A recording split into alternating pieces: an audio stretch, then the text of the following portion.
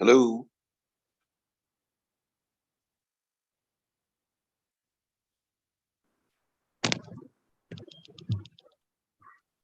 Hi, good morning, Dr. Shaha. Arun here. Hey, good morning. Hey, good morning. How are you? It must be early morning in the US?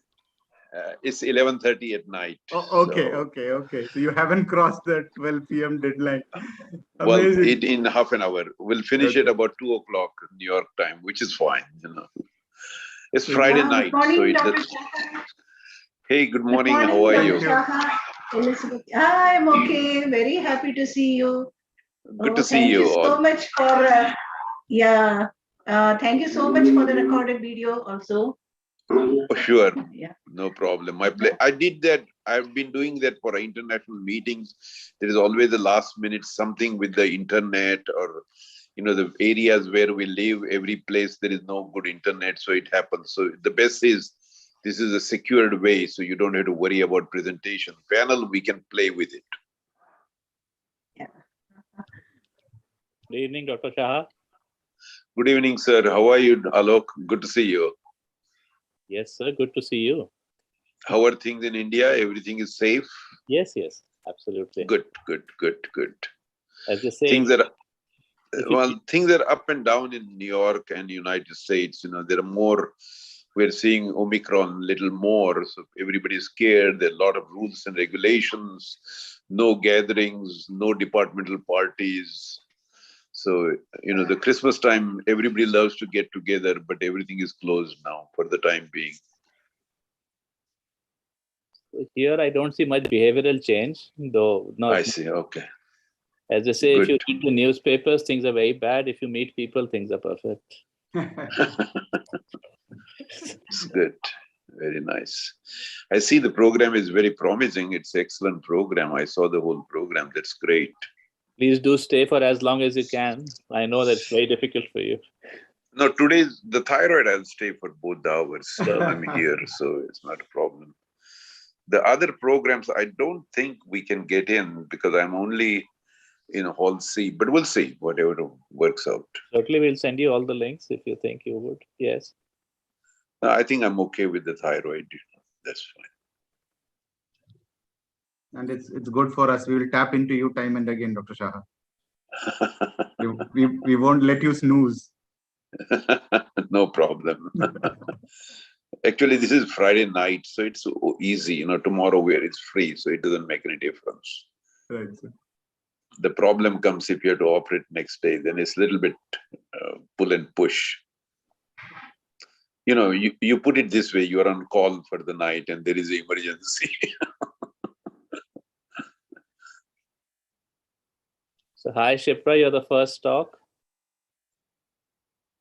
Yeah, so can we start? Yes, yeah. Couple of minutes, we can take our time. Okay, by 9 o'clock we can start.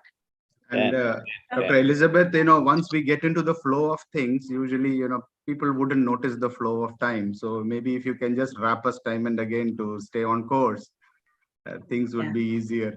And we don't want Dr. Shah to be staying up later than what he's already promised us. No. Listen, I'm perfectly okay. Whatever you can go as long as you like, I'm perfectly fine. Right. So thank you, sir. Yeah, Arun, we have time till 12 o'clock, but maybe you can extend for 10 minutes more because we have a tea break. From 12 to 12. You are running the show. The time is in your hands. If you ask me to stop any time, we'll stop.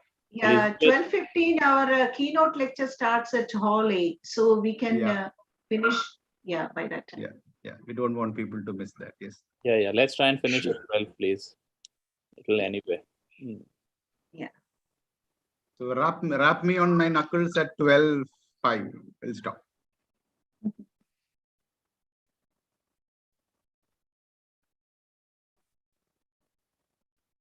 Is the entire meeting virtual? Yes, sir. I see. Okay. Good. We still missed Trivandrum, Elizabeth, ma'am. Yes. I wish we could have all. Yeah. Maybe in future we can all get together at Kovalam. Sure. Wow. Yeah. Beautiful beaches. Yeah. Okay, let me start. It's almost 9 o'clock now.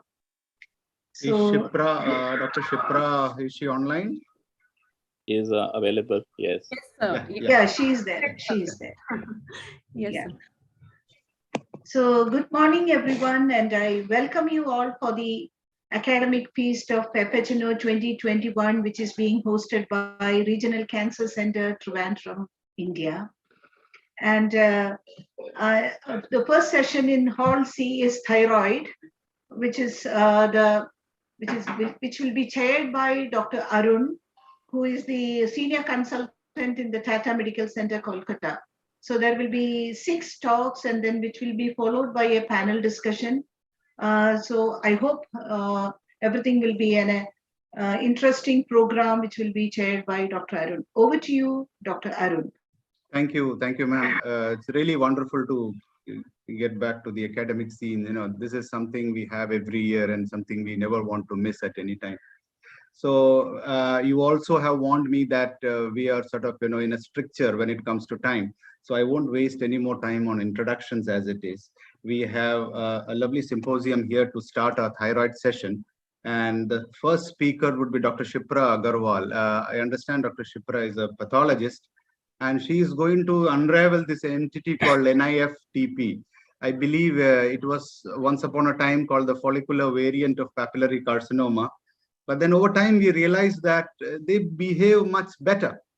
So how does the pathologist look at this entity, and what is the guidance that you want to provide us surgeons with? So over to you, Dr. Shipra. Thank you so much, sir. So can I share my screen? Please do. Yeah.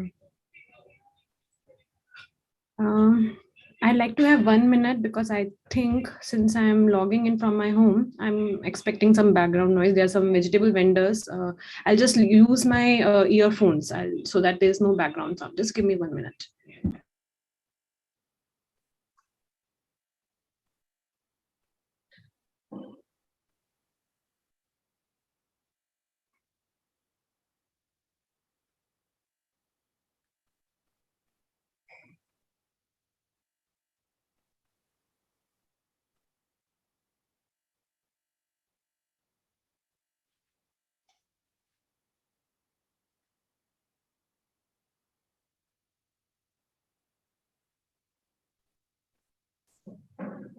Yeah, can you hear me? Yeah, we can hear you loud and clear. Please go ahead.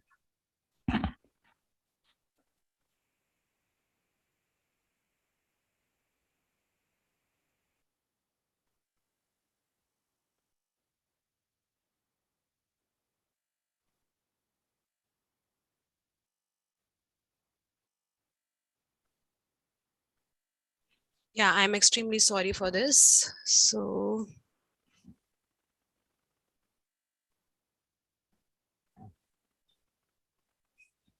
is my screen visible? Please go ahead. Okay. Hi. So I'm Dr. Shipra.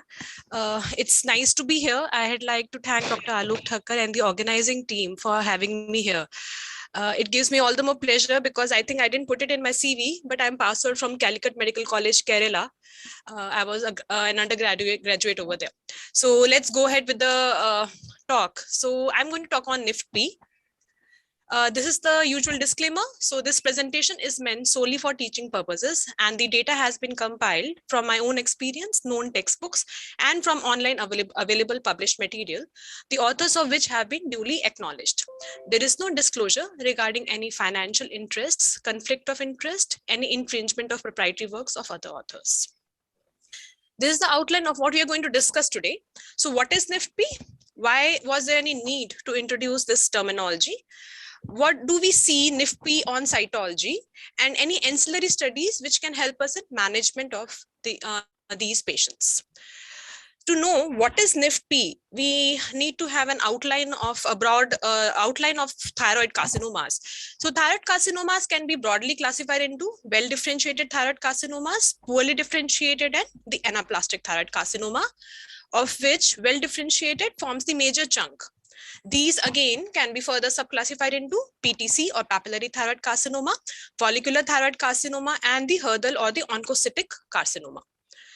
We need to know the histomorphology of PTC to know what is NIFP. So papillary thyroid carcinoma, the term papilla was derived from these finger-shaped projections having a fibrovascular core, hence the name. In addition, they have these typical nuclear features, which include this chromatin clearing and margination of the chromatin, which is typically called the, as you all must be knowing, orphan nuclei, against this particular animation series, which was running in the early 1900s. And in this, the eyeballs didn't have any pupils, so giving it an empty look. That's what the nuclei look like. There are other nuclear features also, like nuclear grooves and pseudo-inclusions. Follicular thyroid carcinoma, the name has been derived from this pattern. These follicles, back-to-back follicles, and hence the name. This being carcinoma shows invasive features. So this is the timeline of well-differentiated thyroid carcinoma. Initially, in 1950s, these carcinomas were classified either as PTC or FC, depending upon the architecture. Later on, it was recognized that nuclear features of PTC can even be present in follicular carcinoma.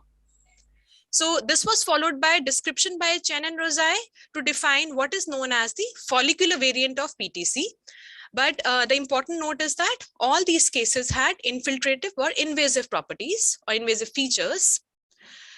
Following this, there was an increasing recognition that some of these tumors may actually lack invasive features, and this is why when the term well-differentiated tumor of uncertain malignant potential was introduced. In addition, it was also noted that this particular spectrum of tumors has a molecular profile similar to follicular neoplasms, and these have more commonly RAS mutations than BRAF mutations. It was also increasingly recognized that these patients which lack invasive characteristics have a good outcome even without radical surgery or radioactive iodine therapy. Later on in 2016, the Endocrine Pathology Society revisited the encapsulated follicular variant of papillary thyroid carcinoma and rechristened it as non-invasive follicular thyroid neoplasm with papillary-like nuclear features, or what we can call it NIFT-P. So the Endocrine Pathology Society also laid down certain criteria which were refurbished in 2018. So I've just summarized them over here. So there are inclusion and exclusion criteria. Let's just quickly go through them. Inclusion criteria: encapsulated or clear demarcation. So the tumor nodule has to be well circumscribed. There should be a lack of any invasive features. It should have this follicular growth pattern and a nuclear score of 2 or 3. So what is the nuclear score? For calculating the nuclear score, we need to assess 3 parameters: nuclear enlargement, elongation and overlapping, chromatin clearing, nuclear membrane irregularity, grooves and pseudo-inclusions. All of these are given a score of 1. A score of 2 or 3, you call it NIFP. Obviously, you have to take care of the other inclusion and exclusion criteria. A score of 0 or 1, you call it follicular adenoma. So over here, I have made a collage of images from different cases. So this is, if you see the lower right image, this is a nuclear score 0, nuclear score 1, nuclear score 2, and top left is nuclear score 3. What happens is that many a times these nuclear features are patchy. So they may not be present diffusely throughout the nodule. You may have to take more sections, or you may have to hunt for these nuclear features. In addition, there can be inter and intra-observer variation in the morphological evaluation of NIFP. Why? Because these nuclear features, they are definitely susceptible to inter-observer variation. What I may call as grooving, another person may not agree to it. So there's a lot of inter and even intra-observer variation. So if I see it after 2 weeks, I may not totally agree with what I had called it 2 weeks earlier. So experience matters a lot in calling something as NIFP. Coming to the exclusion criteria, so true papillae should be absent. The solid or trabecular insular pattern should be less than 30%. There should be absence of semoma bodies, infiltrative borders. So when I talk about infiltrative borders, it means capsular and vascular invasion or any single cell infiltration. How do we assess that? So if this is the thyroid nodule And this is the interface with the normal thyroid parenchyma. We have to actually, if we follow the guidelines, we have to actually whole process this capsule, this tumor and normal interface. There should be absence of necrosis, mitotic activity should be low, morphological characteristics of other PTC variants should be absent, and BRAF and TER promoter mutation should be absent, and there should not be any evidence of metastasis. So these are the exclusion criteria. If any of these criteria are present, then the diagnosis is something else. It is not NIFP. Where does NIFP lie in the WHO classification of tumors of endocrine organs? So this is the 2004 classification on the left side, and on the right side, we can see the 2017 classification. 2004 classification, NIFP wasn't there. But in 2017 classification, we have NIFP under the group other encapsulated follicular pattern thyroid tumors. So in the older classification had just two categories, benign and malignant, whereas in the new WHO classification, we have tumors varying from benign to high risk cancers, and NIFP comes under this particular category, that is low risk neoplasm. Coming to Fhno. So as I told you, NIFP nuclear features may be patchy, and it depends upon the site of aspiration as to what it gets categorized as. So if you hit an area with prominent nuclear features of PTC on Fhno, it may get categorized as category 5 or category 6. If you hit a borderline area, it may get categorized as category 3. If you hit an area which lacks nuclear features because of the presence of microfollicles, you may call it follicular neoplasm. So this is a study we did on 23 cases of NIFP, and we found that most of these cases get categorized either as 3 or as 4. We also collated our cases at the level of Asia. So I'm a part of the Asian Working Thyroid Pathology Group. And in that also, it was found that more than 50% of the cases were either categorized 3 or 4. There were some which were categorized 5 and into other categories also. The Bethesda has also accommodated NIFP, and they have given the risk of malignancy in case NIFP is not considered cancer. So the left column shows a risk of malignancy of the different Bethesda categories when NIFP is not considered as malignant.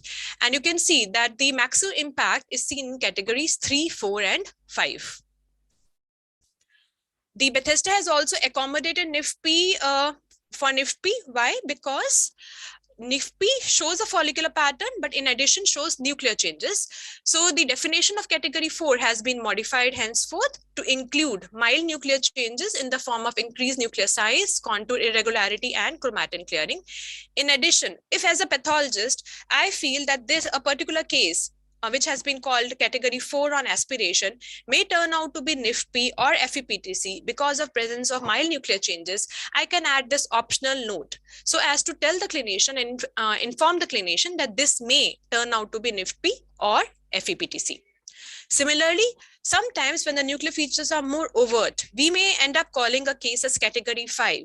In that case also, if I suspect it to be FEPTC, I will have to add an optional note that the cytomorphological features are suspicious for follicular variant of PTC, and in fact, this case on resection may turn out to be NIFP.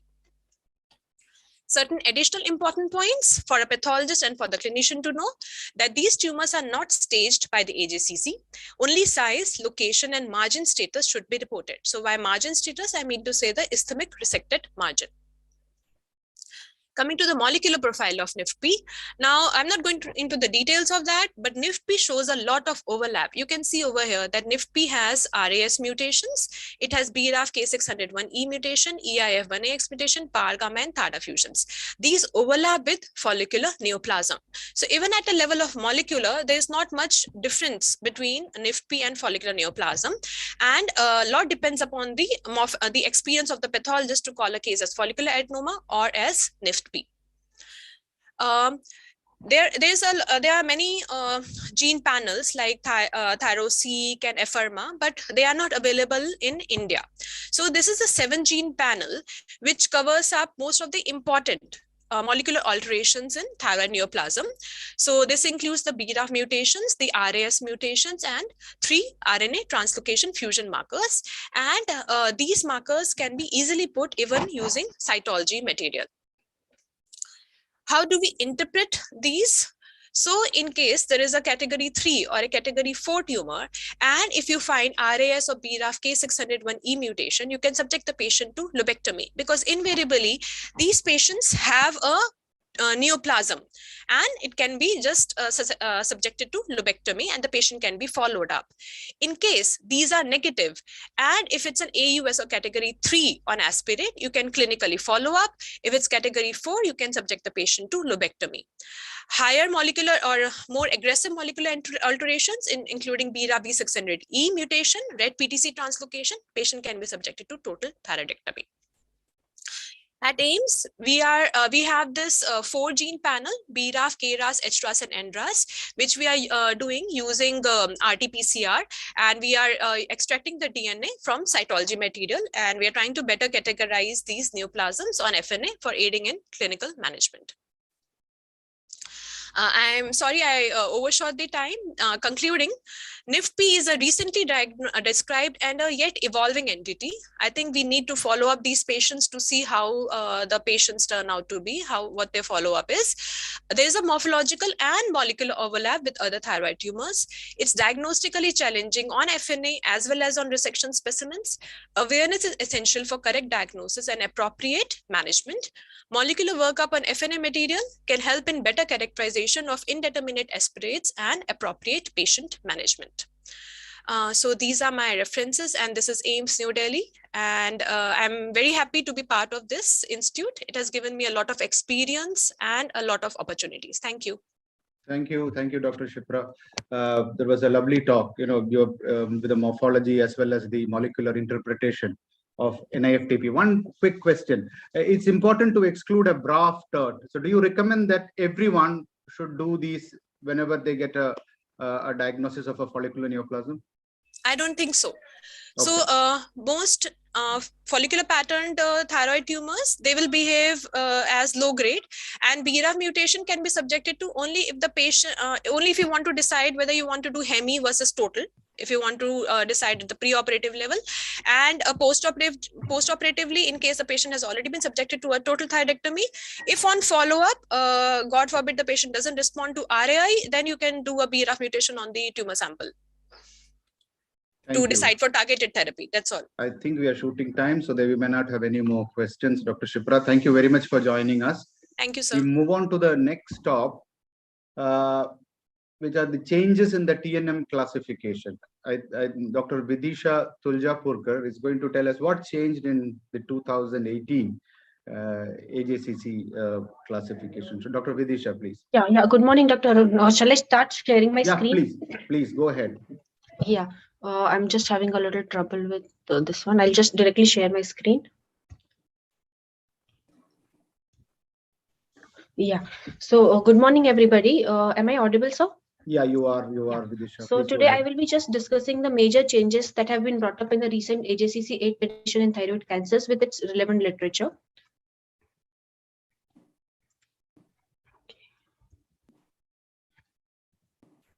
So as we all know, TNM staging is our cornerstone for management of any cancers, as it provides us a consistent nomenclature for defining extents of disease for clinicians and patients alike worldwide. It is a critical benchmark for defining prognosis and deciding treatment options for each stage groups, and also to analyze outcomes in clinical data. And subsequent additions in the AJCC have always aimed at incorporating the recent data and research for implementation into the clinical practice.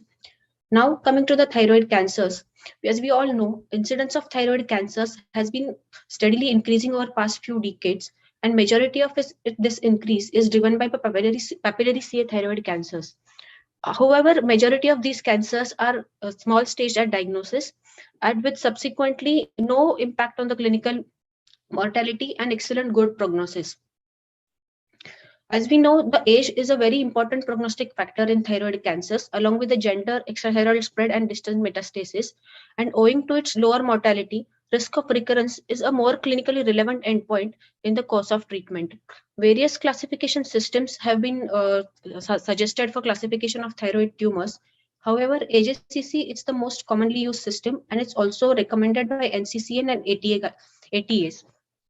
This AJCC7 system, which is in use since 2010, has been designed to predict survival in cancer patients. However, it does not correlate well with the risk of disease recurrence or persistent, which again I'm saying that it's a very important endpoint for these thyroid cancers.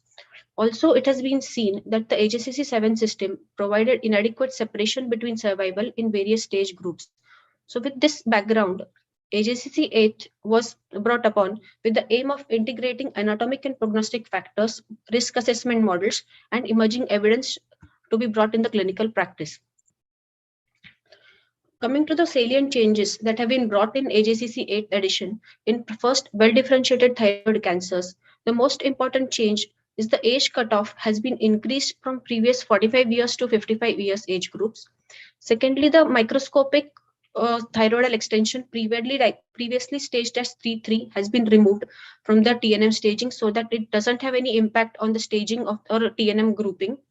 This T3 has been now again subdivided into two categories, that is T3A, which is more than 4 centimeter tumors that will be strictly intrathyroidal, and T3B tumors of any size less than 4 centimeter but with the extrathyroidal spread involving the strap muscles.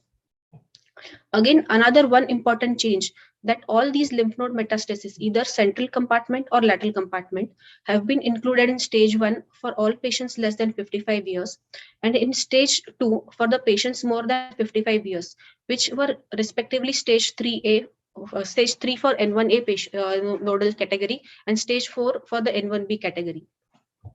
Again, in the lymph node categories, mediastinal lymph nodes, which were previously taken as level 7, included in level N1A, previously which were N1B category, that is lateral neck nodes.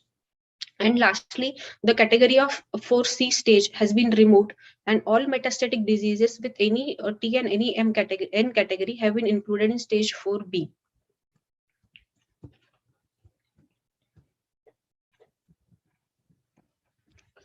Coming to the first change, that is increasing the age to 45 years. This is perhaps the most important change that has happened in recent AJCC system. As we know, age is a very important prognostic factor, and it has been used in AJCC systems since second edition brought in 1983. This age cutoff of 45 years was taken as a median age of most cohorts and was not substantiated by any literature available at that time. And as we know that the in well-differentiated thyroid cancers, prognosis worsens with age, and age is a continuous variable but not a single cutoff. That's why various nomograms, mathematical models, and multiple age categories have been recommended to be used for staging of thyroid cancers. This new cutoff of 55 years age has been largely supported by two studies from MSKCC group, first of which was by the Nixon et al. Group, which looked at 1800 patients and using recursive partitioning analysis came at the cutoff of 55 years, which essentially downstaged approximately 12% of the patients and said that the age cutoff will prevent overstaging and overtreatment of essentially low-risk patients. This was subsequently followed and validated by an international study in 10 centers of more than 9,000 patients. And they also came at the conclusion that the shifting the cutoff to 55 years is a statistically valid option. It prevents overstaging in many of the patients, and also it provides a more accurate prognostication for high-risk patients by moving certain low-risk groups into the respective age groups. The second change of removing the microscopic extrathyroidal spread has come up from the recommendation of American College of Pathologists, which say that thyroid gland has incomplete capsule at places, and defining microscopic extrathyroidal spread is subjective in many circumstances due to presence of skeletal muscle or fat in normal thyroid tissue. Moreover, various studies have shown us that microscopic extrathyroidal spread is not an independent prognostic factor for persistent or recurrent disease. And in a study done by Nixon et al. Again, it was seen that microscopic extrathyroidal spread had similar 10-year disease-specific survival as compared to T1 or T2 tumors. Thus, this recommendation has been taken to remove the microscopic extrathyroidal spread from the T3 category. This table shows us the changes that have been brought upon in AJCC 8th edition. Essentially, T1 and T2 remain the same, but T4, as I said, has been divided into T4A and T4B. T4A being more than 4 centimeter intrathyroidal and T4B limited gross extrathyroidal extension to strap muscles. In the N category, the category of N0 has been divided again into N0A and B. N0A being one or more cytologically confirmed benign lymph nodes, and N1B being clinico-radiological evidence of no locoregional metastasis. Again, as said previously, N1A has been expanded to include level 7 lymph nodes, which were previously included in lateral neck lymph nodes. The M category remains the same. So this picture shows us the impact of these TNM changes on stage groupings. As we can say, the majority of the patients have been shifted to the lower stages. The stage 2 now includes the patients which are having T3, T3A or T3B, either with a central and lateral compartment lymph nodes, which would have been upstaged to level 3 or level 4 previously. Stage 3 now includes only patients that are having gross extrathyroidal spread with or without lymph node. And T4B is now stage 4A, which has T4B and lateral neck lymph nodes. For anaplastic thyroid cancer, the stage grouping remains essentially same. That in the intrathyroidal disease remains 4A, gross extrathyroidal disease remains 4B, and distant metastasis is 4C. However, T categories have been changed. Previously, T categories for anaplastic thyroid cancer were only T4A and T4B, but now, according to AJCC 8 system, they are divided as per T1, T2, T3, T4 in line with the well-differentiated thyroid classifications. So now, what are the implications of this AJCC 8 system changes? For young patient, the most important change is the cutoff raised to 55 years from 45 years. However, in this age group, a subgroup of high-risk patients that would be previously more than 45 to 55 years age and having metastatic disease that would have been previously classified as 4C with the disease-specific survival of 68%, which are now included in stage 2. However, in the cohort studies, it has been seen these patients comprise of a very small percentage, that is 0.3%, and do not change the overall survival of this stage 2 disease group. For older patients, there have been several changes. Most importantly, in stage 2. Stage 2 now includes a wide spectrum of diseases, that is tumors that are less than 4 centimeter with or without extrathyroidal extension to strap muscles, and neck nodal metastasis to central and lateral neck, with subsequent reduction in the disease-specific survival. Also, stage 3 now includes higher risk tumors that are only gross extrathyroidal spread with or without lymph node, with subsequent reduction in the estimated disease-specific survival. And stage 4 now includes only highest risk patients, that are patients more than 55 years old, gross extrathyroidal spread to vital structures such as carotid and prevertebral fascia, and having distant metastasis. In this stage 4, more importantly, the patients who are having were upstaged based on only lymph node metastasis have been excluded, as it is discovered that the risk of mortality based on only lateral lymph node involvement is low when you don't have concurrent T4 or disease or metastatic status. Subsequently, this stage 4 now will include very few patients which are having worse prognosis with the expected disease-free survival of disease-specific survival of less than 50%. To summarize, AJCC will effectively downstage a large amount of patients to low-risk groups, and it will also provide risk separation of survival for different stages. Now, it has been only 4 years, approximately 3 years since the AJCC system has been in use, and we are still awaiting the data that would give us the prospective estimate of survival as per the AJCC 8 classification. However, there are many studies which have retrospectively assessed the impact of this reclassification.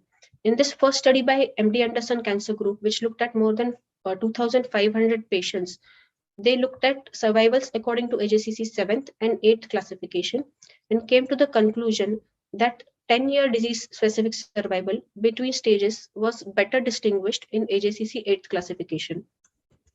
Also, another large study by Pontius et al., it looked at two large databases, the SEER and the NCDP, with a huge number of patients with papillary CA thyroid carcinoma.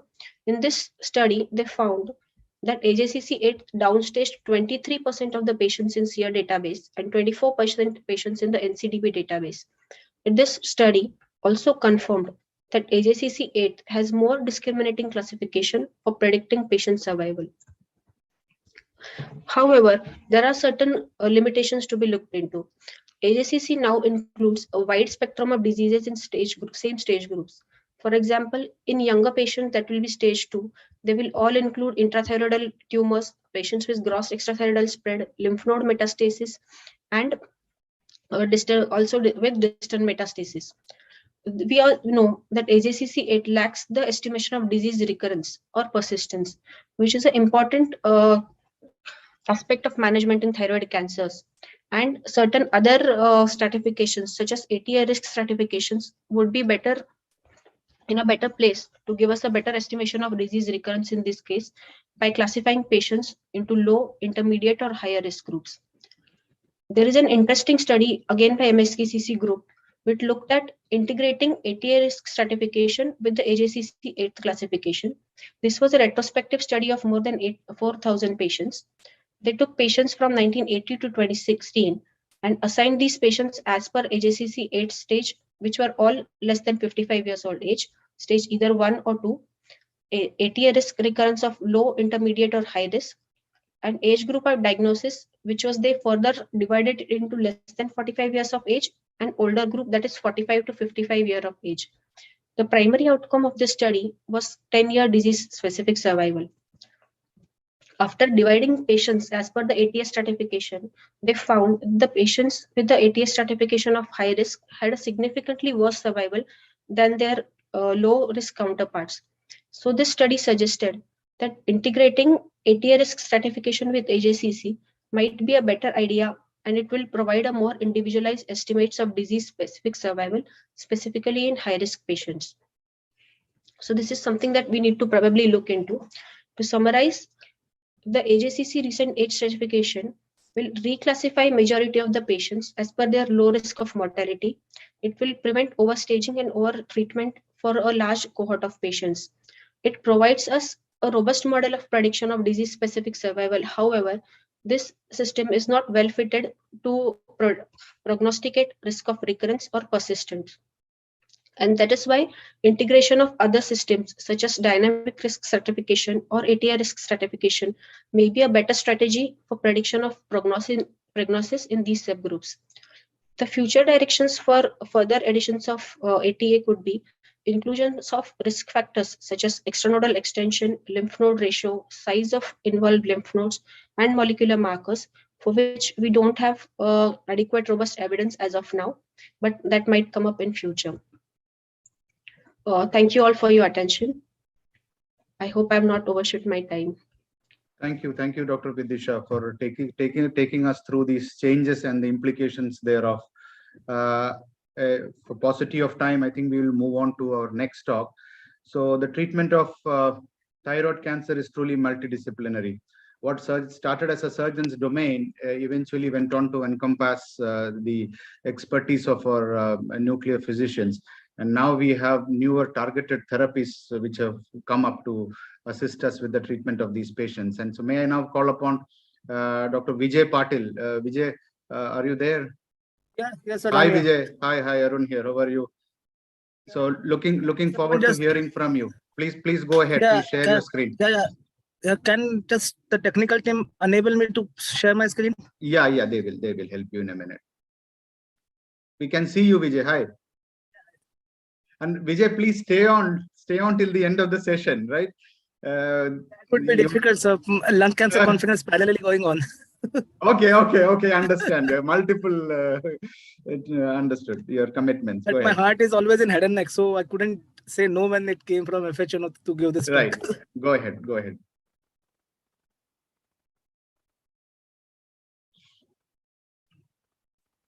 Thank you. So my today's job is to summarize what has happened in systemic therapy in thyroid cancer. don't have any conflicts for this presentation. And Vidisha has set the ball rolling by showing the nice curves that most of the patients of thyroid cancer, differentiated thyroid cancer, when treated with surgery followed by RA and TSH suppression, they actually do very well. But if you look at the over the course of the whole total natural history of this disease, you will have around one third of the patients who will be in sustained CR at the end of 20 years, 30 years. But two-thirds of the patients the disease will come back, and at some point of time, they would become radioiodine refractory.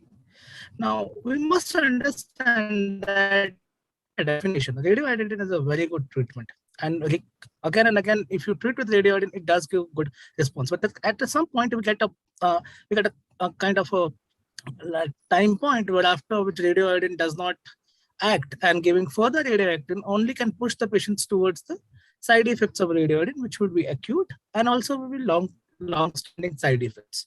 So let's have a brush up about what's the definition of radioiodine refractory. It's actually pretty simple. You have a thyroid disease which has extended to multiple places. It is not concentrating radioiodine. It's as simple as that. It is not concentrating radioiodine. So even if you tag the radioiodine, you give radioiodine iodine, it won't help. So first is that it does not concentrate radioiodine in any form. Like you may have multiple nodules. Some nodules may concentrate, some may not. Again, it's radioiodine refractory. Or you have treated with radioiodine, but in spite of it being concentrating radioiodine, the disease has come back within 1 year, which suggests that it is not actually radioiodine sensitive. So any of these criteria, if are there, you would say that it is radioiodine refractory. There is a good paper from Durante which shows that if you see here, if there's no iodine uptake, or if there's iodine uptake is there, but there's no remission after giving radioiodine, the outcomes are really poor. And it becomes more dramatic when you look in the Kaplan-Meier curve. You see that those patients who do not go in remission after radioiodine therapy or who do not concentrate radioiodine, their outcomes are really poor. And these are the patients who have these poor outcomes we are trying to see. Now, one point, when we see that the patient progresses within 1 year of radioiodine, what do we mean by progression? Those who see solid tumors who said that one is looking at RECIST. Another thing which comes with thyroid is looking at a thyroglobulin levels. Not very strong criteria, but if you ask me if there is no radiological progression, only with serological progression would I consider? Probably not. But it can be good complementary to what is happening with RECIST. Either there are elevated levels of thyroglobulin, or the thyroglobulin doubling point is below 1 year. And there is evidence to support that if there are elevated levels of thyroglobulin, the patient's too bad. If the doubling time is short, the patient's too bad. There are a few additional criteria which come up with, like if you keep on giving radioiodine, if it crosses 600 millicuries, there's no any synthetical point about like 600 millicurie, but it is just that consensus this number has come up that if giving further radioiodine over 600 millicuries is unlikely to help, and there is some evidence also supporting that. And another important point is thyroid gland itself is very it sucks out all iodine which you give. So for some reasons, if you cannot do a thyroid surgery, then radioiodine therapy is unlikely to help in this situation. So this actually something becomes like it's not considered a classical definition of radioiodine refractory, but it's kind of a functional radioiodine refractoriness, because the thyroid won't allow any radioiodine to reach any of the other tissues. An interesting publication which came in endocrinology also talked about PET scan. Normally, the uptake on PET scans is less in a thyroid tumor. And if it's PET is taken an uptake, they don't respond well to radioiodine therapy. And that's what they show, that even if there is a radioiodine uptake, if there is FDG positive, there is a chance that these patients don't do that well with radioiodine itself. Let's focus on what is the criteria which are most acceptable. Those are mainly three. There's no radioiodine uptake. There is disease progression, or you treat it and the disease comes back within 1 year. There are certain additional criteria which are also there, which you may like to have a discussion in a multidisciplinary clinic and decide whether you want to take this patient on systemic therapy or not. What are the options today? There are multiple options today. We have multi-kinase inhibitors, which are non-specific, inhibit multiple pathways. We have selective inhibitors like the BRAF, NTRK. We have immunotherapy today. We also have cytotoxic chemotherapy, and we should not forget that we need to give also supportive care and palliative therapies to these patients. This is the predominant signaling pathway, the RAS-RAF MEP kinase pathway, which has overactive activity in thyroid cancers, and most of the molecules will be targeting this pathway.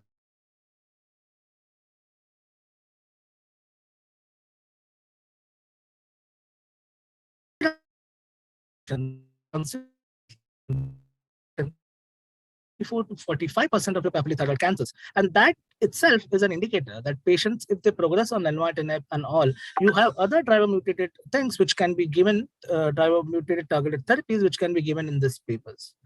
Looking at the phase 2 data of many TKIs, where axitinib, sutent, pazopanib, sorafenib, you could say the response rates are anywhere between 10 to 40%, and the PFS varies between 1 year to 1.5 years with these inhibitors.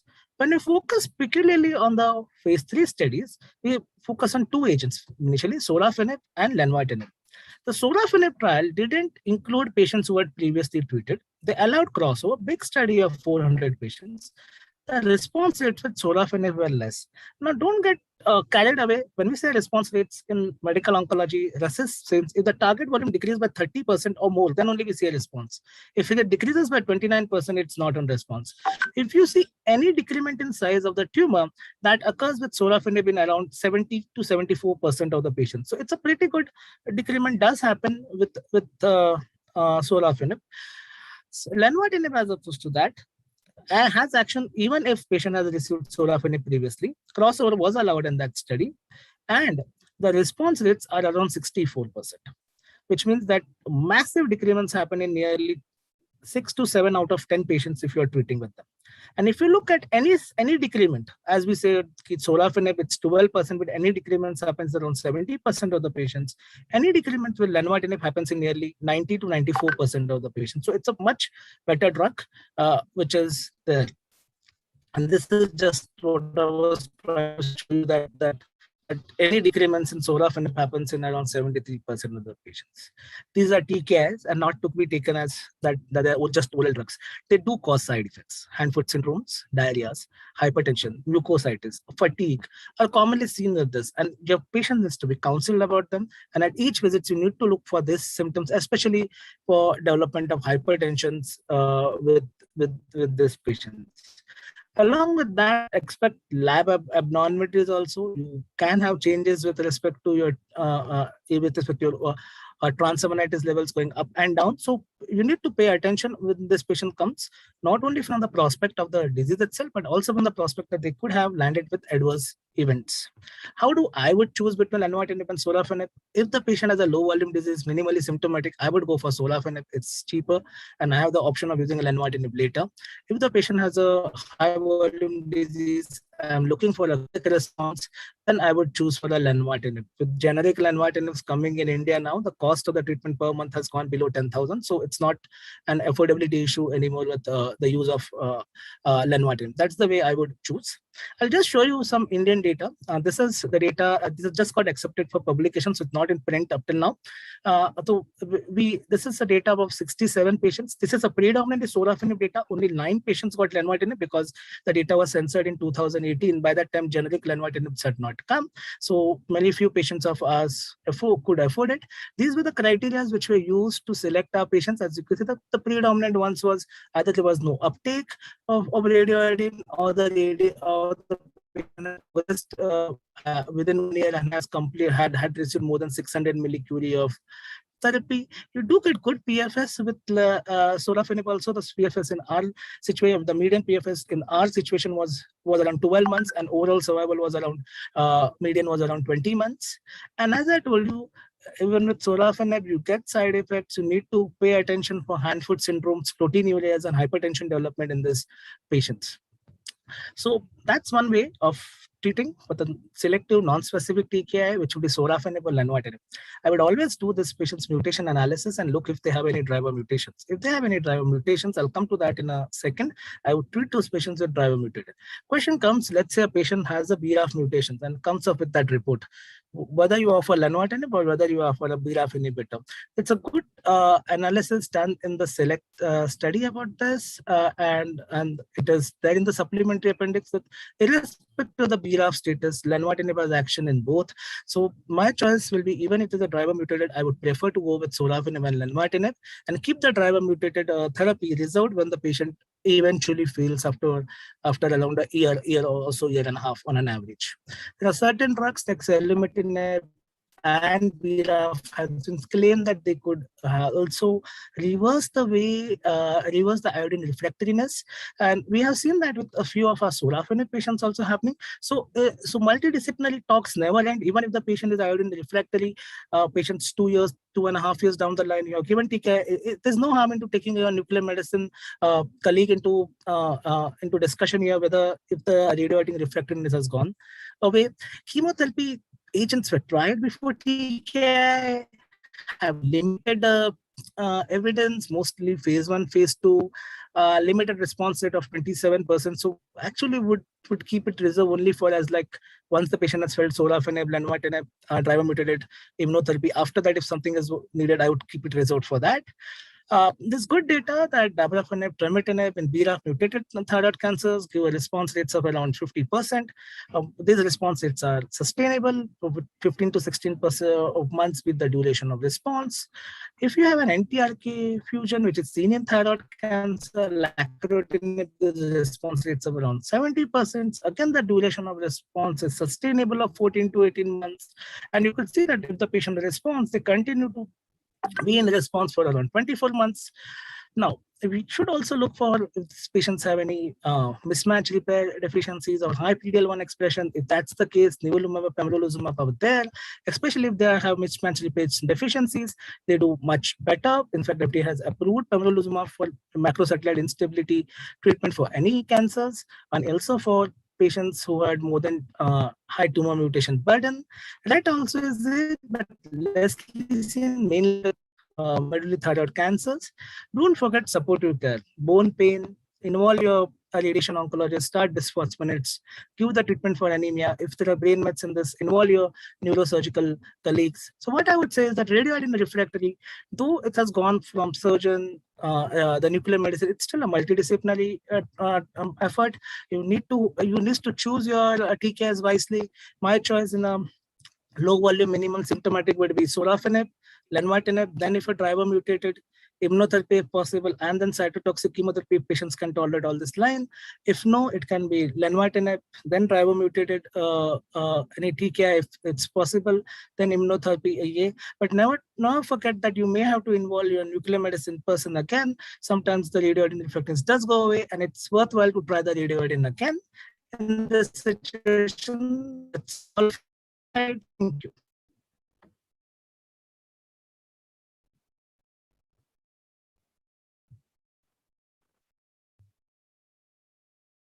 Hi, Dr. Vijay. Yes, sir. Can you hear me? Yeah, thank you. Thank you so much. Are you done? Yeah. Thank you. Thank you very much for summarizing it so well for us. You know, more and more as we go along the track, we realize that you are one of the more important sort of members of the thyroid treatment group. I wish you could stay on till the panel, and I hope to sort of enroll you into one because we don't have a medical oncologist on that. So I hope to catch up with you again. Thank you so much. That was a lovely talk. Thank you. Now we come to our next talk in this symposium, and this is one I think we all have been looking forward to. It's from Dr. C.S. Bal, and he's a go-to man in many of the situations that we face with DTC. And Dr. Bal is going to talk about radioiodine therapy and follow-up guidelines for differentiated thyroid cancer. Dr. Bal, are you online? So he is online, but his presentation is recorded, sir.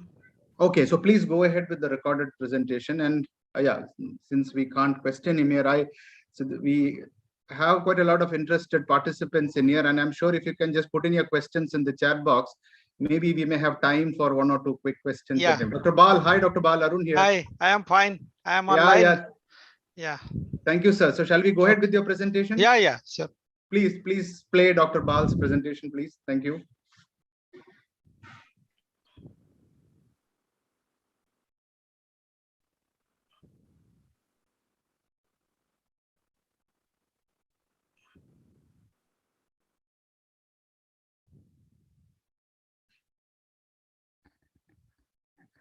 We can see the first slide. I don't know what is problem. So they've started playing, sir. But We don't hear anything.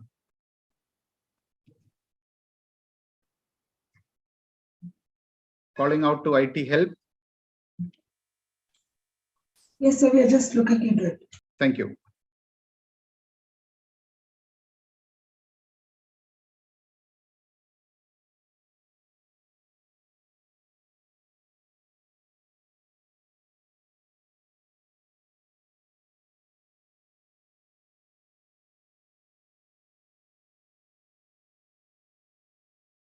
Jatin, I'll share. You stop sharing the screen. I will share from my end.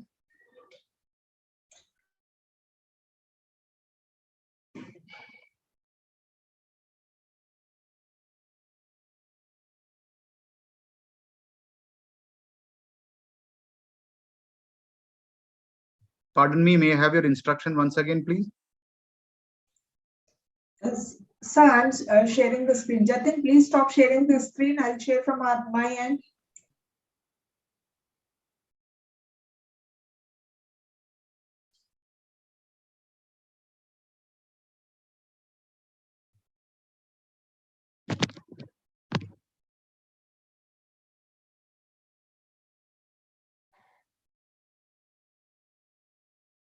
Dr. Bal, you are somewhere on the beach, is it? Is this the background?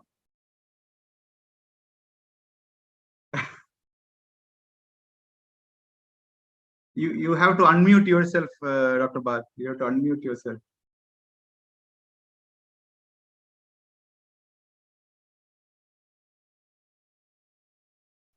Yeah, if you allow me, I can be online directly presenting. No problem. It's already loaded on my computer, so I can directly go on. Okay, sir. Okay. You allow me to share the screen, Yes, sir. so I can. You can share, sir. Okay.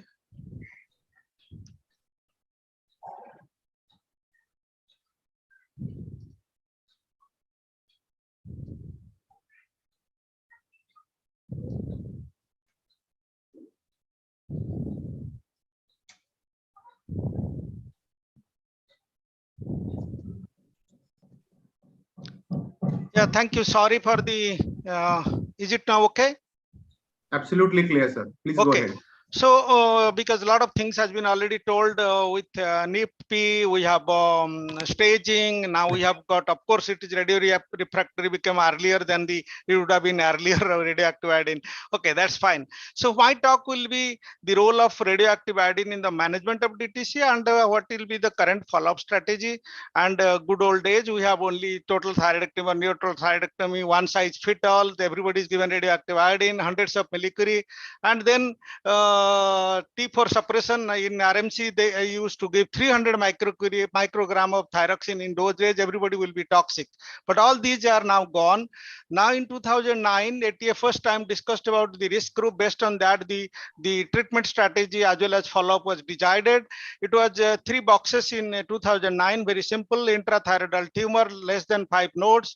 Then we have got aggressive histology and more than 5 nodes, but less than 3 centimeter with intermediate risk, and R1, R2 dissection with distant metastasis, lymph node more than 3 centimeters is considered a high risk. But life is not a box, it is all continuum. Now added in 2015, we added moleculars into it. Now we have got BRAF mutation and TOT promoter mutation. These are very crucial development in late 2010 and 2015. And you can see there was a lot of enthusiasm about BRAF, but now we know that BRAF mutation present, it increases the risk to 10% of recurrence. But if TOT promoter mutation is present, it increases to 40%. And the worst one is the multiple vascular invasion in follicular thyroid cancer, which can have 55% of risk. Then whom to give radioactive iodine? Because earlier everybody used to give radioactive. Now we have to give whom to give it. Is it based on the risk group or it's based on thyroglobulin value? Have we got any evidence about that? And how much radioactive has to be given?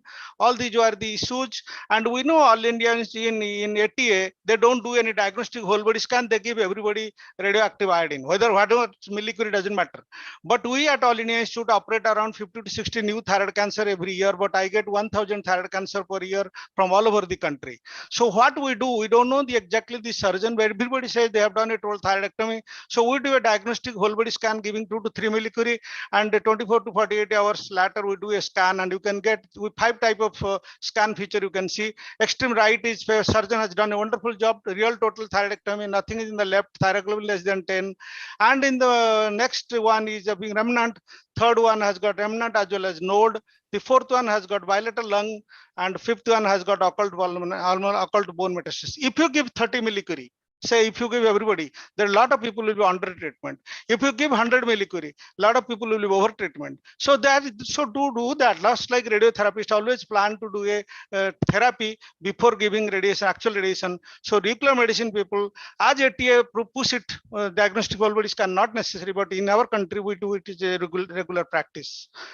And yeah, we will be surprised to know after 10,000 of thyroid cancer patient in our clinic, we have got 15% patient, they don't need any radioactive iodine. There is nothing left. The surgeon has done a wonderful job, particularly after 2009, things have changed.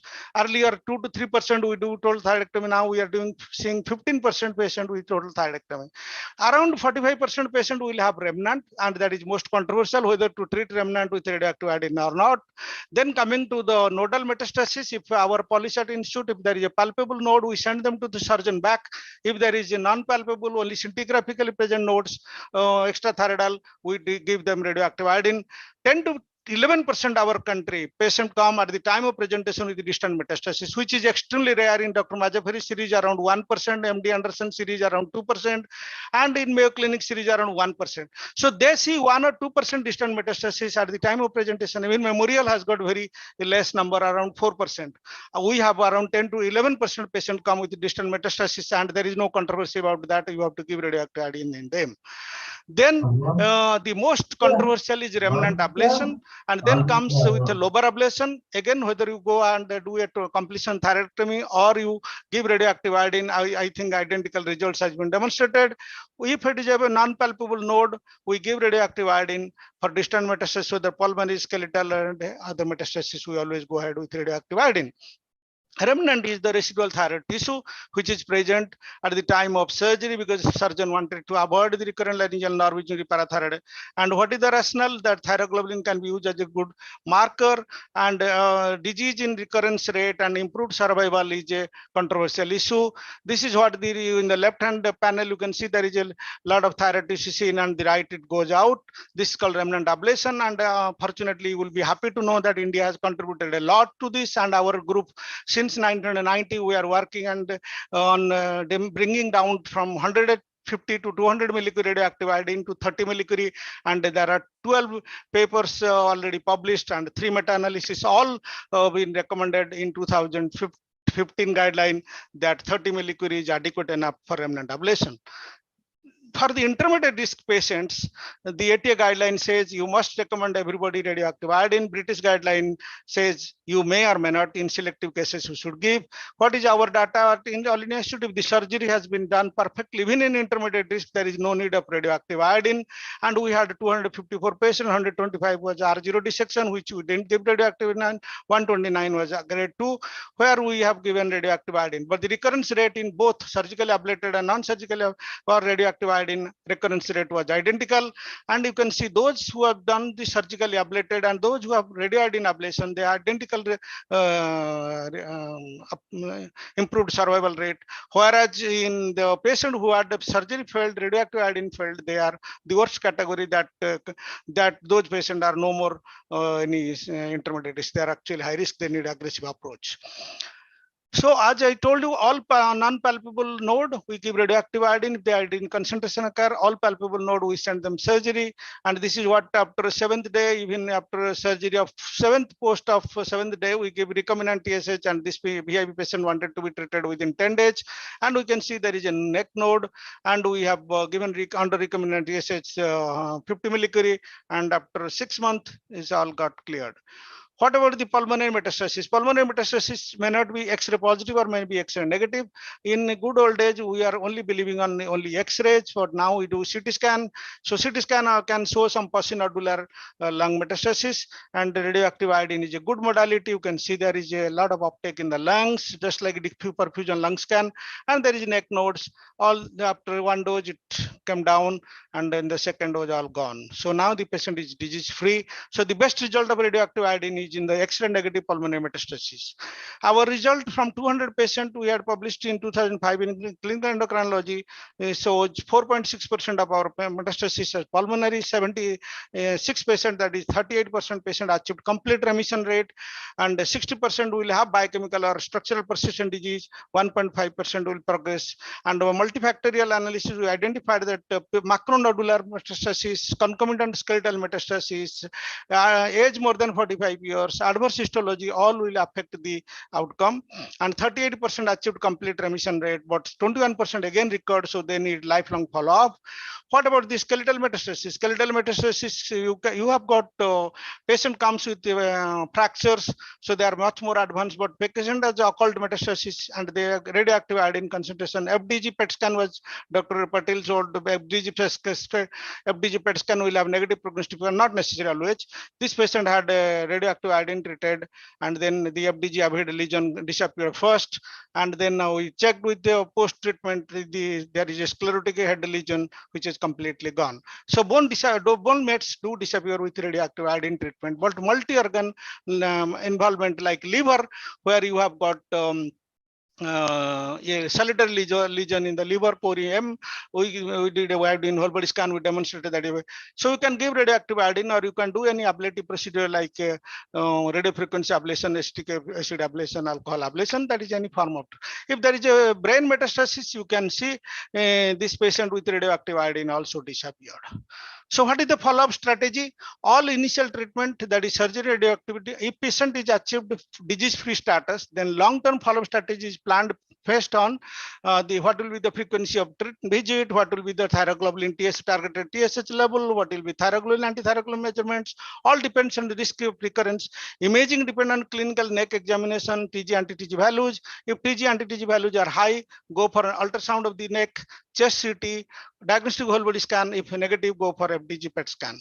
So low risk patients have got risk of recurrence around 1 to 3%, and intermediate risk has got 8 to 10%, and high risk has got 70 to 80% risk of recurrence, but 50% death, whereas in intermediate risk is 1% death. So to keep the TSH value between 0.1 to 1 in low risk, 0.1 to 0.5 in intermediate risk, and 0.01 to 0.1 in high risk. How to follow what will be the strategy of follow-up? Low risk patient, they have the risk of recurrence is less than 3%, so the annual follow-up for 5 years, then biannually for 30 years. Intermediate risk patients will annual follow-up for 10 years, then biannually for 30 years. High risk patients 6 monthly for 5 years, then annually for our rest of the life. So what is the thumb rule? If thyroglobulin, anti-thyroglobulin is raised, and if it is in the 2-digit, double check the TG value, because it sometimes the lab error is common. So repeat after 3 to 6 months and still persistent, and it's in the 2-digit, so do the neck ultrasound. Most of the 90% of the time it will be neck recurrence. So do a neck examination, neck ultrasound. If palpable node, then get FNAC done and send to the surgeon for the nodal clearance. We have most of the thyroid clinic have got now the neck ultrasound, and we have fortunately we have a FDG PET scan, so we do co-registration, do FNAC, send it to the surgeon for nodal clearance. And when TG, anti-TG value previously disease-free patient, if TG are in 3 digits, then the skeletal or pulmonary metastasis is, and then you do a CT scan to neck disease, and FDG PET scan is for whole body. In Indian, skeletal metastasis are slightly higher than pulmonary metastasis, 6 to 7% versus 4 to 5%. Best modality for pulmonary metastasis detection is HRCT. If negative, occult metastasis should be looked for by FDG PET scan. If palpable nodes or ultrasound shows mets in the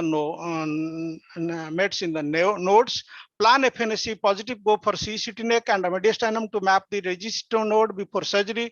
Retropharyngeal nodes are particularly blind to ultrasound. Do nodal clearance and recheck neck values.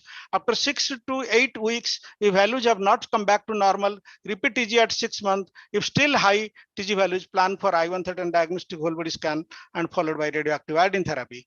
If surgery not feasible and a patient has RR DTC, FDA has approved sorafenib based on decision trial and lenvatinib on select trial, and they are multikinase as Dr. Patil has already given in detail. If patient cannot tolerate TKIs or have excessive treatment related severe adverse events, very few options are left. Recently, Cosmic trial has approved cabozantinib, which is again much more stronger side effect producing drug than the earlier ones, sorafenib and lenvatinib. So we have now developed a new molecule that is called DOTA-GA SF-happy dimer, which has shown, you can see there is a metastasis in the femur, how beautiful it has been, and that been now demonstrated very elegantly in our pilot work. And this paper has been accepted. This is called fibroblast FAPI inhibitor based targeted theranostic for radioiodine refractory differentiated thyroid cancer, and this has been accepted in thyroid, and it is in the online now. Thank you very much. Thank you, Dr. Bal.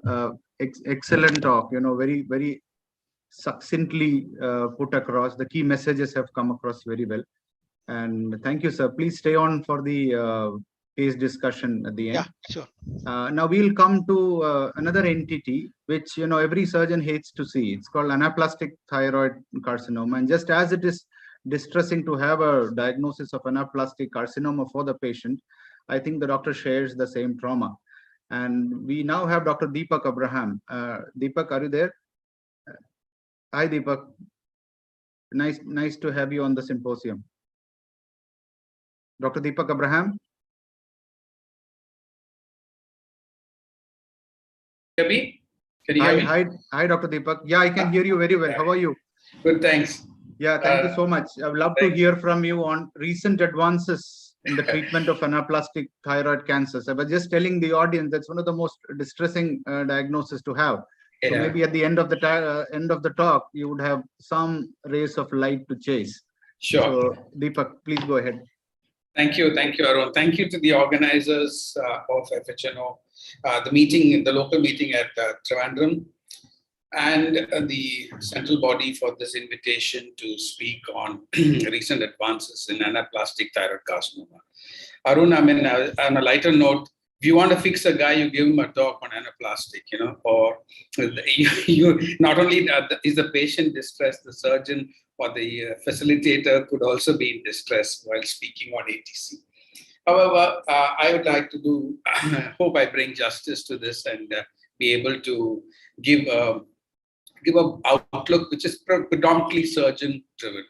Honestly, the best person to give you a recent advances talk on anaplastic thyroid carcinoma would be a medical oncologist, primarily because most of the recent advances are in systemic therapies. However, I'd like to summarize that from a surgeon's perspective and present both the surgical and the multidisciplinary approach for anaplastic thyroid carcinoma. This has been described or defined by the WHO as a highly aggressive thyroid malignancy composed of undifferentiated follicular thyroid cells.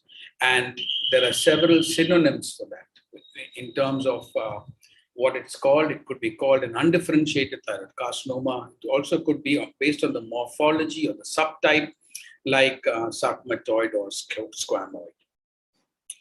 Now, I have no disclosures to make, and in my outline, what I plan to do is to speak on, just as an introduction, speak on the current standard of care, focus on recent advances in management, and to back it with our experience here at CMC. So, to look at it in the spectrum of the classification of tumors from which is the WHO classification in 2017. What's been highlighted in the red box is anaplastic. Ashish, I'm sorry, may I interrupt you? Your slides are not seen. Share your. Oh, okay, screen, please. okay. Please share your screen. I thought I did that. Sorry.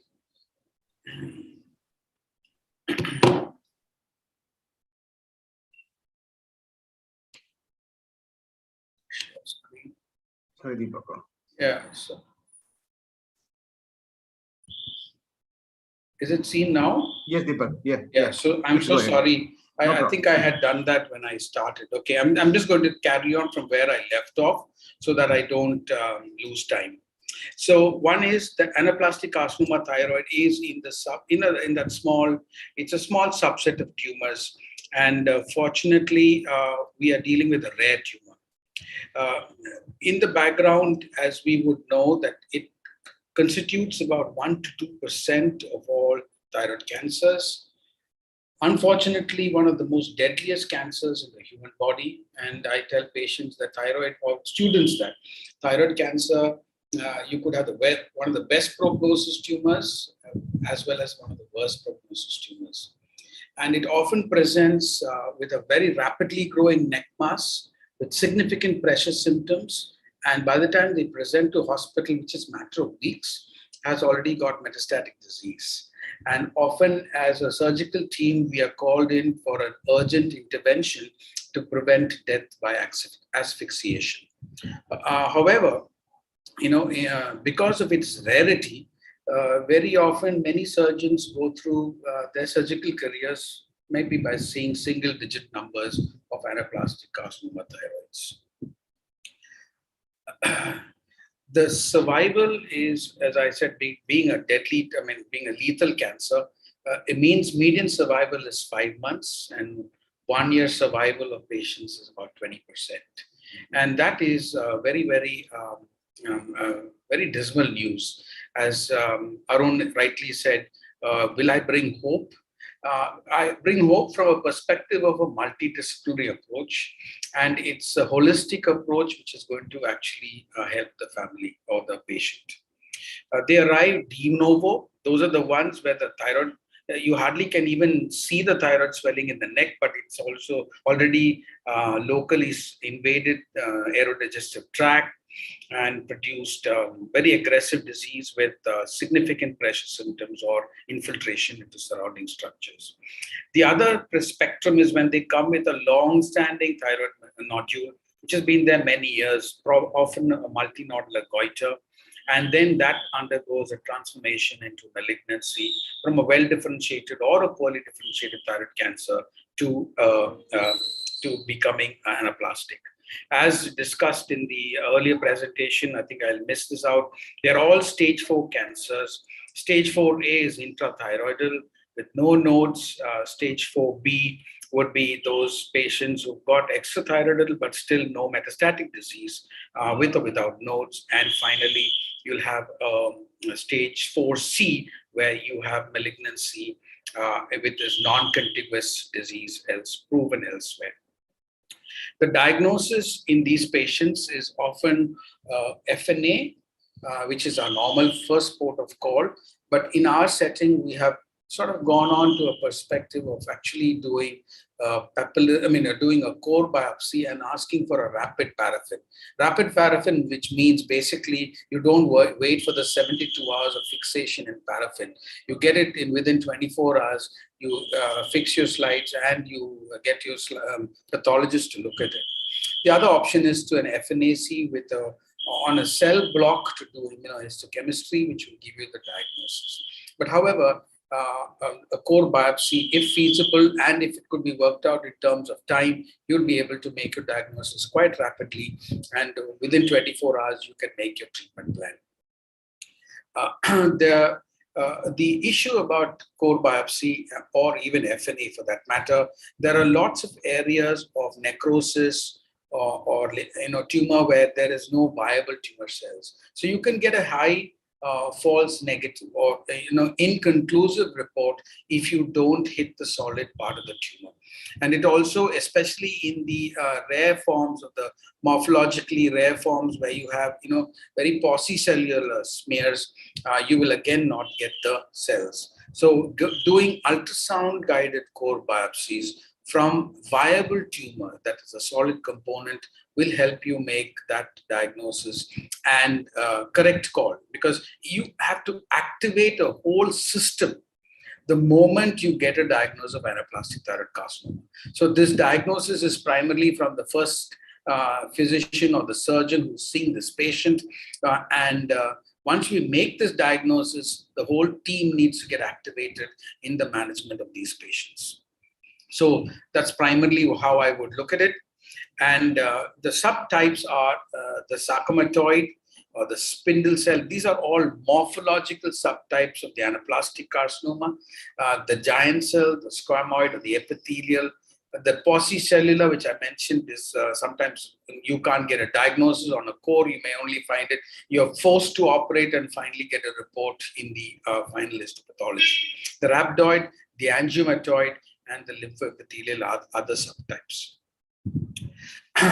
The current standard of care, which I think is, I'll spend a little bit time, is to actually tell you that what are the key steps. And this is from the ATA Guidelines 2021, which came out a couple of months ago. And I was very comfortable with the 2012 guidelines. I actually had to break my head over 2021 because a lot of those things which they talk about is not even sort of available in India, or it's not applicable to a situation for patients here. But however, the first is establishing the diagnosis, the core or the Fhno cell block, IHCs, quickly working on getting the diagnosis right is very crucial. And it also means that you are looking at the option of actually having to image the patient, extent of disease, all of that is coming up. So establishing diagnosis with a core, engagement of the MDT as soon as the diagnosis of thyroid cancer is made. And the MDT is not only the oncologist, it's the physician, the endocrinologist, the surgeon, the radiotherapist, the radiologist, the psychologist, the palliative care physician, the clinical ethics person, if we have such a person in our team. The psychologist doubles up in that role often. And also somebody who can be, from our perspective, we've also found a patient advocacy member from the administration of the hospital, which can help you in making that diagnosis and quickly communicating the information and the diagnosis and the prognosis, all of that to this patient. The third component is the extent of the disease, which is good imaging, CT scan, port of call, first port of call for us, which is contrast enhanced, but adding on MRI for vascular and for structures, aerodigestive, which can be, an MRI could be additionally helpful. But what is most important is the MDT helps in actually establishing the individualized goal for that patient. It is not a blanket rule. It is personalizing care for that patient, taking into consideration the disease, the socioeconomic status, the family members, the family support, the social support systems, all work towards making that, establishing the individualized goals for this patient. Then the other is the evaluating surgical, non-surgical options, the surgical decision-making obviously led by the surgical team, and deciding on whether you will be able to get an R0/R1 resection without leading gross disease. So you're looking at stage 4A and 4B, where primary surgery could be offered, especially in 4A. But in 4B, the MDT makes that call and discuss with the patient and then decide whether to go for neoadjuvant chemoradiotherapy followed by surgery. The 4C, obviously, the surgical role is not there except in the setting of an airway issue. But again, I think it's a very, very tricky thing to go ahead and do a tracheostomy for a patient with 4C disease. And you will find that sometimes you get caught out. And finally, this is the most important, end of life discussions. And I liked what the 2012 guidelines had, something called allow natural death. And this established, the MDT works that out, and it's what we call as, the truth telling. And the truth telling in a very sensitive pattern, in a manner, in actually telling them about what the disease is, how bad the disease is, how, worse the situation can be in a few months or even a few weeks for that matter. Now, so that would become a very important aspect, and the team needs to be experienced in handling this. And we have sort of learned it in a way that we get our members who I mentioned, the palliative care physician, we admit them in the ward before we actually start intubating them and keeping them in a private setup, allowing them, the family members, to meet the patient, discuss with the clinician team, and then make further further plans for that patient. So that is primarily how we would like to go through these patients, managing, establishing the diagnosis, engagement of an MDT. The MDT is experienced in handling end-of-life care decisions, talks back to the family. The surgeon at the meantime is doing extent of disease workup. Establishing the individualized goal is along with end-of-life care decision and evaluating surgical, non-surgical options. And I think this is the key whole process in the management of patients with an ATC. Now I come to what I would like you to just follow my cursor. 4A, definitely surgery. Again, getting them into some form of a trial, getting a medical oncologist and planning definitive systemic treatment post-surgery is already also in place. Your goal is an R0, R1 resection, followed surgery by IMRT, intensity modulated radiotherapy, followed by conventional chemotherapy and platinum or anthracycline. But you know what? When your diagnosis is made, the tissue is sent off for a somatic tumor type or a genotyping, where you get a panel of genes. If you can't get that done locally at your hospital, if BRAF could be done, that is enough. In IHC, at least you could some plan, because if you have a BRAF positive tumor, then you can actually offer them dabrafenib and trametinib in those patients, and they do well. The medical oncologist should be on board to actually handle that. If you can get a 72 gene panel, is which what we offer our patients, and then we could actually work out targeted therapies and specific agents which could be helpful for that patient. So whilst conventional treatment is going, your tumor panel or a genotype gene panel report comes back, and once this is finished, you follow that up with further individualized systemic therapies. If you've got a 4B disease, which is resectable, you could go for surgery. That is, again, the surgeon decision, whether you're going to get an R0, R1 resection. If you're not saying no, there's definitely, I will leave behind gross disease, then you're thinking of system upfront neoadjuvant chemo radiation, reassess and then plan for surgery. Or else you can go with the tumor typing. You could go for, based on the ALK or the NTRK or the red fusions, you can offer specific TKIs or systemic therapies for those patients. And if there's a good response, you can go back for surgery and then go back for definitive conventional radiotherapy with chemotherapy. So that's how you would do for 4A and 4B. And this is where we are finding where the team of the surgeon's role is very, very clear.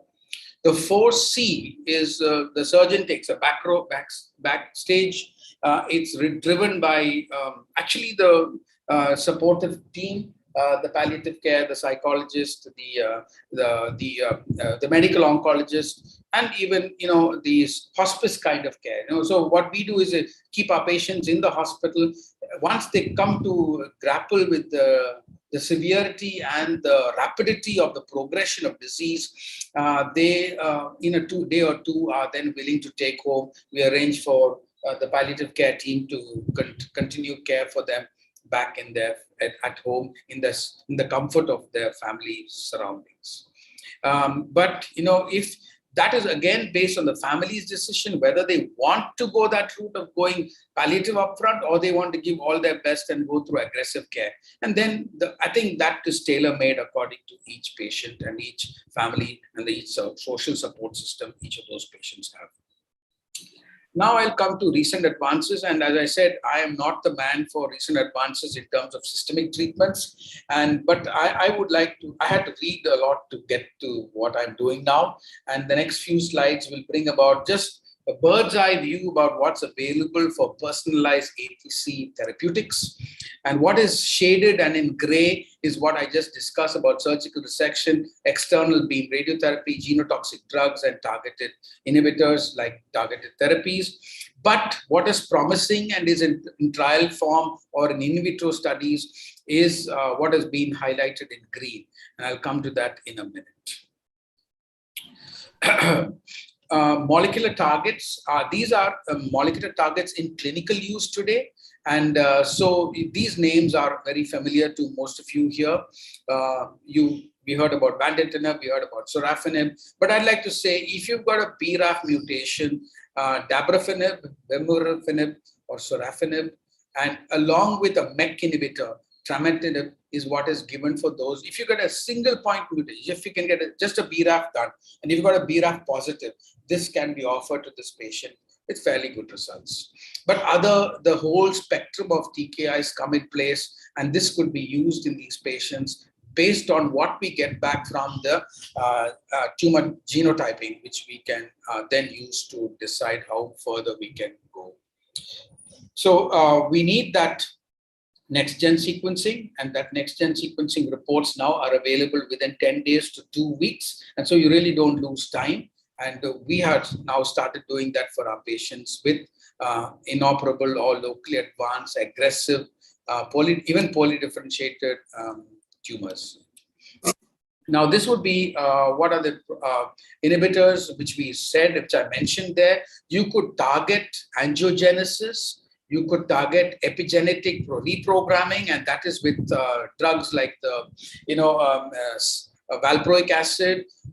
There are immunosuppressive agents which can be used, alterations in metabolomics, and inhibiting uncontrolled proliferation in patients with conventional drugs or multikinase inhibitors.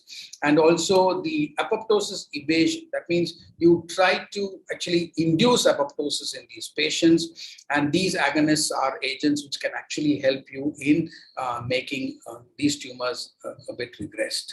So the promising therapeutic options in trial phases today are the aurora kinase inhibitors, which is like instead of the tyrosine kinase inhibitors, you have the serine and the threonine kinase inhibitors, the gene therapy using oncolytic viruses, novel targeted therapies, inhibitors, epigenetic silencing, metabolic pathway targeting, apoptosis enhancing strategies, immunotherapies, and natural and synthetic compounds, which is available through a deep sequencing.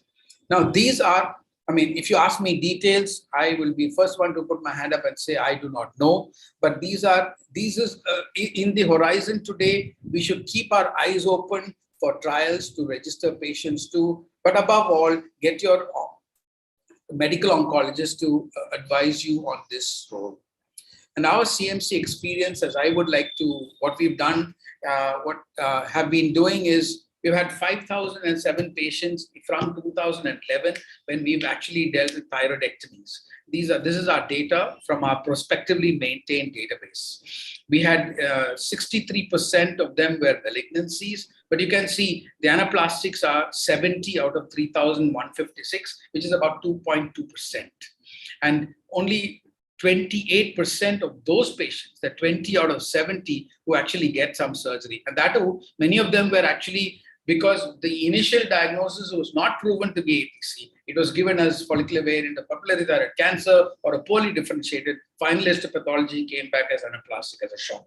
But you see, majority of our patients were in stage 4C. So the team workup, the palliative care, and the whole support system, which can actually convey the news. And I like the word in the 2021 guidelines, truth telling in a short span of time is not easy. It's difficult to actually tell the truth to a patient or how bad their disease is. But we need to learn how to do that and do it well, sensitively. And I'm just sharing a patient, actually a very high-profile patient who came to us from a neighboring state.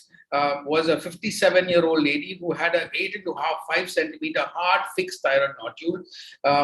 The CT scan was showing at best a kind of extrathyroidal, but sort of you could resect it. True-cut biopsy was again FVPTC. Again, want to highlight that there was a foci of anaplastic transformation. We triggered the whole MDT team. We counseled the team and we discussed the options of going neoadjuvant chemoradiation followed by surgery, or surgery followed by chemoradiation. And I, as a surgeon, I said I could get an R1 resection definitely and not leave behind. Deepak, may I just button Deepak?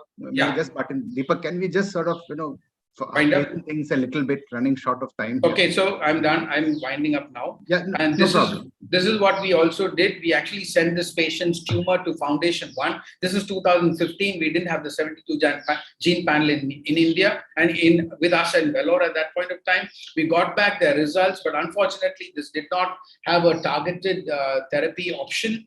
And this patient succumbed after 11 months or 12 months from systemic vertebral mets.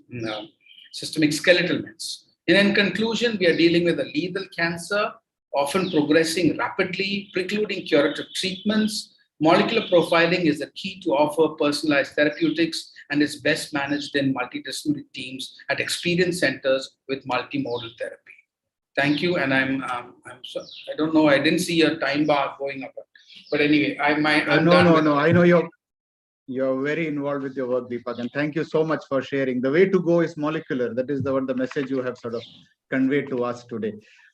Thank you once again for joining us now. And we go on to the last talk of this symposium, and this is from Dr. Shaha. And I must tell you, Dr. Shaha, it's past midnight in New York, and he has been waiting intently and patiently. He's the thyroid man. So let us hear Dr. Shaha. Thank you so much. And I really appreciate the fact that it's past midnight and you are still awake for us. Thank you. No, it's pleasure to be here and wonderful presentations. My presentation is recorded. I did that to avoid any technological glitch. So I hope they can bring it up.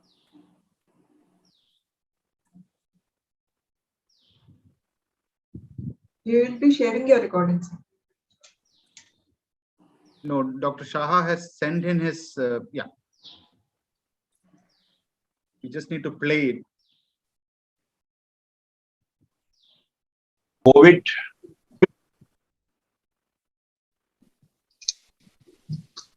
Hello, good morning. I hope all of you are well and healthy, free from COVID.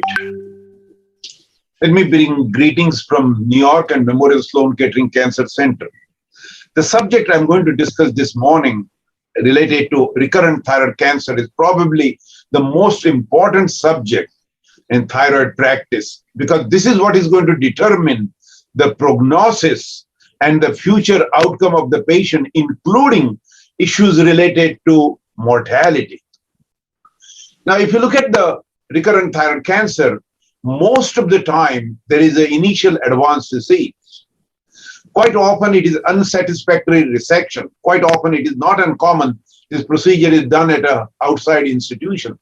Aggressive histology. This clearly requires a multidisciplinary approach. High risk of recurrence and poor salvage in future. Even with surgery, the surgical salvage is very poor. There are increased complications, increased mortality. For the first time, now we start talking about mortality.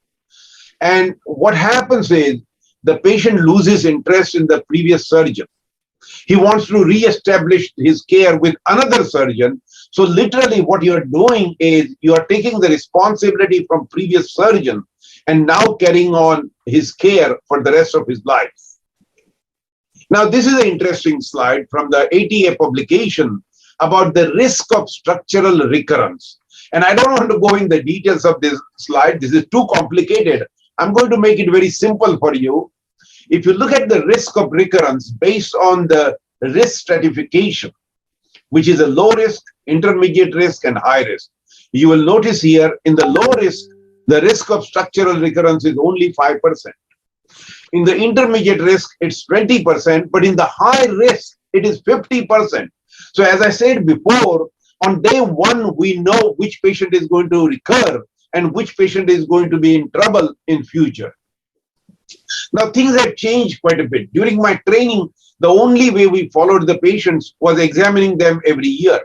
Now, before we examine, they get a variety of tests, including radioactive iodine scan, the CAT scan, the MRI, the blood test with thyroglobulin, ultrasound, needle biopsy, CAT scan, and the PET scan, which is the ultimate investigation in follow-up of patients with thyroid cancer.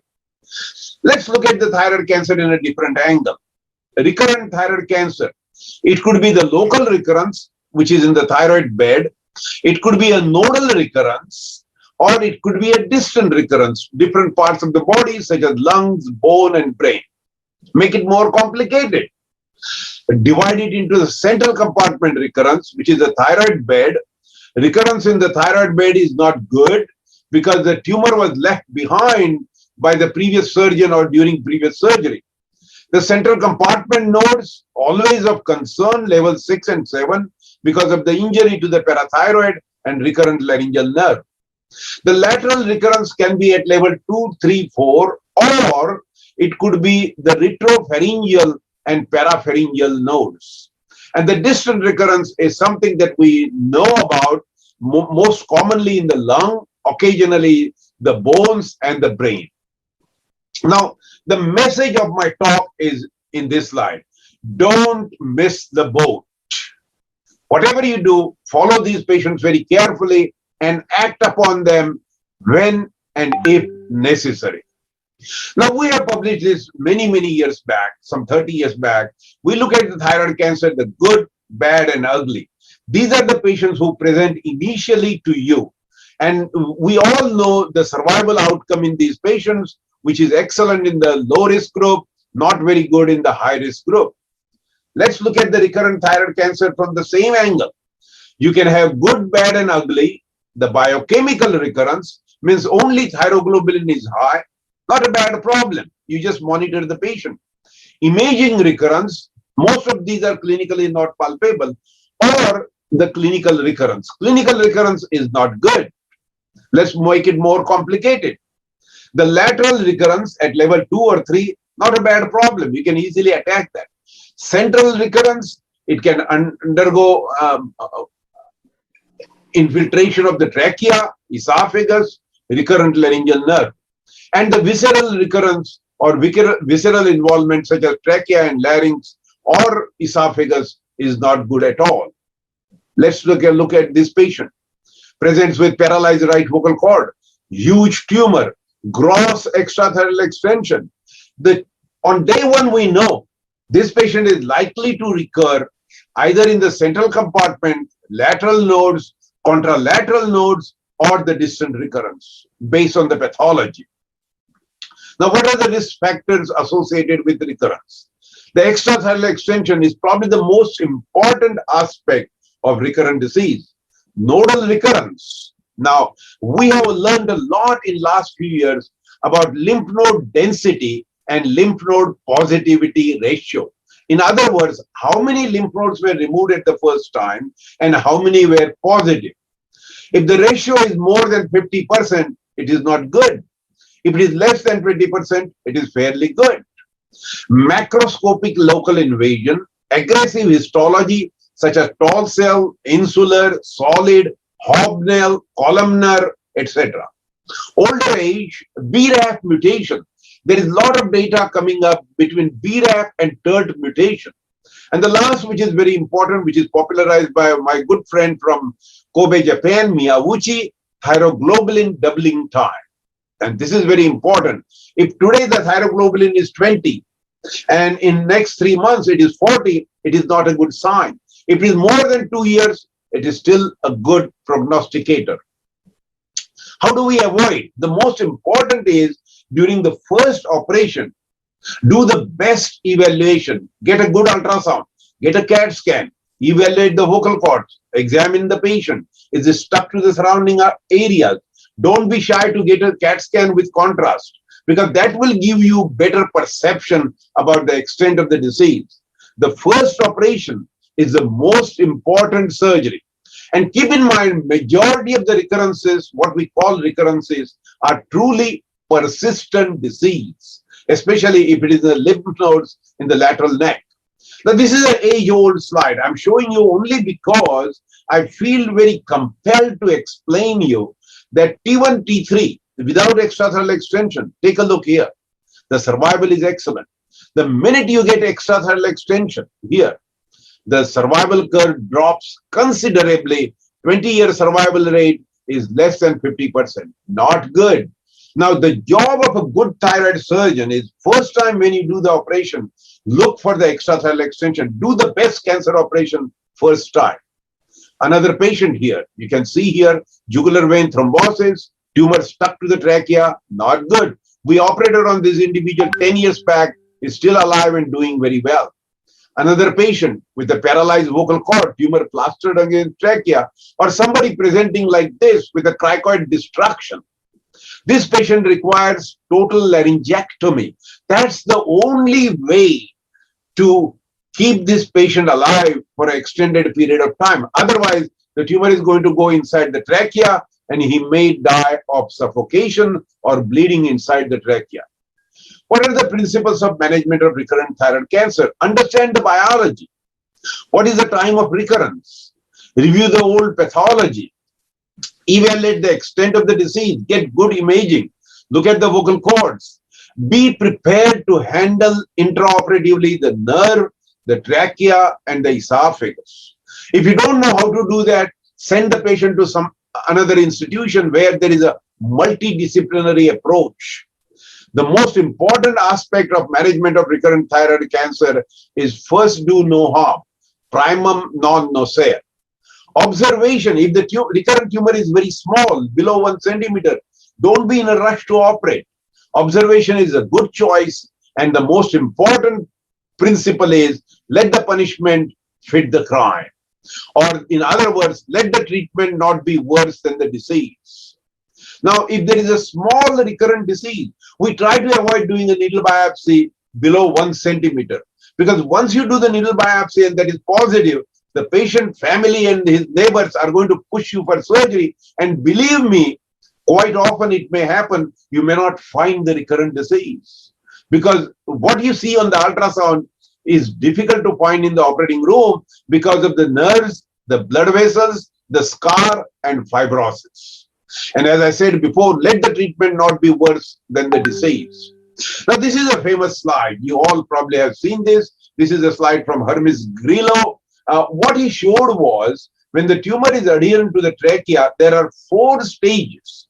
Stage 1, the tumor is just adherent to the trachea. You can easily shave it off, or minimal tracheal involvement.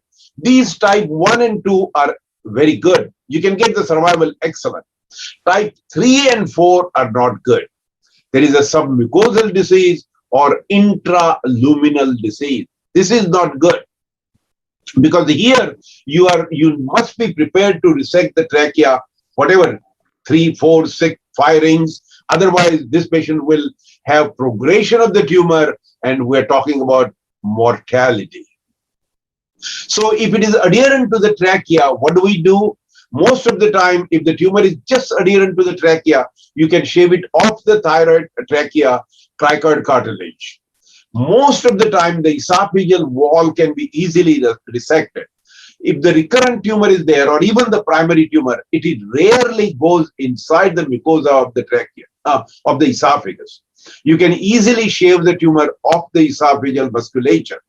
Occasionally, you need to do partial laryngectomy. Total laryngectomy is extremely rare for primary or recurrent cancer unless the whole larynx is destroyed or the airways may mainly compromised. Tracheal resection, you can resect 5, 6 rings without any problem, do the laryngeal drop, and you can do primary anastomosis. If the patient comes to you from outside institution with 1 paralyzed vocal cord, and now there is a recurrent tumor on the other side, be very careful. Because any injury to the other side will lead this patient to airway problem and tracheostomy. Bilateral nerve injury is not a good outcome in patients with thyroid cancer. So be very careful about the surgery on the other side. If you look at the lymph nodes, and we have divided them into the low-risk lymph nodes, less than 5 lymph nodes, the focus of metastasis is less than 2 millimeter, as compared to high risk, where the risk of recurrence is more than 20%, more than 10 lymph nodes, extranodal extension, or the nodal metastasis more than 3 centimeters. So the ATA divided this very intelligently, that in the low risk group, the risk of recurrence is very small. In the high risk group, it is very high. As a matter of fact, the low risk group, we don't use radioactive iodine routinely in our practice. My favorite slide. I just want to show you the full circle in medicine and in recurrent thyroid cancer. Let's look at it more critically. In the olden days, during my training, we did elective radical neck dissection. Imagine, that was wrong. We soon realized there is no prognostic implication.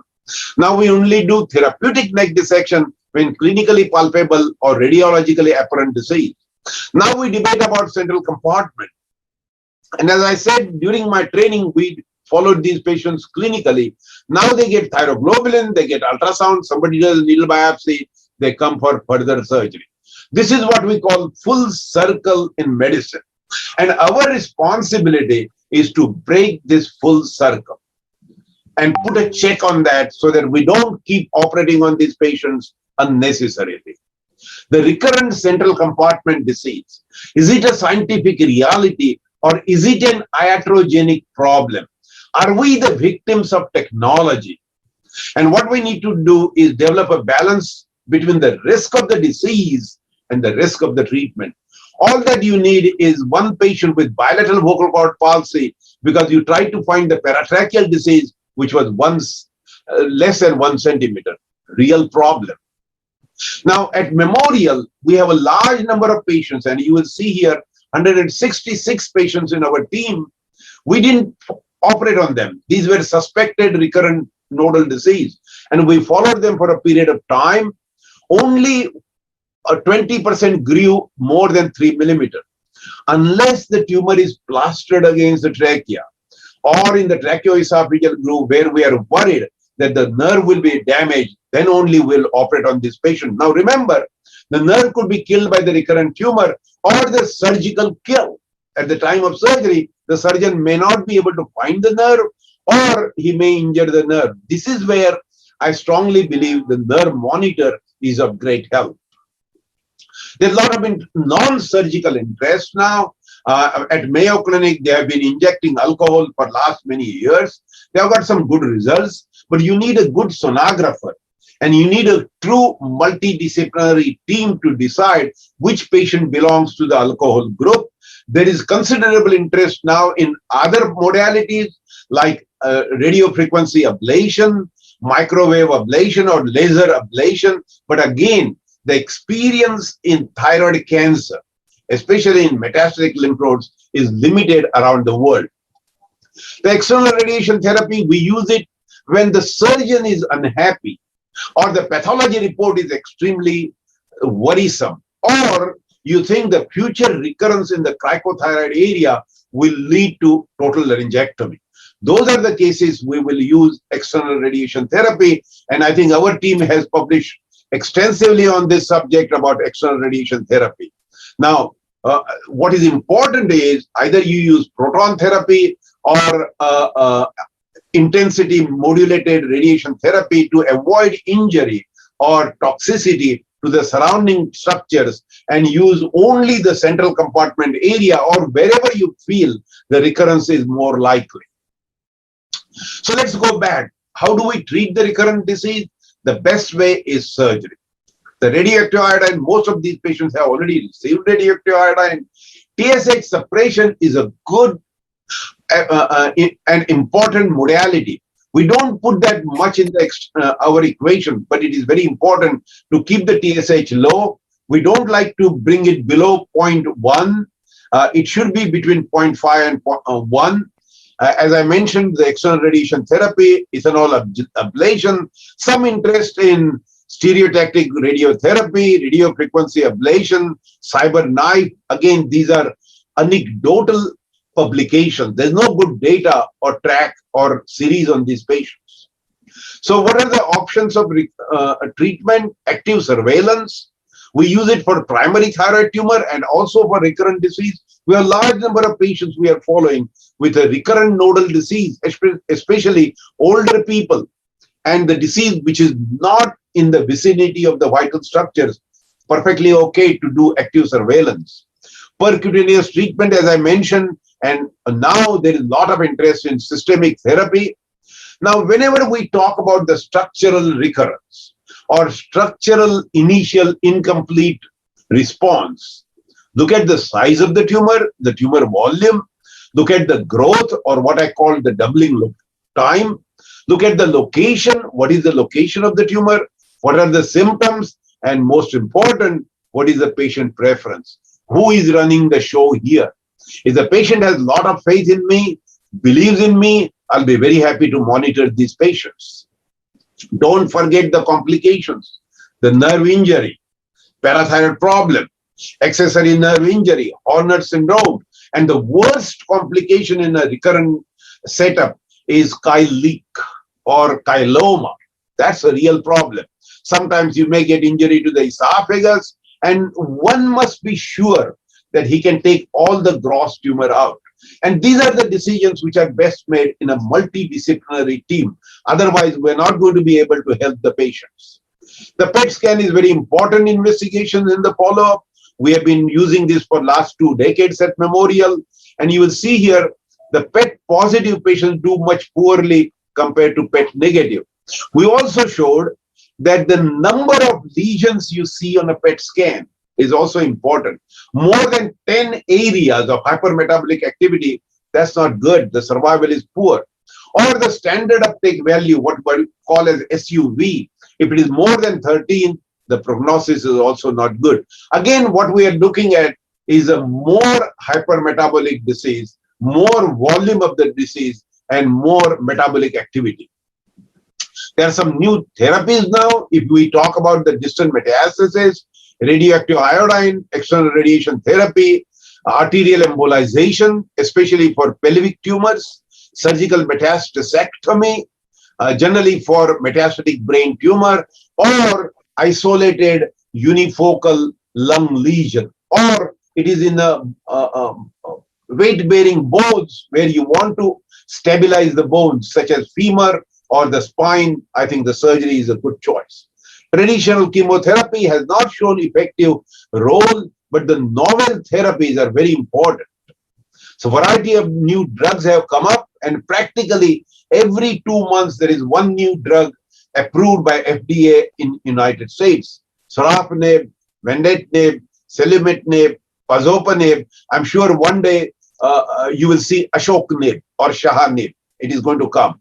And we have got a true multidisciplinary team at Memorial, which is directly involved in these complex thyroid problems, especially aggressive histology and occasionally in medullary and anaplastic thyroid cancer. I just want to show you this slide from New England Journal of Medicine in 2015, the lenvatinib, which is one of the drugs approved by FDA. You can see here, when the lenvatinib was used, the survival was much better, or progression-free survival compared to placebo. This will give you the idea about the Kaplan-Meier survival curve in patients who have received targeted therapies. I think the molecular-based therapy is going to the future in the management of thyroid cancer, whether we are dealing with aggressive histology, medullary, or anaplastic thyroid cancer. So I want to just conclude in last 2 minutes that again, I am bringing this slide back. Don't miss the boat. That's very important. And I'll tell you, even in our institution, we missed the boat. This is a patient who presented with recurrent thyroid cancer. We offered surgery and targeted therapy. She was very reluctant. She left us, came back in 2 years with involvement and the tumors encircling the subclavian artery. Or another patient who refused surgery, and now the tumor is inside the trachea, requiring much bigger operation and much serious or concerning surgical procedure. And I just want to show you our multidisciplinary team, including the surgeons and our endocrinologists also here. They are directly involved in the care of these patients. So I'm going to summarize in one slide. Recurrent thyroid cancer, I call it Shah's octagon. So the first recurrence is undetectable because it is biochemical. You can't find the recurrent tumor. Then there is a detectable tumor, but the most important is it actionable? Is it prognosticating? What is the critical location? What are the complications? What is the opportune time? What is the best time? You don't have to operate next week. You can monitor the patient for a period of time, then consider surgery. And remember, close monitoring is very important because recurrence may lead to future recurrence. And that is something we need to keep in our mind. And also the patient needs to understand this well. Remember, a good physician treats the disease, but the great physician treats the patient who has the disease. And I can't conclude without showing a couple of my aphorisms. Publish your results before the tumor recurs. When you come to the operating room, the most important is adjust the light, adjust the position of the patient, put on new drapes, make an incision big, and complain about everything. That's the basic principle on which we survive in the operating room. And my last one, when you don't know what to do in the operating room, use irrigation. When you don't know what to do in the ICU, use steroids. That will allow you to sleep peacefully overnight. Thank you very much. Have a good day. Be safe and God bless. Thank you, Dr. Shah. Dr. Shah, can you hear us? Yeah, sure. Thank you so much, sir. And I appreciate classically ending with those aphorisms. So may I start with my own complaint. I don't have enough time for my panel, right? So we are at the fag end of the thyroid session. It has been very interesting, and thank you for putting things into perspective. You know, block thinking. You know, you can't like the arrow in the way you prognosticate, risk stratify. You just put it into boxes for us to remember. Thank you so much. Really appreciate it. And now I think it's the time is for our panel. And unfortunately, we were supposed to have 45 minutes, like one of Dr. Shah's aphorisms. May I complain now and say, but we'll wrap up as quickly as possible. I'm sure we have a lovely panel here, a very, very learned panel. So I'm sure the messages are going to come in thick and fast, and we need not deliberate much on many of these cases. So I'll just go ahead. If I can share my screen, and somebody else is sharing the screen. IT, yeah, good. So may I share my screen now? Excellent. Right, are you able to see my screen? Yeah. Are the panelists ready? May I have Dr. Ashish Varghese, Dr. Bal, Dr. Jayamanti, Dr. Murad Lala, Purushottam, Tapaswini, and Dr. Rakesh Katna? Yeah, all arrayed up and ready. So I'll start where Dr. Shah left off. And am I audible? Are you able to hear me? Yes, Arun.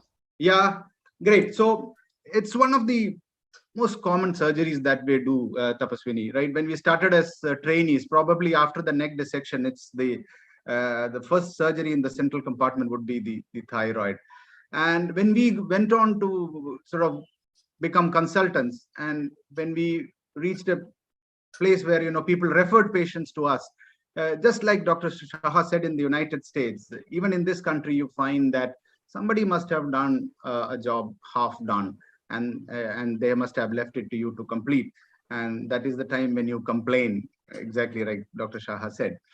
And throughout this symposium, we heard that well-differentiated thyroid cancer, the treatment of is truly interdisciplinary. We'll have to bring in the resources of the surgeon, the medical oncologist, the radiation oncologist, the nuclear medicine physician. And the spectrum of disease is so wide and vast that sometimes even in the simplest of cases, decision-making is quite controversial.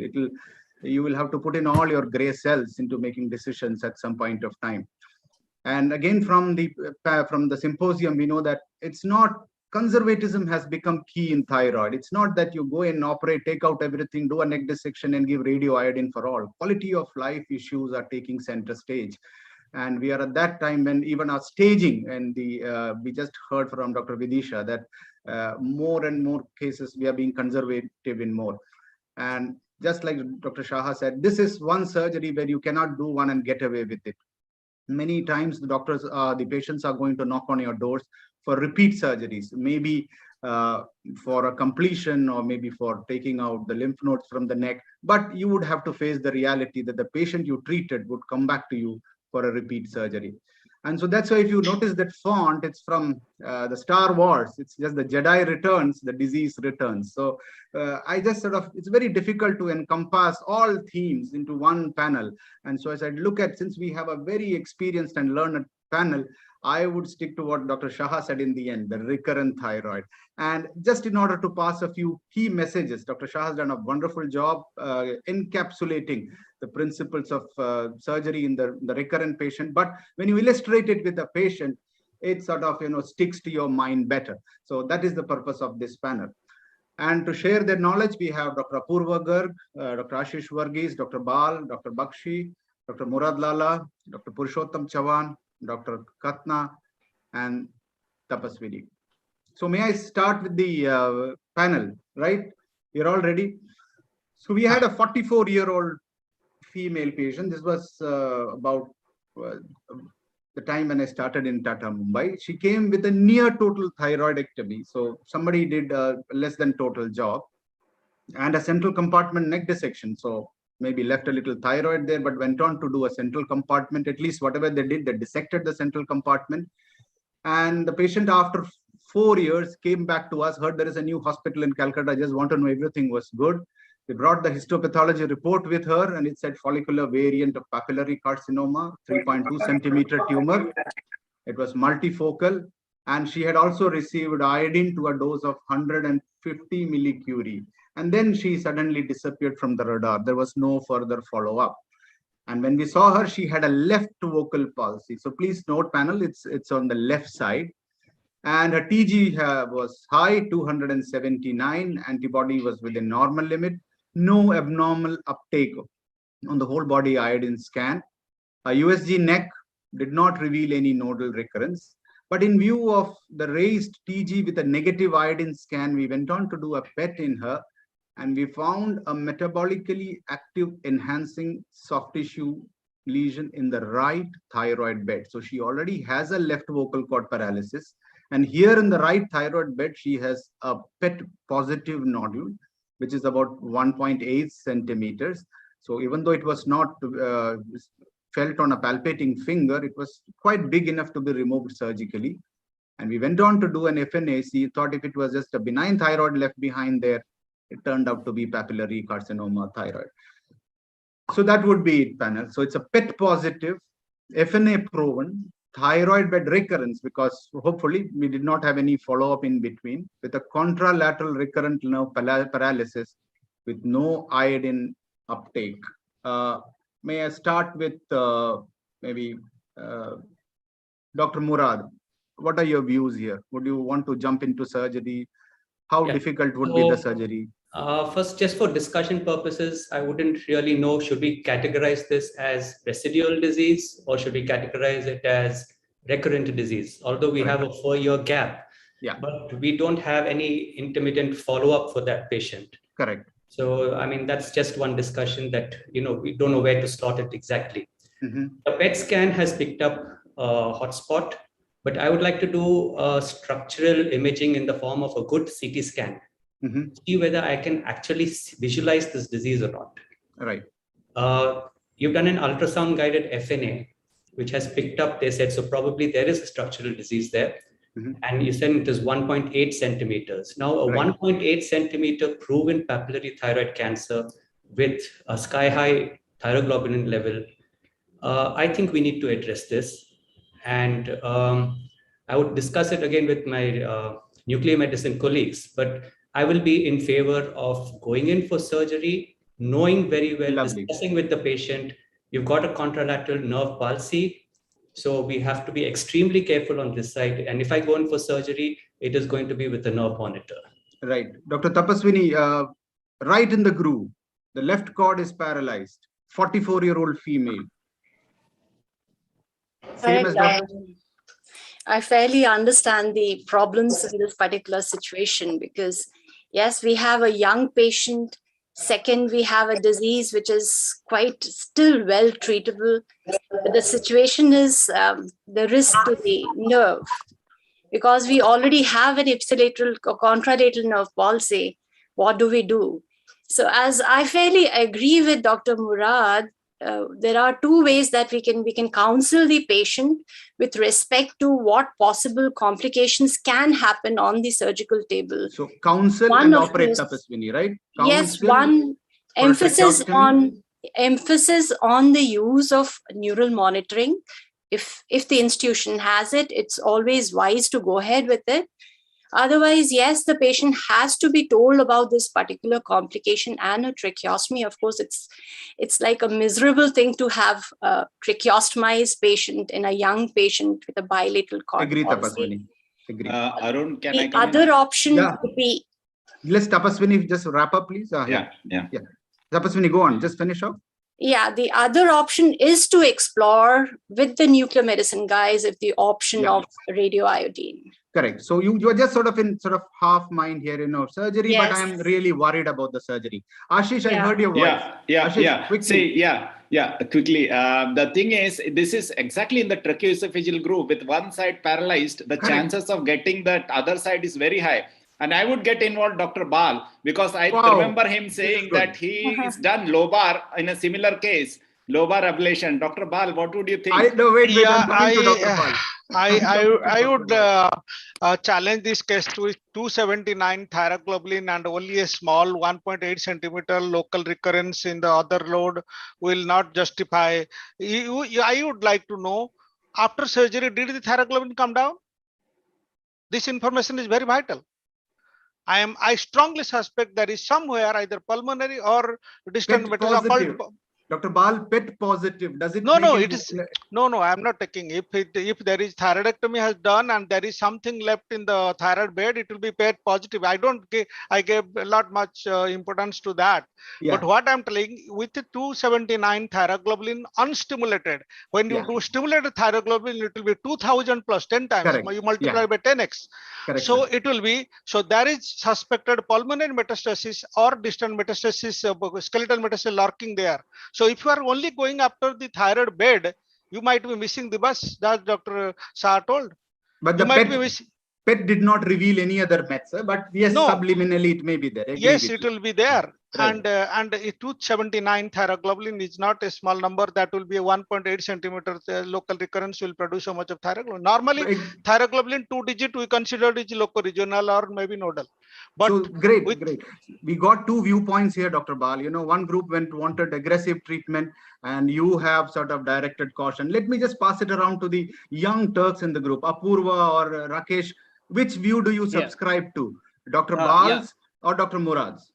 So Dr. I Bal. would go on to Sorry. Dr. Arun, sir. So I Dr. would go Bal? on to agree with Dr. Murad's observation only that it's 1.8 centimeter. I agree that 279 is a very high thyroglobulin, so that it might be locking some undetected disease in somewhere in the lungs or the bone as well. Right. But yes, before subjecting to radioiodine, if we can surgically take it out, because this is a structural disease, 1.8 centimeters is not very small one, and we can safely use intraoperative nerve monitoring here. The point one more thing which needs to be addressed is the presence of saving the parathyroids, which is very important because the other side nerve is damaged. We don't know the status of the parathyroids on the other side. Use a magnification, nerve monitoring, possibly a surgery, and then subject to radioiodine further. The bed is going to be horrible. I tell you, I'm going to curse the first surgeon. The moment I'm going to go into this field, I'm going to curse him. Even though if I had done it, you would curse me if you're going to do this recurrent It's surgery. going to be a difficult So the hall is divided. So this is the beauty of thyroid. Look at that small recurrence, 1 point in the centimeter in the bed, has raised two dichotomous points of view. Any more, Dr. Bakshi, Dr. Jayanti, any other views, or do you subscribe to any one of these views? Yeah, I agree with the view of taking up this patient for surgery because disease burden is small, 1.8 centimeter, but we have to be very cautious while doing surgery, and use of nerve monitor is strongly recommended in this case. And as on PET, we don't see any other disease focus anywhere in the body. and pulmonary meds have also been ruled out. So surgery remains the first option for this patient. And thereafter we can subject to further radioiodine therapy. So no other takers for all the other treatments which I have listed. Dr. Shaha, what would you have done in Memorial Sloan Kettering with this patient? There are a couple of issues here, and the patient needs to know this is a high-risk surgery. Patient, the family, and everybody needs to get involved. The other problem is the longer you wait, the quite likely the nerve may be killed by the tumor. Exactly, sir. So I think one needs to be ready. The location is very critical. And if you again wait longer, it may invade the esophagus or the trachea.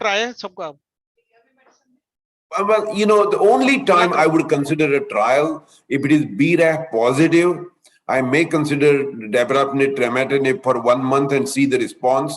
We don't use that for well-differentiated thyroid cancer. We use it for anaplastic. There's no good data about these trials for well-differentiated thyroid cancer, but it is something you may want to consider if it is BRAF positive. If it is not BRAF positive, then I would consider surgery. Right. So very, very key messages coming from the panel and from the experts say that, you know, surgery is the treatment. Everyone agrees, but quality of life is equally important. Like Dr. Katna said, you know, parathyroid, where are you going to find the parathyroid in that bed? Like Tapaswini said, what if you bag both nerves? What is the issue? So Dr. Murad was aggressive, said structural disease, even if you leave it there, it may take the disease may take the nerve away. So why don't you just give the patient a chance and try to remove, even if there is distant mets. Again, structural recurrence is also important. If you allow it to grow bigger, most likely it may involve the nerve by itself. And then the whole very purpose of waiting would be lost.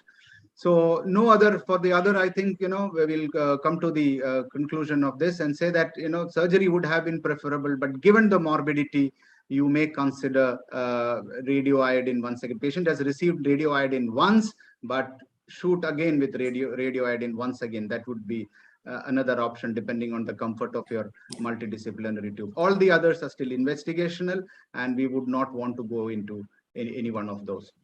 What if it was PET negative with a high TG? Dr. Bal, in that case, what do we do? Would we give more radioiodine? Yeah, if it is PET negative, normally that is called flip-flop phenomena. When the tumor is well differentiated, your PET will be negative, but your iodine whole body scan will be positive. Most of the time, in my lecture also I told the commonest site of recurrence, Dr. Shah also confirmed that even in Memorial, same thing, 90% recurrence occur in the locoregional. Correct. And only 10% in distant metastasis. And then commonest is in lungs, and you can, ultrasound is a very good modality to neck disease, and CT scan of the chest, HRCT is very good for the lungs. If both are negative, then there is a possibility of a occult bone metastasis in that case. So then PET may be required, and otherwise it is not required. In my department, I have got 2 PET scanner. I don't do all my thyroid cancer with PET scans. So if all these tests are negative, you are not able to localize disease, you would not give radioiodine. No, I always believed that it is targeted therapy, not a carpet bombing. Not like chemotherapy where you give everything will go everywhere. Not that like that. So that's a great message. That's a great message from Dr. Bal. Radioiodine is targeted, just like your surgery is targeted. If there is just TG rising, there is no focus where you can. These patients do well. In fact, these patients have good prognosis. So there is no point in carpet bombing them with more radioiodine. Correct. So issues with diagnosis of tennis, Dr. Bal. Is it every time you get a raised TG and a negative scan, would you always call it tennis, or are there issues like these? You know, TG may have anti-TG antibodies. Dr. Arun, you are just getting confused with 2 terms. One is called tennis, which is thyroglobulin rising, I131 negative. That is tennis. Correct. But then comes radioiodine refractory disease is a different. Correct. Radioiodine refractory disease has got, by definition of ATA, there are 5, but out of that 4 is definitely accepted. One is de novo absence of radioiodine uptake, and then mixed lesion. There are some lesions which are radioactive positive, radioactive negative. Third category, it was very good radioactive disease, but progression on with time. And the fourth category lost initially it was very good uptake, but subsequently lost its ability to take iodine. So dedifferentiation occurs in the sodium iodide importer. These four, there is no controversy. The controversy is maximum 600 millicurie. Who has decided that 600 millicurie is the number? What is that sacrosanct number? Where did it come? Looks like 30 millicurie people used to tell, because the 30 millicurie was NCRP recommendation that below 30 millicurie you can send home, and after 30 millicurie you have to admit the patient. So that is why 30 millicurie has come. So these numbers are now, there is an international committee, and fortunately I am one of the member of that. They will going to define what is radioiodine refractory disease. Right. And is it true that nodal mets usually don't show up on these scans, on iodine scans? No, it is 50-50. If there is 50% of the nodes, they come up in the neck, will not concentrate radioactive iodine. Yeah. So if you suspect a false negative scan, do you think 123 is a better isotope than 131? 123 is not available. It's not available in US also. They are propagating 124, and Memorial Sloan Kettering is ahead of that. They have a publication on that, selumetinib with I-124, and they published in NEJM. That work is very good, but I-124 is still not available in this country. Thank you, sir. Thank you for passing on those very key messages. So again, PET is an important diagnostic tool for tennis. 20% of TG positive patients in a referral institute are tennis patients, and PET picks up about half these patients. And usually if the TG is high, so if the TG is low, maybe your sensitivity of your PET drops. So what is your threshold? Maybe Apurva, when do you do a PET scan? Do you wait for your TG to be high? Or Dr. Bal, what is your recommendation? Yes, sir. I wait for the TG to be high, sir. Yeah. Dr. Bal, do you recommend that the TG rise enough? TG more than 20 is minimum recommendation, because if you do below 20 TG, unlikely to pick up by the FDG PET scan.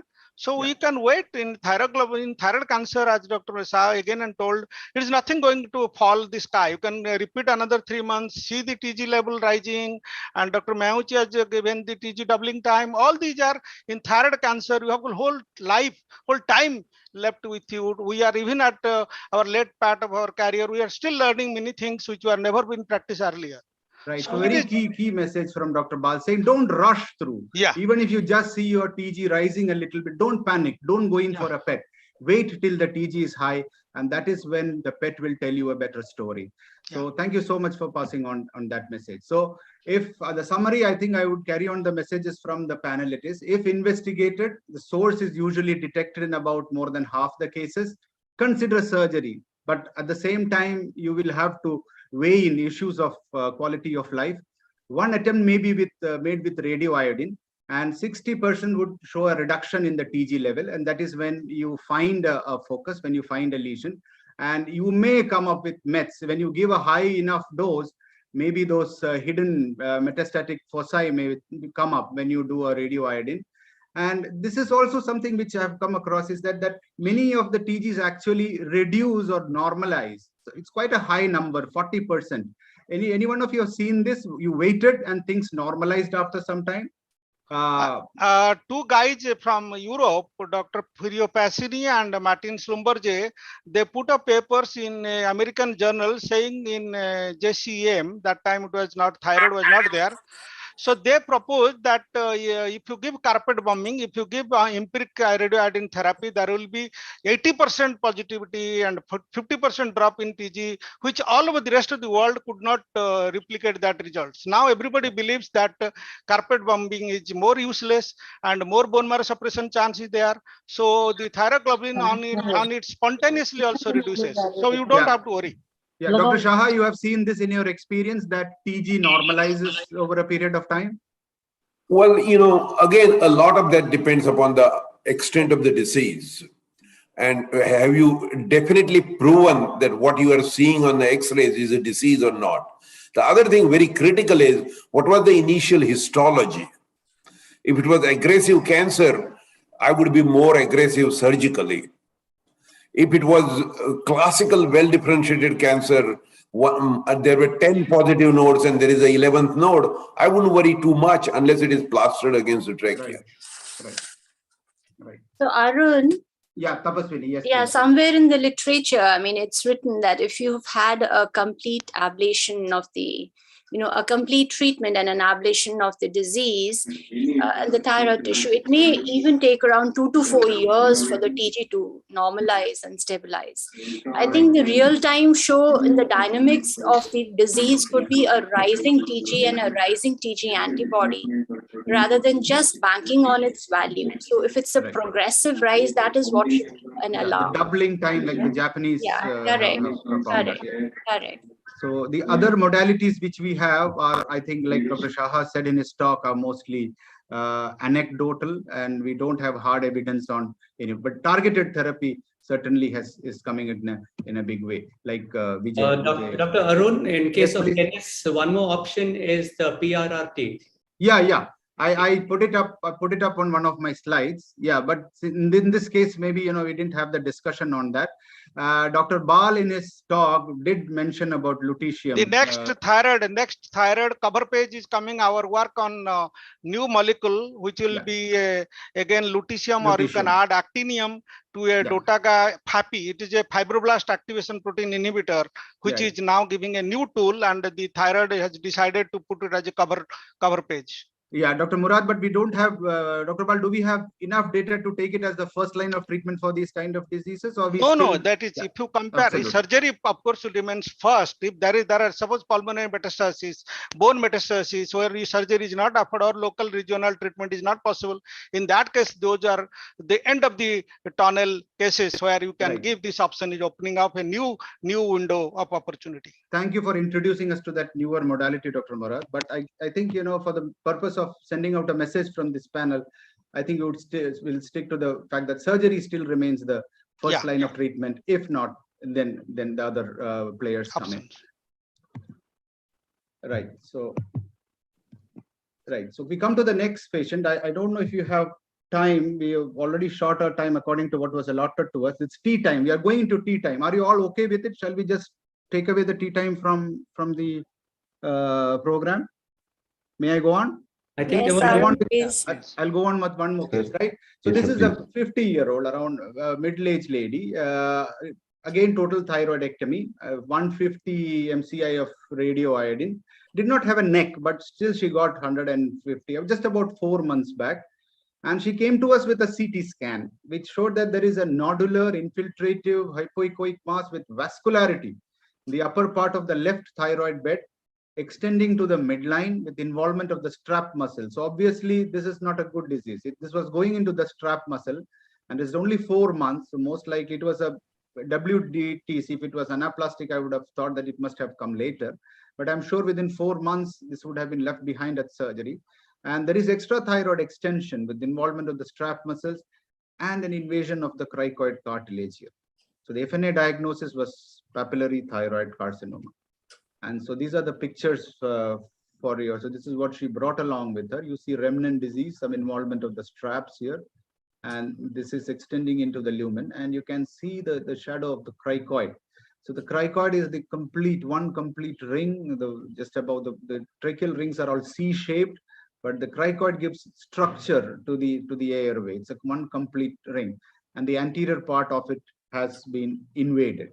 So when we did the FOL, this is what we saw. We saw the disease. These are the vocal cords here. The cords are mobile. So it has not infiltrated into the nerves or the crico. Because this is anteriorly situated, the joints have not been affected. And it is going below till with 3 rings. You could count these from here. And so just the picture Dr. Shaha showed us, this is coming into the lumen of it. And see those engorged vessels on the surface. Very soon she's going to have some bleeding from there, or if this grows bigger, there's going to be an airway obstruction. So these are the things to be worried about in her. And how do we do it now?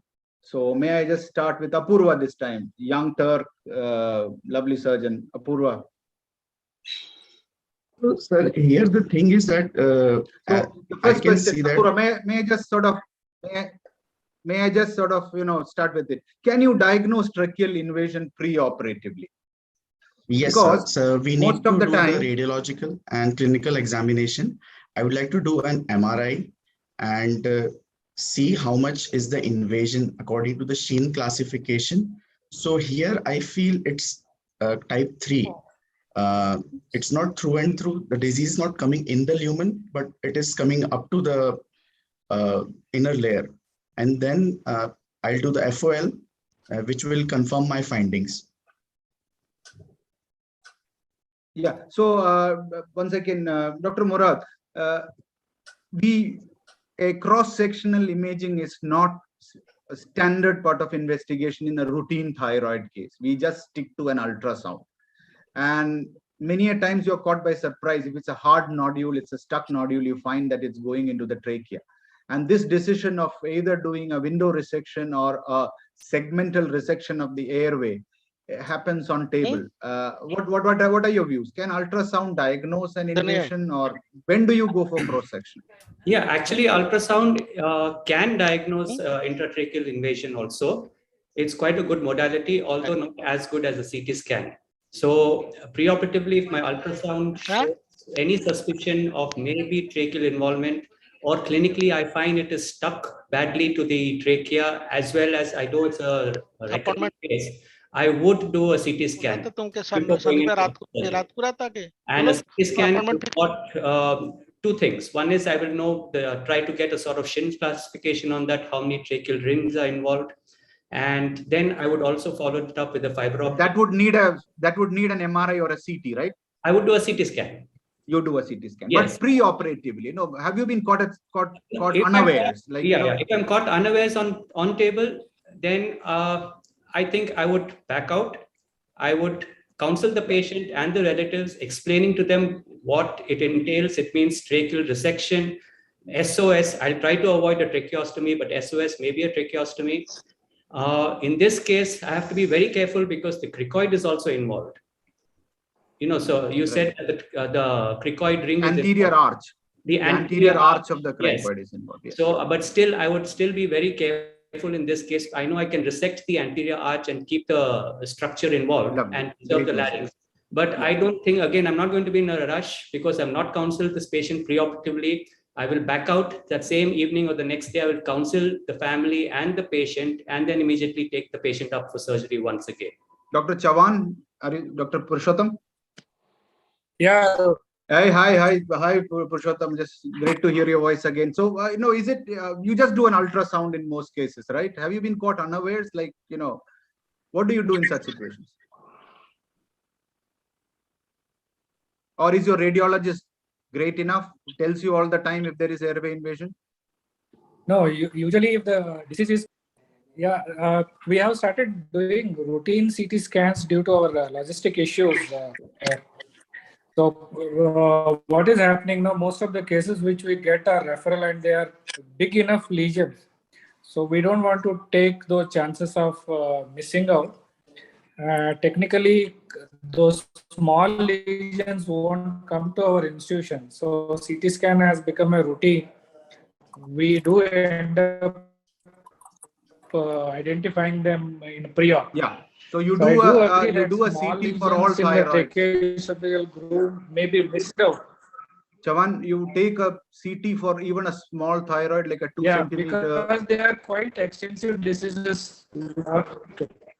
Arun, can I just interrupt? That is very interesting how sort of Purushottam. No, small we don't do, but I do keep in mind that small thyroid which is mobile. Yeah. Arun, can I just interrupt? In the tracheal groove which may invade. Okay. Arun. Yeah. Arun, So can I just I'll interrupt? just summarize what Purushottam said. He said he's more worried about the groove and the presence of local invasion, which is better made on cross-sectional. So apart from the very small thyroids, you would go in for a cross-sectional imaging in most of these cases, right? Yes. Right. Tapaswini. Go on. Arun, see, whether it is small or a large thyroid, I think it's something which we are taught even as a resident. And whenever you do a thyroidectomy, you should always do an FOL. I mean, you should do an endoscopic evaluation. I think that's the time when your eye should be on a lookout for these issues also. So besides looking at the vocal cord mobility, one should keep an eye on what's happening to the part of the airway which is below. But a Shin 1, 2, 3 may not Yeah, be of course. apparent I on yours. understand. That's a different story. But the thing that you are showing here, I don't think it should have had. No, yeah, absolutely. This Yeah. is a clincher. This is a clincher Correct. here. But I'm talking about generally, it requires a different set of expertise to operate on the airway, whether it's a window resection or a segmental resection with an anastomosis. Right. Many a times, you end up totally lost when you, or at least, troubled. You would call for help. You would finish off the surgery. But it's really worrying. Dr. Bakshi, now, may I just ask you, this is a disease which is very anterior. It's in the strap muscles. There is a residual thyroid. The vocal cords are all right. And there is an anterior arch of cricoid. So the posterior part of the cricoid, where the arytenoid sits and the nerves enter, is disease-free. So do you want to go for a 50-year-old, around 50-year-old lady? Do you want to go for a conservative approach, or would you want a total laryngectomy? Yeah, in this patient, I will go for conservative approach. Yeah. Because why to sacrifice the larynx in a 52 years old patient? So what we can do, we can remove the disease. We can resect the part of the trachea which is involved along with the anterior arch of the cricoid, and we can do cricothyroid anastomosis. Yeah. So you partial cricoidectomy and tracheal anastomosis and a tracheal anastomosis would be I just want to pass it. I just want to pass it around the panel, starting from Apurva. Your choice of surgery here would be? My choice will be conservative surgery because it is up to 30% involvement. Correct. So we can safely remove 30% of the cricoid. Great. Ashish, your choice. Dr. Ashish Varghese?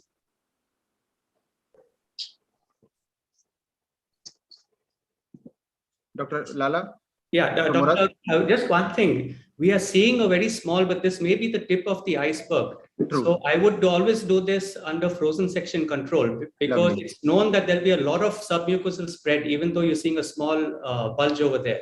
Sure. So although I would aim for a conservative, I would prepare the patient for a total as well, depending on frozen section analysis. I get your message. So if you can't come out leaving disease behind, so that is your message, right? Yes. If need be, you would go for a total laryngectomy. If more of the cricoid is involved, that the amount of cricoid left is insufficient to keep the airway patent, you would not hesitate to go for a total, right? Yes, that's right. Dr. Katna? Yeah. So I'll agree with the conservative surgery over here. But one thing I want to add is that we have a very short window of 4 months post first surgery, and disease has come back so aggressively. So before it may be residual. Surgery, it may be residual. But I like to review the histopathology also, whether we are dealing with some aggressive variant of classical papillary organ. Right. So I think there is consensus. We have a lovely panel with a very sort of consensual view on this issue, that we are not going for a total laryngectomy unless absolutely indicated. So that passes on a key message which Dr. Shah had emphasized, that total laryngectomy is a very rare operation for a thyroid cancer. Many of the time you can get away with a partial surgery, but the key here is, like Dr. Murad Lala said, is to get a clear. You can't margin. You cannot leave disease behind and come out. So that's great. So yeah, Dr. Again, can I add one thing? Yeah, go ahead.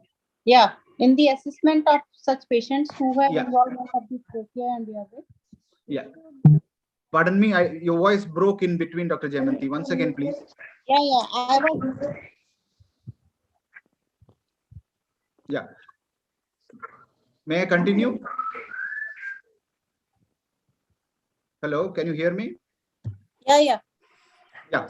So again, so the evidence is that, if there is involvement of the disease, I think a resection is much better in terms of local control, disease-free survival, and even the quality of life, because many of these patients would have airway issues, impending airway issues in the times to come, and more important than that would be hemoptysis. So quality of life as well as disease control and survival is improved by doing a complete resection in these cases where the airway is involved. What if the surgeon is not comfortable? We have a panel, quite experienced, ready to do a partial surgery and reconstruction, but there are many who would not want to go into the airway. Dr. Bal, can they come to you and say, radioiodine de do? Within not. I am not a radioiodine man. I am a thyroidologist.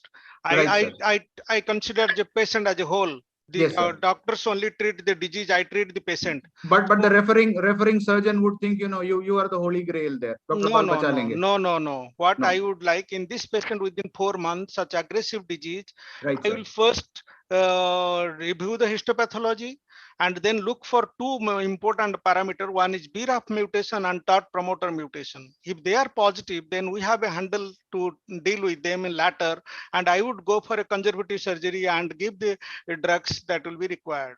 And if there is iodine concentration positive, I will go ahead with iodine first. If there is negative, then only I will consider for targeted therapy. But you would think that surgery would be a better option. Yes, surgery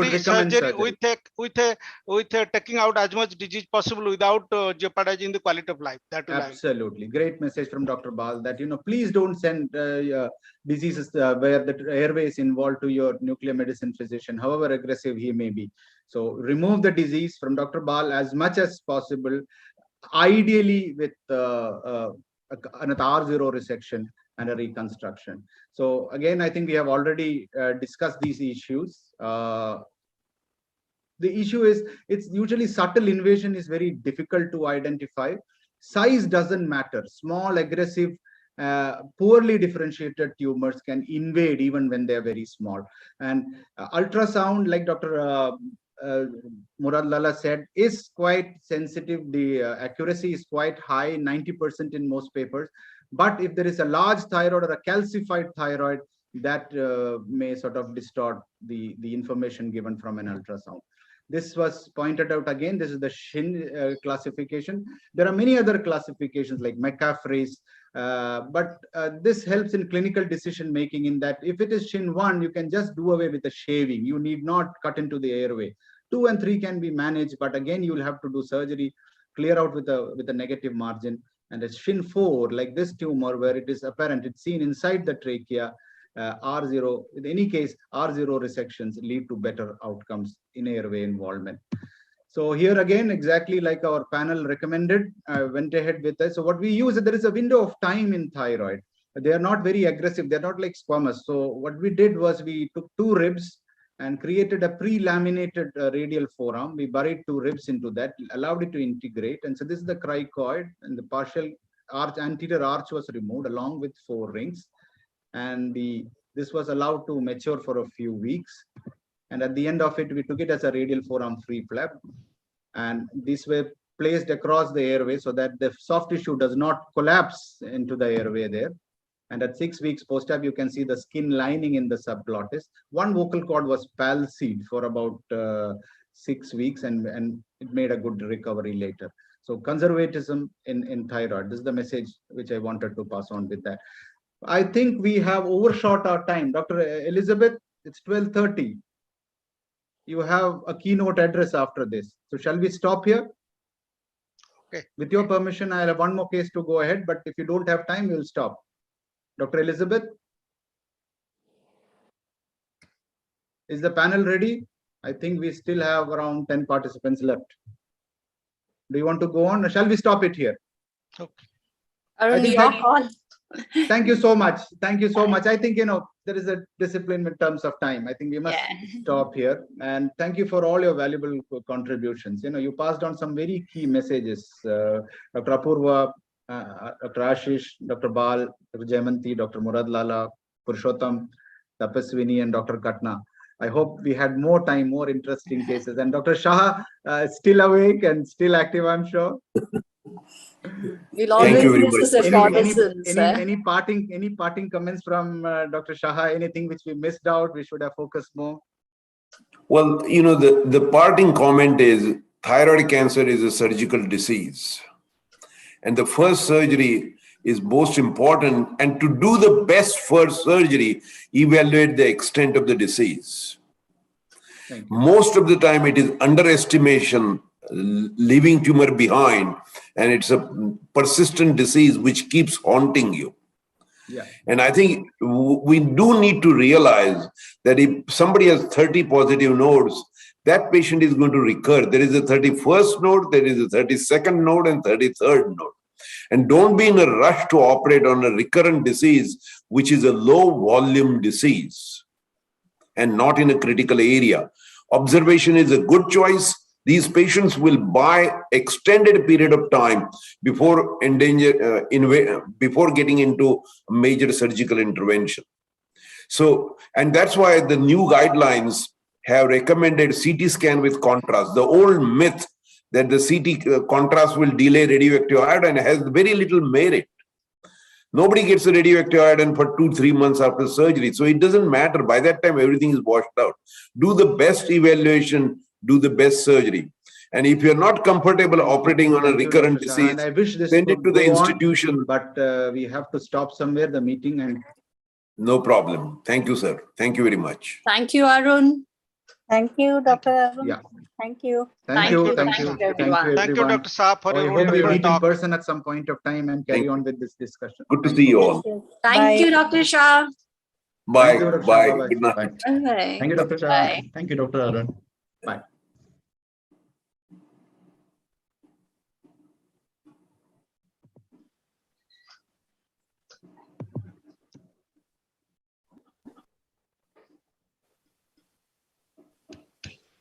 फिर आपने disconnect कर दिया Guddu.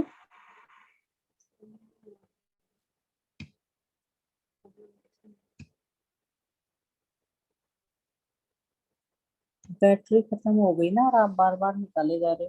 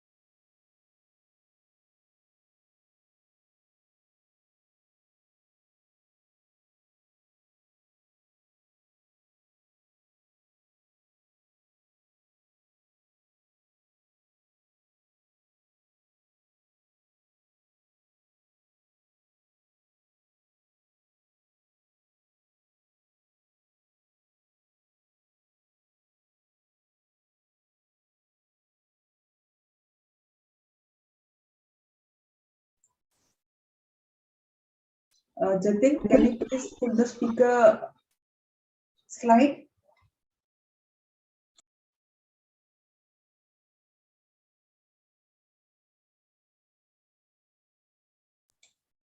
Jatin, can you please put the speaker slide on display?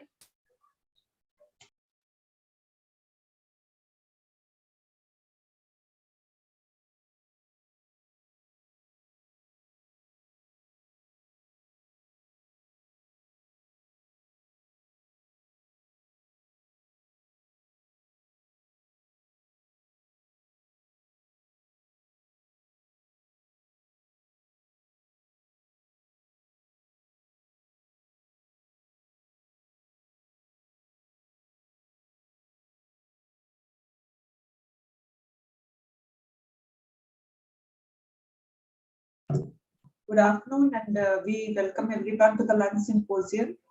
A speaker I would like to introduce Dr. Krishna Chandra V.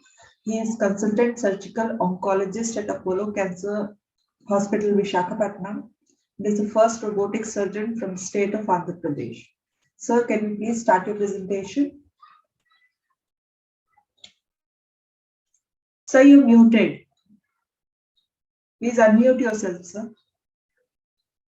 Karthik sir, please unmute yourself. Yeah. I'm not able to share my screen. Yeah, okay, I got the point. Yeah. I'll share my screen. I think it's better because I have a small video. If you have time, we can present the video.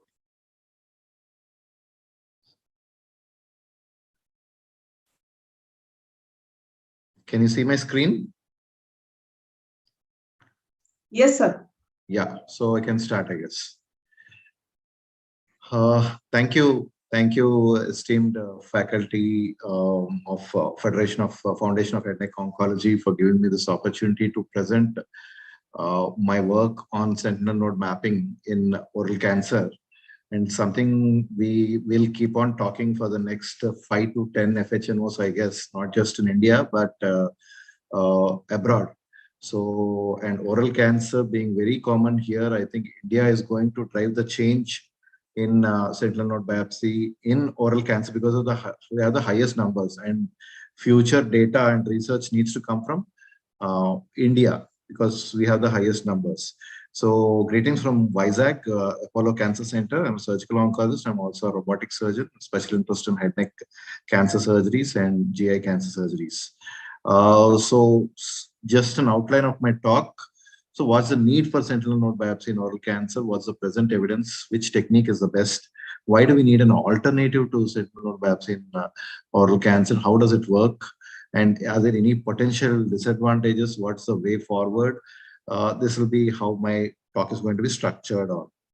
So why should we perform sentinel node biopsy? We all know that in early oral cancer, that is clinically node negative T1, T2 oral cancer, there's 30% chance of metastatic spread to the lymph nodes. And following the DeCruz et al. Study from TMH a few years back, maybe 5 years back, elective neck dissection has become the standard of care for any lesion which is T1, T2 node negative and more than 3 millimeters deep.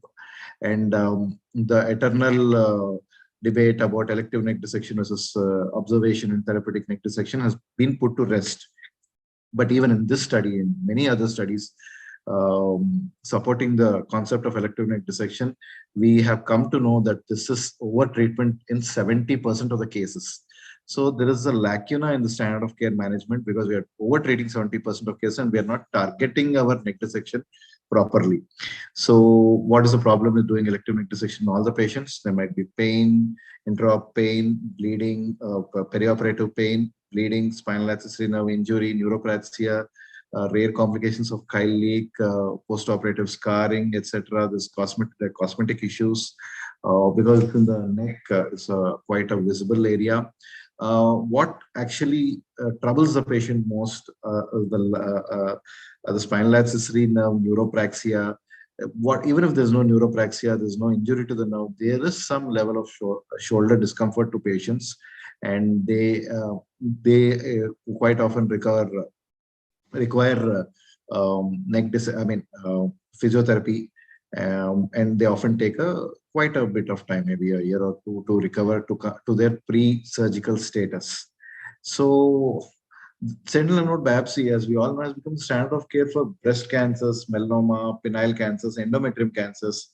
And now, if you look at the statistics, even breast cancer, in T1, T2, and 0 breast cancer, the chance of of there being a subclinical node positive metastatic spread is around 25 to 30%. That statistic is really similar to the statistic in head neck cancer. And why are we, when we can adopt the sentinel node biopsy, which has become standard of care more than 2 decades back in breast cancer, why can't we do the same in oral cancers where it can be easily replicated?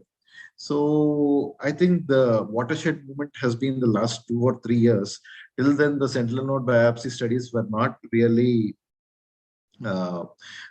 positive. But if you look at the last 2 years, there are two publications, there are two good randomized controlled trials which have established the equivalence or non-inferiority of sentinel node biopsy in oncological outcomes, and definitely better quality of life with doing sentinel node biopsy.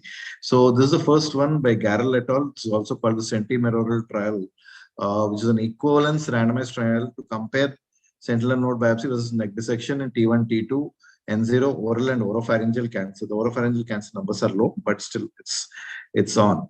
So it included 279 patients. And if you look at recurrence-free survival, disease-specific survival, overall survival, RFS was the primary endpoint at 2 years, basically. So there's no difference in the recurrence-free survival in the two arms. Both are around 90%. And the OS, DFS, DSS and the RFS were not significantly different. So the median hospital stay is not prolonged. The functional outcome, in fact, I'm surprised at the hospital stay of 7 to 8 days. We discharge our patients routinely at 2 or 3 days. And if we do a sentinel node biopsy, we can discharge the patient next day.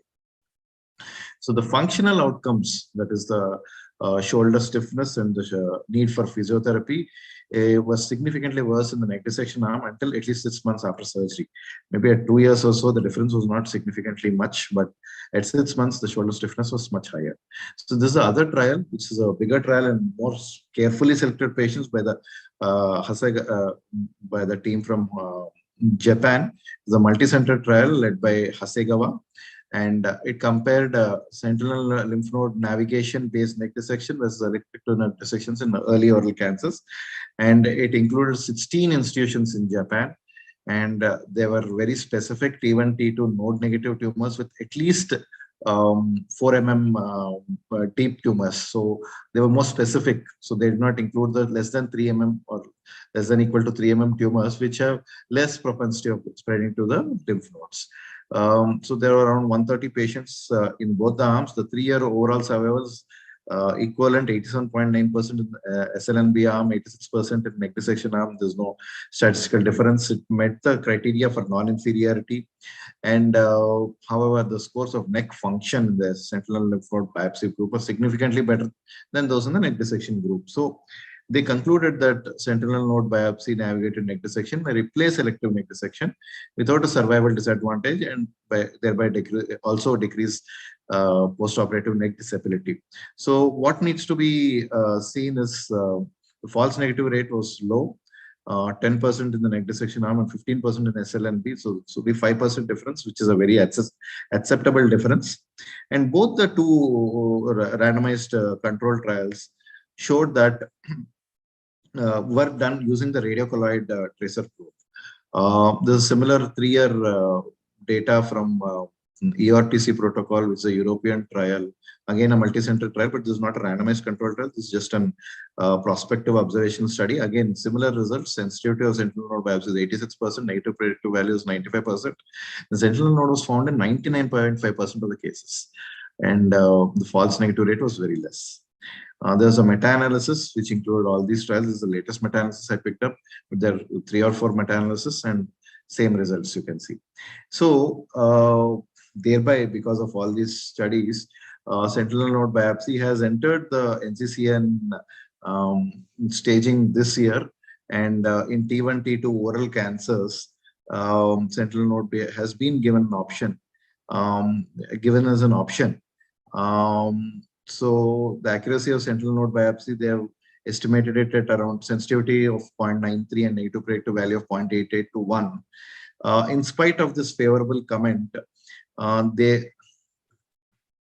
NCCN still considers that the sentinel node biopsy data is inconclusive and not ready for prime time. It's a bit baffling, but I think it's just a matter of a year or so, I think, where looking back at this data and where more centers pick up the sentinel node biopsy protocol, I think it will become the standard of care, and probably the level of evidence will become type 1 or type 2. So So what have most of the studies used? Most of the studies have used radiocolloid tracer with a gamma probe and lymphoscintigraphy for doing sentinel node biopsy. And I think this is one of the main reasons which has been a hurdle to the routine adoption of sentinel node biopsy in oral cancers across the board. Because even in India, where you have robotic surgical systems and the high-end laparoscopic surgical systems, dedicated cancer centers, even the dedicated cancer centers do not have a nuclear medicine unit. And that's why there is some resistance to adoption of sentinel node biopsy in oral cancer, just like we had in breast cancer initially. So there is no, so whenever we're using the radiocolloid tracer, the first significant inhibition was there is a shine through effect, especially for oral cancers or tip of tongue cancers. When you are putting the probe on the neck and looking for the uptake from the rhodocolloid, there is a shine through effect. The uptake from the floor of mouth is reflected at the level 1B region, and we think that there might be a sentinel node there, and we mistakenly open up the 1B area, and we may not find the metastatic or sentinel lymph node there. And the other inhibitions are we need, there's a lot of logistic issues. Whenever we are doing if you see, look at most of the trials, they've injected the dye on the day prior or on the early morning of the day of the surgery, and then done a preoperative lymphoscintigraphic scan, that is a SPECT scan, imaged and found, ensured that there is a sentinel lymph node take up, and then taken up the patient for surgery. And under anesthesia, we use a gamma probe to find out, to identify the sentinel lymph node, and then neck dissection using based on the frozen section biopsy result. Now, we need to inject the dye in an awake patient, send the patient for scanning, and then bring the patient back. The logistics involved increases cost of care, hospitalization time, and there are also issues with radioactive colloid, logistic issues with procurement, safe transport, even disposal. It's a radioactive substance, so we need to be careful with its disposal. Thereby, it is essential to have an in-house nuclear medicine unit and a nuclear physician. Again, it adds to the cost of the procedure. Now, how does fluorescence guidance really help? So the aim of my talk is, can we substitute radiocolloid with the ICG-based fluorescence-guided sentinel node biopsy system, thereby which obviates some of the difficulties of doing it with the radiocolloid tracer. So how does fluorescence guidance work? So basically, we have a near infrared light source and a near infrared camera in the fluorescence probe, and you also have a fluorophore called the the more commonest one that is used is indocyanine green. So when indocyanine green is injected near the primary tumor, it gets transported to the lymphatics really quickly in real time, maybe in a couple of minutes or 2 to 3 minutes or so. I'll show you a video down the line where you can really see the lymphatics taking up. So once it's taken up, when you aim the probe at the neck, you can see that the fluorophore emits the dye emits the rays, which is picked up by the NIR camera. The image is coupled with a color video camera, and you can really see the uptake. So the proposed advantage of fluorescence-guided sentinel node biopsy detection with the ICG is that it eliminates the need for a radioactive colloid. You don't need to have to do a SPECT scan prior to the surgery. The shine-through effect does not happen. It's not a confounding factor because the depth of penetration of the ICG dye is only a few millimeters, maybe a centimeter or so, and the real-time sentinel node biopsy identification is possible. We can avoid discomfort in the awake patient. We don't need a nuclear medicine unit. We don't need a nuclear physician full-time. So So that's how the concept of ICG has come up, and because it has been adopted with breast cancer, we tried it out in our patients after taking informed consent and ethics committee consent. So this is a sample case of 55-year-old patient who presented with a 2 into 1 centimeter of the lateral bottom of the tongue well away from midline. The biopsy had turned out to be squamous cell carcinoma, and clinically a CT scan and ultrasound neck did not reveal any suspicious lymph nodes. All the nodes were less than a centimeter. So this is a tumor you can see here. It's just a 2 centimeter tumor, and we have taken a tongue stitch and injected the ICG dye on 4 quadrants. So we diluted it to 5 milligram per ml. We use the Oro Green dye, which is a commonly available brand here, and we injected 0.25 ml into 4 sites. So total of 1 ml was injected on the 4 sides of the tumor, about a half a centimeter to 1 centimeter away from the margin. And then we raised the skin flap for neck dissection. We took consent with, we are following the standard of care. So we are going to we did a complete comprehensive neck dissection for that patient. So that is a level 1 to 4 selective neck dissection was planned. And then after raising the skin flaps, we applied the SPY-5 probe, which is the probe that we used. It is a portable handheld imaging system, and we have a screen which can record the mode here, and we have an ICG fluorescence mode. In that you can see after raising the flap, you can see that in this area there is uptake.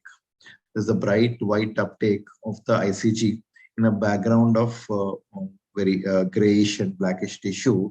It's called the starry night sky appearance, and there is the advantage of the system is that it has 3 different modes. One is the black and white fluorescence standard classical fluorescence mode. It also has a green overlay mode, wherein you can do the surgery comfortably. Now you know when you put the probe on that the lymph node is here. When it's black and white, you cannot really identify where is the white area and black area when you switch off the lights. So here in this green overlay mode, you can see clearly and dissect. And there's a mode called the color segmented fluorescence mode, CSF mode, where even in that green area, there is a sub-classification. The brown area, the reddish area is the area with the maximum uptake, and blue area has relatively lesser uptake. So the lymph node is precisely located here, and you can dissect it out and take it. So we have marked it, removed that lymph node. You can see that the lymph node has been taken out. The entire area appears green, but the lymph node with the maximum uptake is shown dark green here, and it's actually brown in color. So we will remove the first sentinel node. We have seen another area of reddish uptake. So that is a deep second sentinel node, and deeper to that there is a third sentinel node. So we completed the neck dissection, level 1 to 4 neck dissection. So we can see, this image, you can see the primary. The tongue has been removed with a 1 centimeter margin. It's bright red because the ICG has been injected there. The 3 sentinel nodes are bright red in color, and the rest we completed the neck dissection as per protocol, and the rest of the areas are blue because of the lymphatic staining there, but the maximum uptake is in the brown sentinel nodes. So you can see the comparison of the 3 modes, the black and white mode, the green mode where we can see and operate clearly, and the red mode which gives a maximum differentiation in the 3 modes, and you can really appreciate the beauty of this system, wherein you can see that the lymph nodes uptake is there in the reddish areas. So incidentally on frozen section, 1 out of the 3 sentinel nodes were positive, and we went ahead and did a level 5 neck dissection because this is a level 2 lymph node, and the final histopathology showed that only the sentinel node identified, 1 of the 3 sentinel nodes identified on frozen section had metastatic disease. So this is just a proof of concept study. This is a sample study, and we have done subsequently, we have operated on 8 patients, and we were able to identify sentinel nodes in all these cases. Totally 7 were on tongue cancer. 1 was of buccal mucosa cancer patient, and we could identify the sentinel nodes. So the advantages of the ICG being it's a radiation-free tracer. So there's no problem. You don't need to take special radiation protection, no issues with disposal, no issues with AERB. It's a convenient one-step procedure. Everything is done under anesthesia. After the patient is anesthetized, only we inject the dye. It has very, very minimal risk of side effects.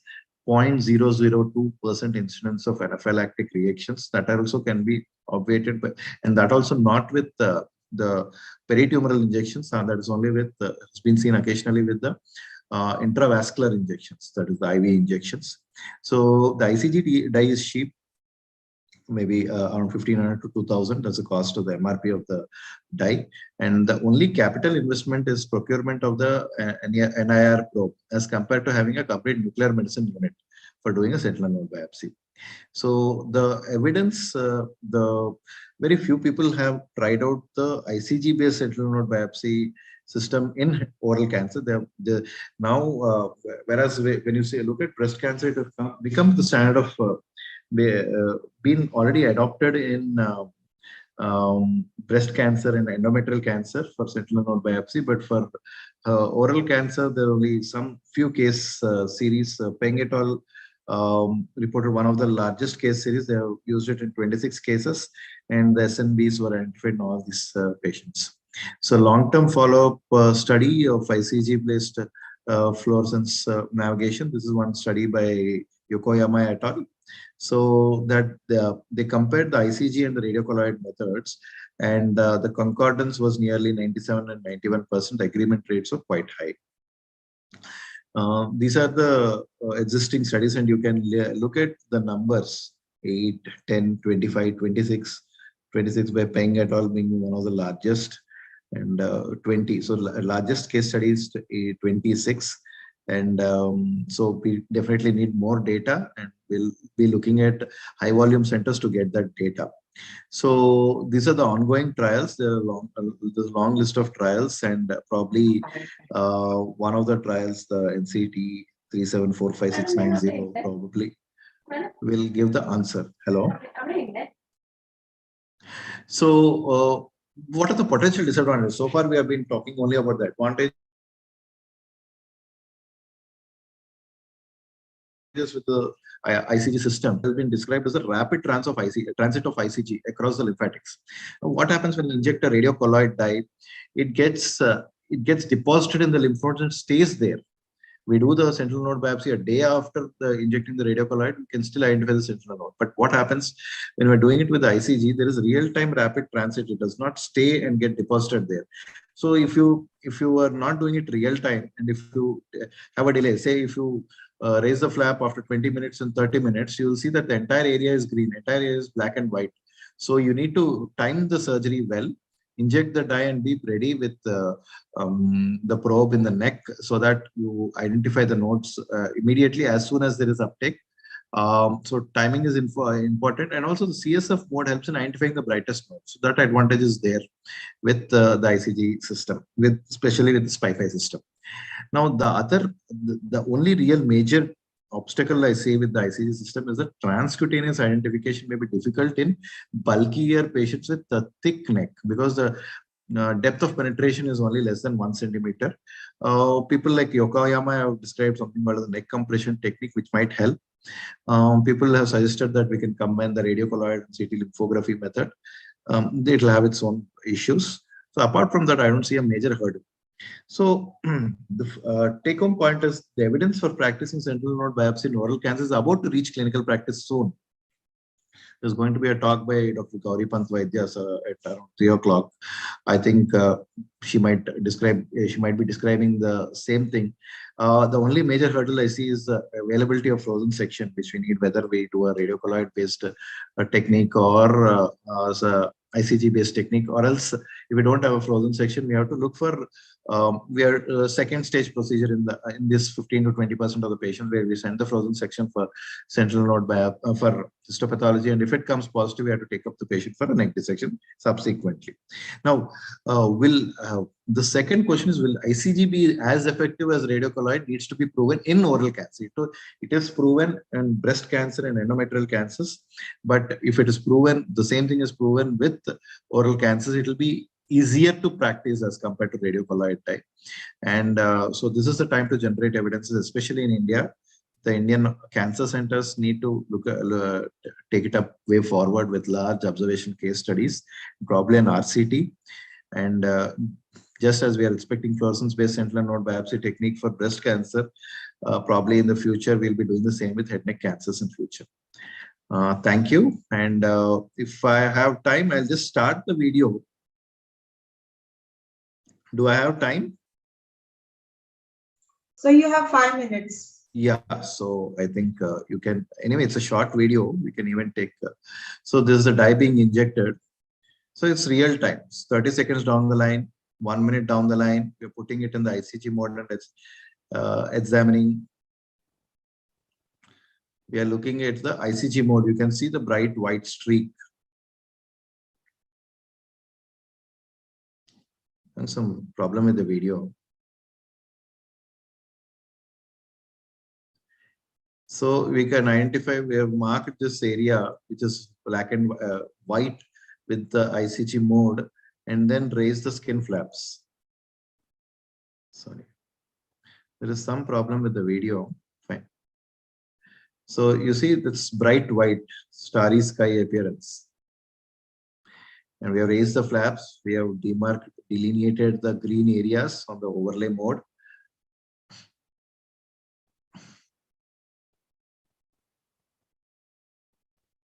The bright red lymph node. We removed the lymph node. There's still greenish areas. The second node and third node subsequently removed. And that's it. Thank you. I am open to take any kind of questions.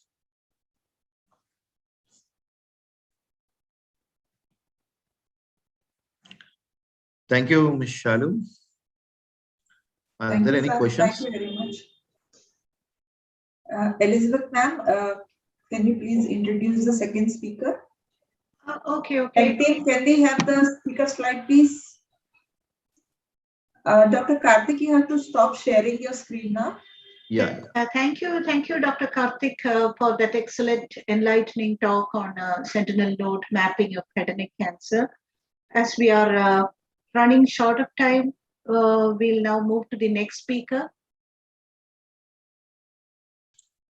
Dr. Sachin Marda. He'll be talking on ICG in ICG in thyroid and parotid surgery for the next about 20 minutes or so. Okay, over to you, Dr. Sachin.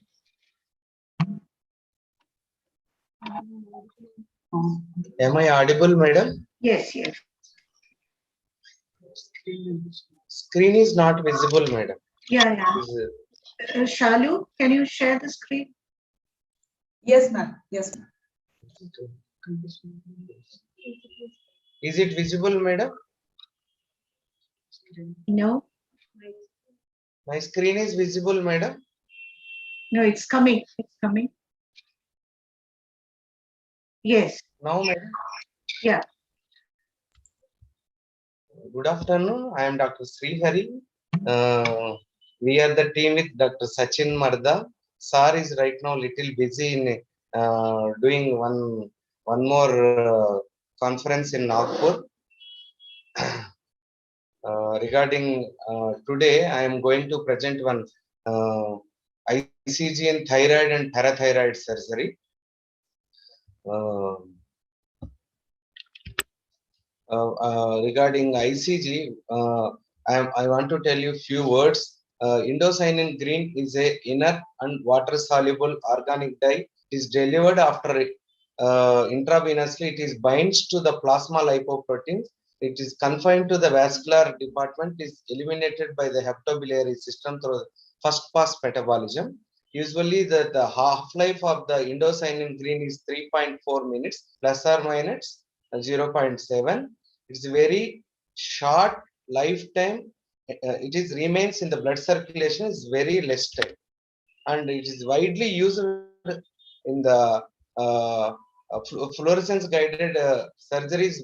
ICG is mainly used in the head and neck cancers and any macular degenerations, fluorescence cholangiography, perfusion assessment of gastrointestinal anastomosis, and real-time lymph node mapping, and adrenalectomy and coronary artery bypass grafting and tissue flap reconstructions. Indocyanine green fluorescence imaging is a very promising method that can help surgeons to locate the parathyroid glands while doing the parathyroid surgeries and thyroid surgeries, either benign or malignant cases. The advantage of is mainly indocyanine green is mainly it is accumulated in the pathological parathyroid gland, which is mainly because of the high blood supply of the parathyroid gland is mainly accumulated. That's why we can able to fluorescent in parathyroid and thyroid surgeries.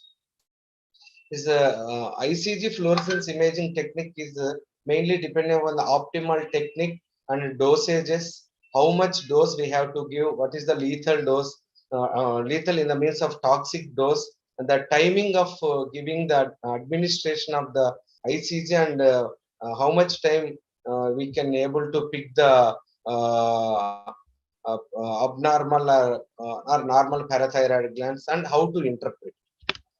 The aim mainly because of ICG angiography for the identification of parathyroid glands during thyroid surgeries and parathyroid surgeries in primary or secondary parathyroidism. In ICG, fluorescent angiography is a very simple and fast and reproducible method in intraoperative period for identification of parathyroid gland. But it is a very good and excellent method, but still it lacks the standardization and needed to the established clinical literature. Still it needs further studies. The current identification method is usually based upon the previously the surgeons is mainly depends upon the inspection and palpation of the parathyroid gland with meticulous preservation of the identification and preservation of the blood supply of the parathyroid gland. It mainly depends upon the expertise of the surgeon. But there is no proven, reliable, non-invasive, intraoperative modality for assessment of parathyroid vascularization. But nowadays, now we can do the very good, excellent near infrared fluorescence imaging with indocyanine green imaging technique. We can able to identify the parathyroid gland and its vascularity and abnormal pathology, adenoma or hyperplasia also.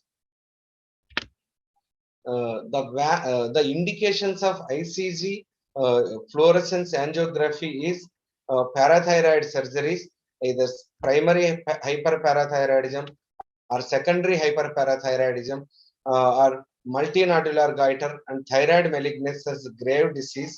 We have to preserve the parathyroids as possible as to prevent the post-operative long-standing development of hypocalcemia, to do meticulous identification, dissection, preservation of the parathyroids is the must for lifetime. The time elapsed following the ICG administration and parathyroid gland visualization expanded after administration and identification of the glands is mainly up to 1 minute to the almost 4 minutes.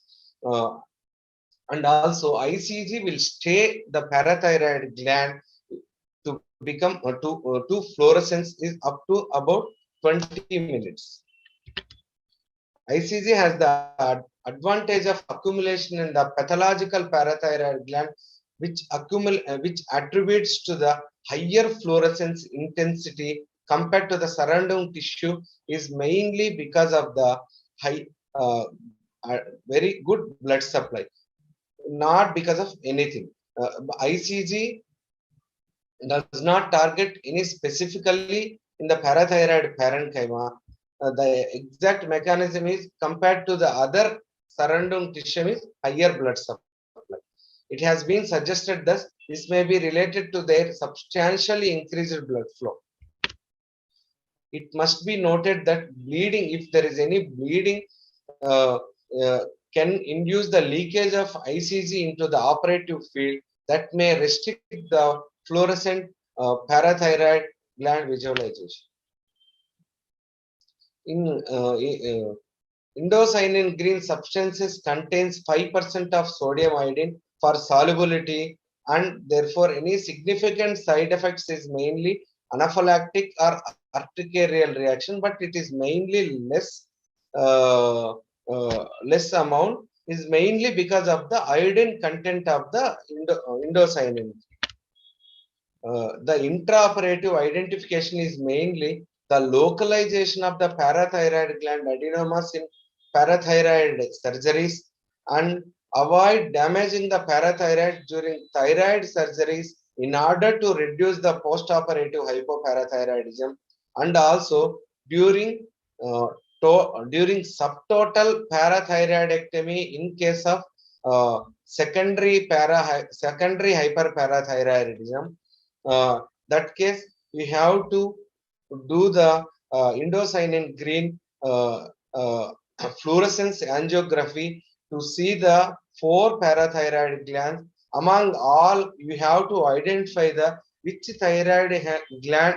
parathyroid gland has see the good blood supply, that you preserve that parathyroid, and you have to then you can remove the rest of the 3 or 3.5 3.5 parathyroid glands.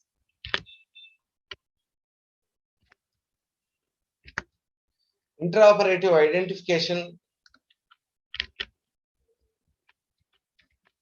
In intraoperative, there is a tool to locate the variable locations, and if there is any ectopic parathyroid glands also, we can able to pick up by the ECG angiography.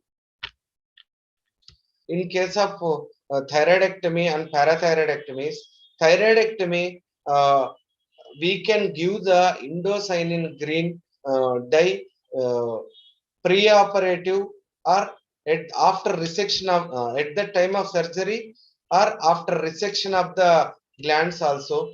But we in our institution we are routinely following after opening of the midline strap muscles, after mobilization of the gland towards medially, we are routinely giving the 1 ml of 1 to 2 ml of ICG green. Then you have to identify the parathyroid glands, and this will dissect meticulously to preserve the parathyroid glands, and we will do the thyroidectomy procedure. But in case of parathyroidectomy, we have to give same amount of 1 to 2 ml of indocyanine group, identify the gland according to pathology, primary hyperthyroidism or parathyroid adenoma. We have to remove the pathological parathyroid gland. In case of secondary hyperparathyroidism due to the renal pathology, we have to identify the good vascularity, which parathyroid gland has good vascularity, to preserve that, and rest of the parathyroid gland we have to remove. Usually administered, the intravenous dose is 2 to 2.5 milligram per kg. The toxic level dose is of the adult is 5 milligram per kg of body weight in circulating in the unit of time.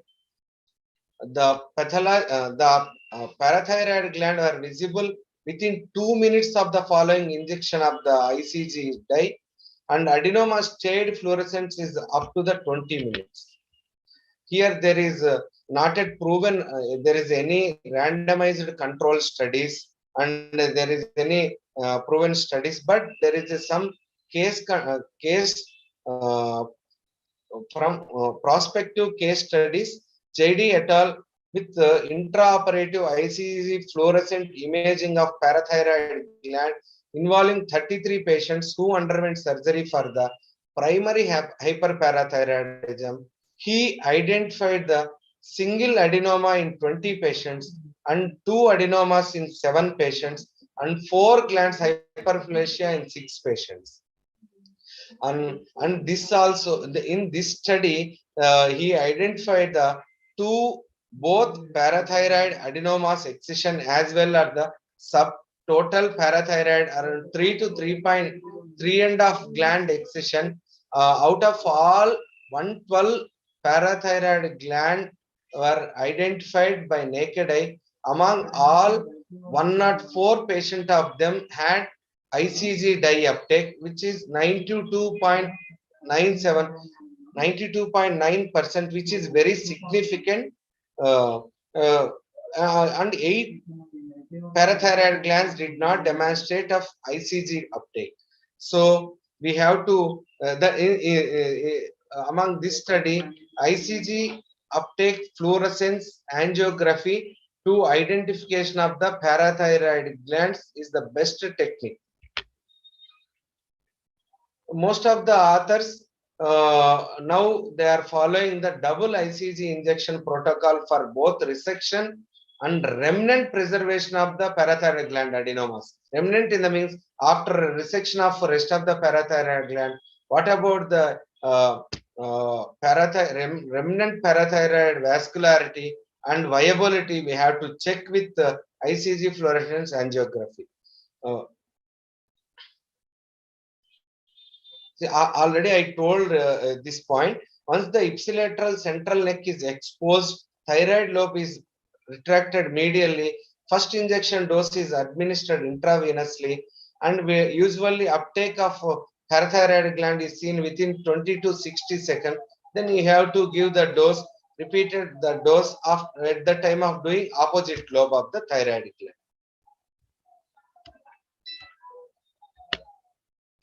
gland.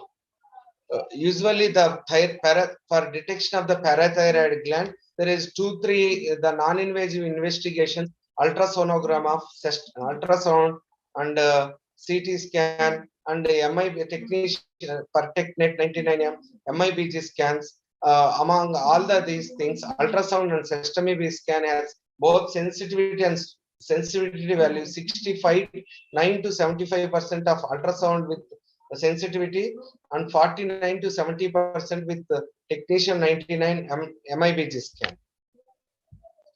There is a 3 case series studies, all of which demonstrated the superiority towards the ICG fluorescence angiography over other modality of treatment. In this case, 33% of the 33 patients of primary hyperparathyroidism patient, JD et al. Reported 92.9% of parathyroid gland detection rate with ICG uptake versus 29% with the technician per TechNet scan. And one more study is Sui et al. Have found that 20 patients of secondary hyperparathyroidism patients, parathyroid gland detection rate via ICG fluorescence angiography was 93.9%, and with and rest of the with CT and sestamibi scan ultrasound is comparatively more among with other modality of investigations. Finally, other study also with 60 patients of primary hyperparathyroidism, indocyanine green fluorescence angiography was positive in 94% of the patients, and in CT scan only among 22 patients are positive with 25 patients with 89% of sensitivity, ultrasound showing 71%, with sestamibi scan showing 67% of showing this sensitivity score.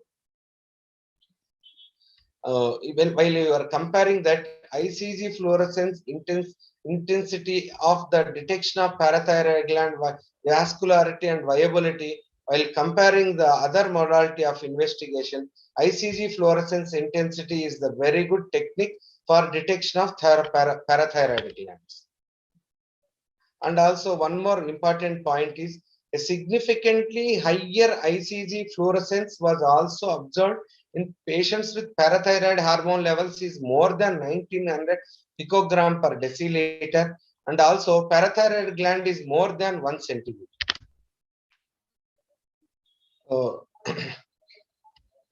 Postoperative hypoparathyroidism and resulting hypocalcemia are the most common complications following total thyroidectomy in case of both benign and malignant cases. Usually without doing any such modality of management, transient hypoparathyroidism occurs in 19 to 38% of cases. Permanent hypoparathyroidism occurs is only 0 to 3% of the patient. This is with using of ICG fluorescence angiography, we have to cut down of hypoparathyroidism level up to 93 to 95% by using this kind of technique. We have small video, madam, video, sir, regarding this.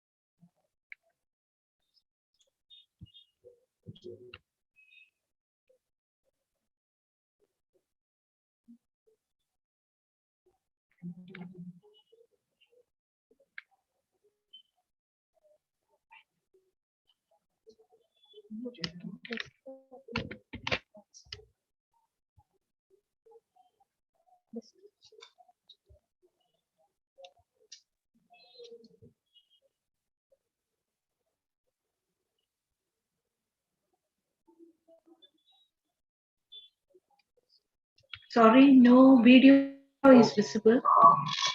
1 second, madam. Please give me 1 second.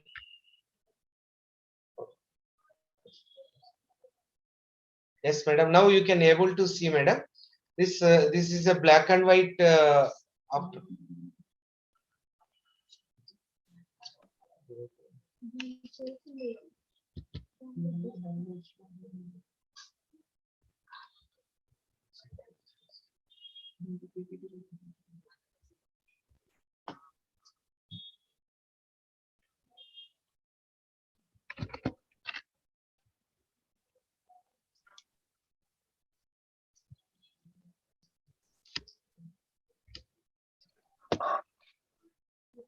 One minute.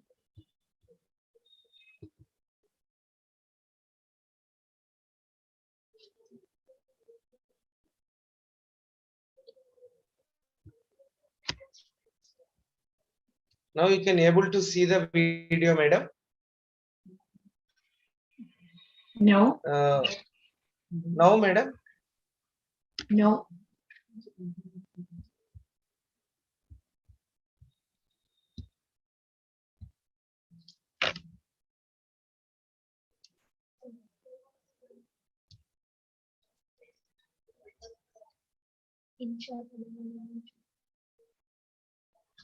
Sorry, madam. This one is got stuck there. And one more thing. Injecting the procedure, I am keeping the pics here. We have to take the dose of 1 to 2 ml as per the guidelines, and to give the intraoperative period IV injections after opening of the midline in case of thyroid. After you have to check the vascularity and viability of this parathyroids. According to that, we have to dissect. This is the thyroid gland. This is a very high uptake of fluorescence here, parathyroid gland here. We have to preserve the vascularity and viability. Then we have to do the thyroid surgeries. Here we have to. This is the preserved parathyroid gland with good fluorescence, and good uptake.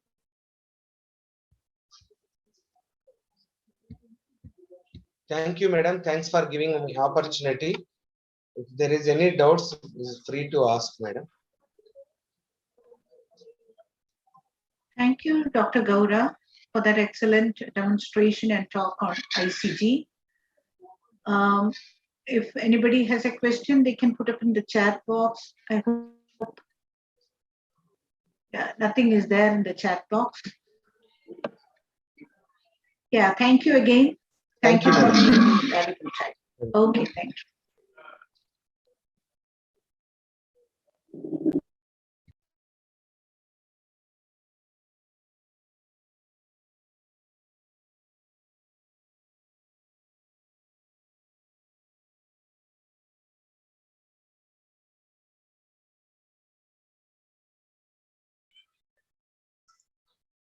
Ma'am, we have 10 minutes left for 2 o'clock. So shall we wait or shall we start the next session?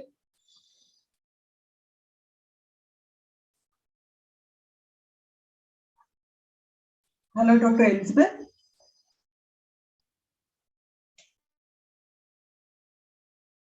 Yes, Shalom. What happened? Ma'am, we have 10 minutes, 5 minutes more. Okay. left. Yeah. Okay. So shall we wait or shall we start? One second. We can start in 5 minutes time. Okay, ma'am. Okay. Yeah. Okay. In the Rekha.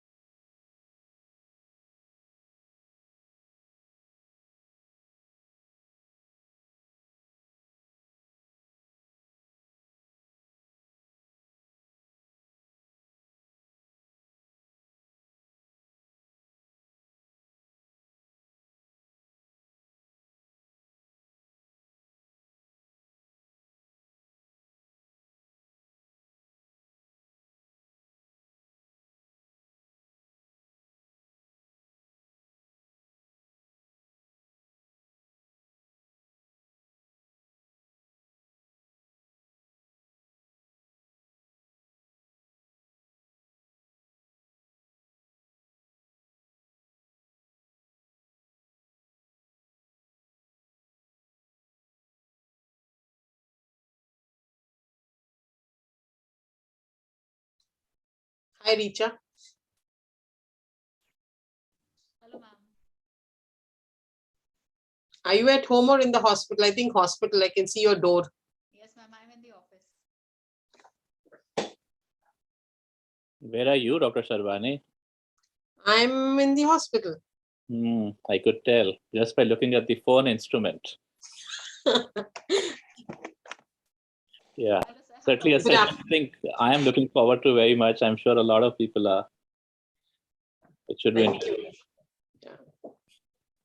But I must say that the program is quite good in even those parallel sessions. But only thing is, we'll be missing the best paper session because that's happening parallel to ours. I know it's only a 2-day meeting, 1.5 I day know. meeting. That's the whole issue. If you had 2.5 days, 3 days, then you can do it a little bit more relaxed. Yes. It's actually quite strenuous to start at 10 in the morning and go on till the evening. But I think yeah, sir. Hi, Sarvani. Good Hi, afternoon. Elizabeth. Yeah. Shall we start now? Yes, let's. Yeah. 2 o'clock now. Yeah. Good afternoon, everyone. And now our next session is oropharynx symposium on HPV negative oropharyngeal cancer. We have our chairpersons. Please show the Shalu. Yes, ma'am. Yeah. The chairpersons are Dr. Divakar and Dr. Raja Pramani. And we have 6 eminent speakers also for this session. So Dr. Divakar is a consultant head and neck surgeon.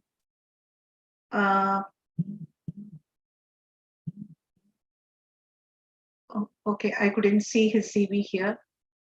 And Dr. Raja Pramanik is from AIMS, New Delhi. Sorry for that. Over to you, Dr. Divakar and Dr. Raja Pramanik. Yes, good afternoon, everybody. It's a pleasure and privilege to moderate the session on HPV negative oropharynx cancer symposium.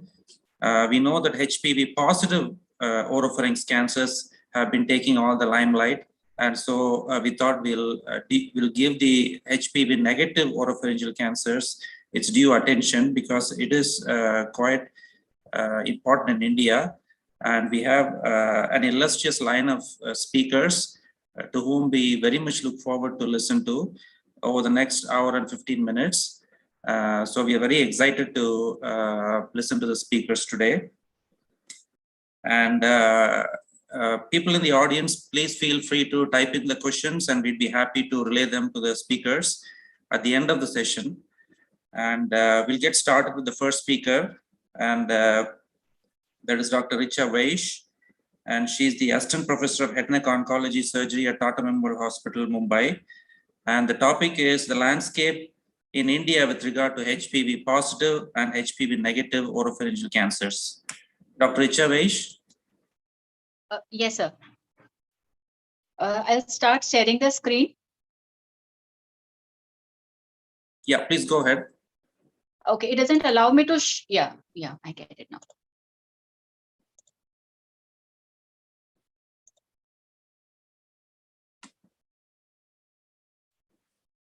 Okay, is the screen visible? Yes, it's visible, yeah. Okay. So at the outset of my presentation, I would like to thank the organizing committee for giving me the opportunity to present.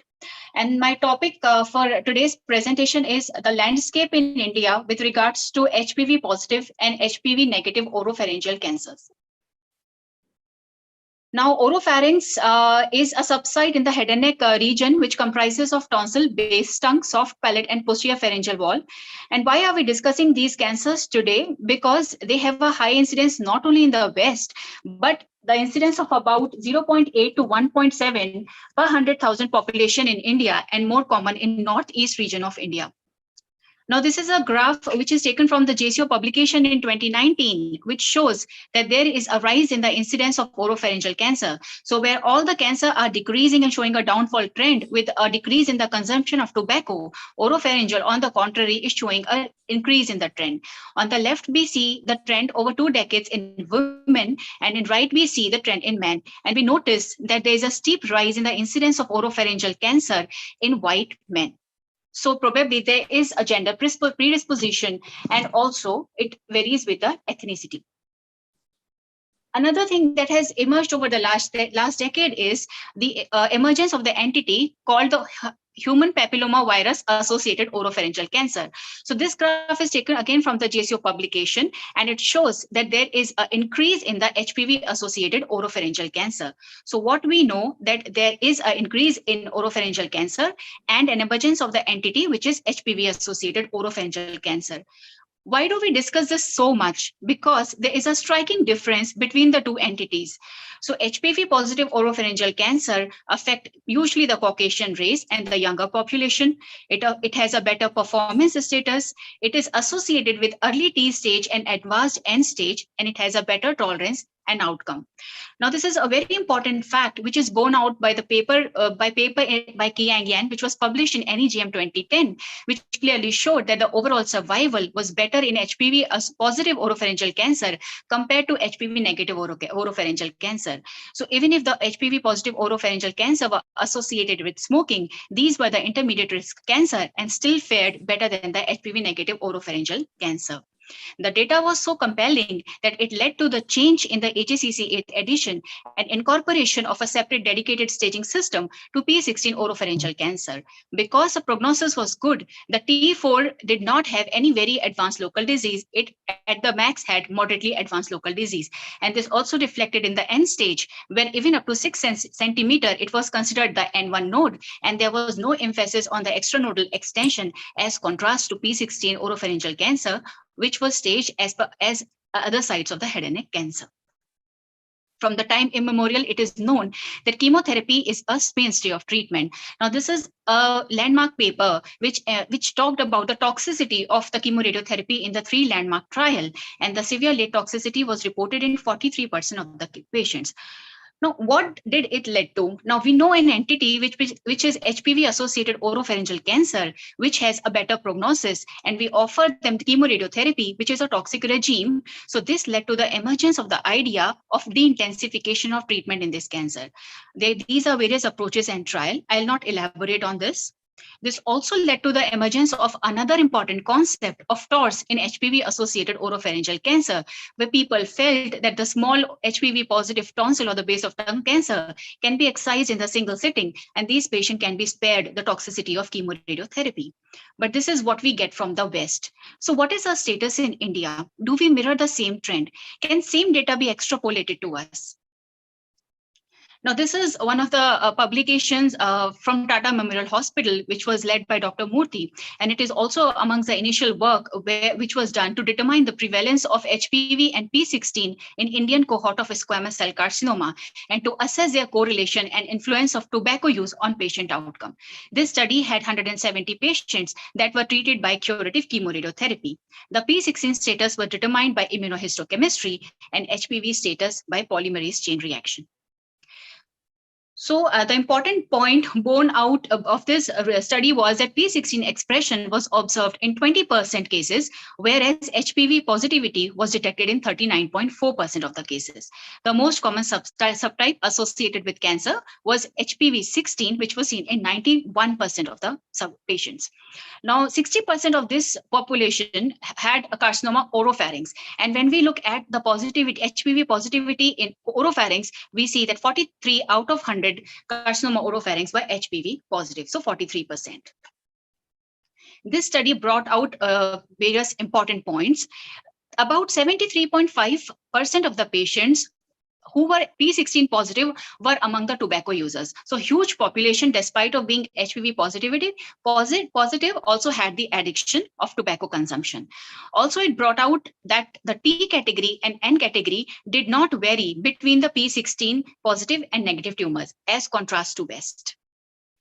When they looked at the survival, so in terms of 3 and 5 year overall survival, cause-specific survival, disease-free survival, and loco-regional control, there was no difference in P16 positive and negative cancer. However, P16 positivity was significantly associated with non-users of tobacco and younger females. And when the outcome analysis was performed in tobacco non-users, there was a definite large improvement in cause-specific survival and a trend towards improvement in disease-specific, disease-free survival and loco-regional control. However, all the values were statistically non-significant. Now, this is a meta-analysis which was published in 2015 that looked at the prevalence of HPV in South Pacific Asia region. And it reported the prevalence in oropharynx of about 40.53%. Specific to India was only 25.8%. We can see a forest plot on the left, which looked at the association between the HPV and the oropharyngeal cancers, and the odds ratio were 14.66, or ranging from 6.09 to 35.26. So strong association. Now, when it comes to the Indian context, this is another important study which looked at the alcohol and tobacco and showed that there was a significant association between the high-risk HPV infection and consumption of alcohol and tobacco chewing in head and neck cancers. And compared to HPV-18 infection, the HPV-16 was found to be significantly associated with tobacco chewing. What we also know from another review which was published from Tata Memorial Hospital, these are various studies in which looked at the HPV positivity rate, and I have highlighted the ones specific to the oropharynx. And when we looked at the addiction, it can be as high as 83% in terms of tobacco consumption. So both HPV associated and tobacco consumption are coupled together, and it's difficult to uncouple these entities. It also has the impact on the P16. P16 is usually performed to detect the HPV positivity status, but when it is associated with the tobacco carcinogenesis, the expression of P16 may be altered and the overexpression is obtended, and it becomes a little non-specific marker for HPV detection. So this is another publication from Tata Memorial Hospital that was done to examine the molecular profile of human papilloma positive virus and HPV negative virus, HPV negative head neck squamous cell carcinoma, but the status of the HPV in this study was confirmed using RNA-ish. The clinical outcomes and biomarker expression of HPV positive, HPV negative, and P16 positive, but RNA-ish negative and DNA negative, PCR negative, which I would be now addressing as P16 alone positive subgroups were comparatively analyzed. So the P16 positivity rate was about 9.1%, and out of this, 20 patients only had a P16 positive, but they were negative on RNA-ish and HPV DNA analysis. And 25 cases were positive on RNA-ish, and these patients had significantly associated favorable outcome. The HPV positive tumor also exhibited the biomarkers that were specific to it, some of being EGFR, CD44, CD44V6, which were not there in HPV negative and P16 alone positive tumor. The clinical outcomes and biomarker expression level were similar between HPV negative and P16 positive head neck squamous cell carcinoma. When the study looked at the demographic profile, again, the HPV positive cancer had a younger population. They were more commonly associated with female, had the early stage at presentation, and were associated more commonly with extracapsular extension, which was visibly absent when it was compared with only P16 positive head neck cancers. In terms of survival also, HPV positive cancer had a better progression-free survival, loco-regional control, and overall survival, which was not there with P16 positive cancer. However, there was a difference in terms of only overall survival. So this data clearly emphasizes that P16, although a surrogate of the HPV positive cancer, but it is not very specific for HPV associated cancers. Now, this is a systematic review recently published in 2021 by Nandi et al., which looked at the various methodology to detect the HPV virus and the positivity rate, which ranges roughly between 20 to 40%. The important conclusion of this study was, as opposed to Western literature, HPV positive head and neck squamous cell carcinoma in India is associated with well-differentiated tumor grade. And there was no difference in treatment outcome, survival among HPV positive and negative head and neck squamous cell carcinoma. So the data, exact prevalence is doubtful, but there is data to suggest increase in the prevalence. But we still had a poorer survival with HPV positive patient compared to the Western world. So at the end of the literature, what do we know now? The prevalence of HPV positive cancer is about 20 to 40% in Indian population, but which is low compared to the West. The incidence varies with the type of method used for detection. And we commonly use P16, which get altered whenever there's a tobacco-associated carcinogenesis. And about 80% of our patient will have the history of addictions. The most commonly associated subtype is HPV16.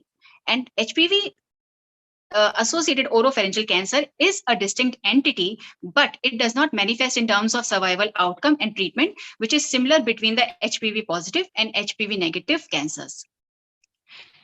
Now, from the Western world, we know a step ahead, that the role of the de-intensification is not supported by any of the trials or the data so far. So what we thought before, that these are the good prognostic cancer and there may be a role of de-intensification, has not kept up with the time. And we also know from the ORADA trial that even surgery followed by chemoradiotherapy has not added to benefit, any functional benefit in over and above the chemoradiotherapy.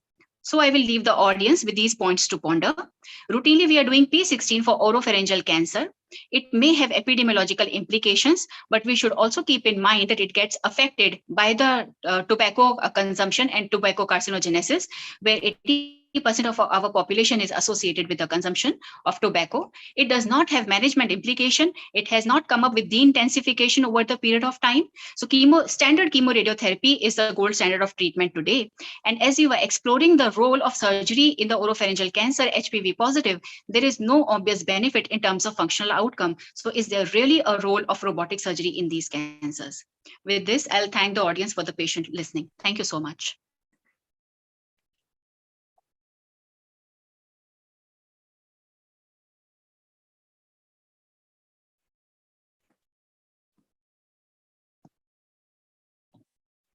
Yeah, Dr. Richard, that was an excellent talk.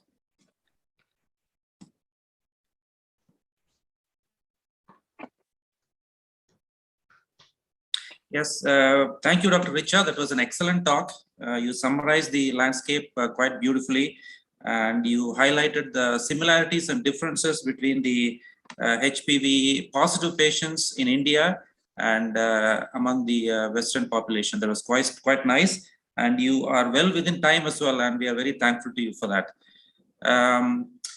So unless there are any questions, we'll move on to the next topic, and may I ask Dr. Raja Pramanik, Assistant Professor of Medical Oncology at the Olney Institute, to introduce the next speaker.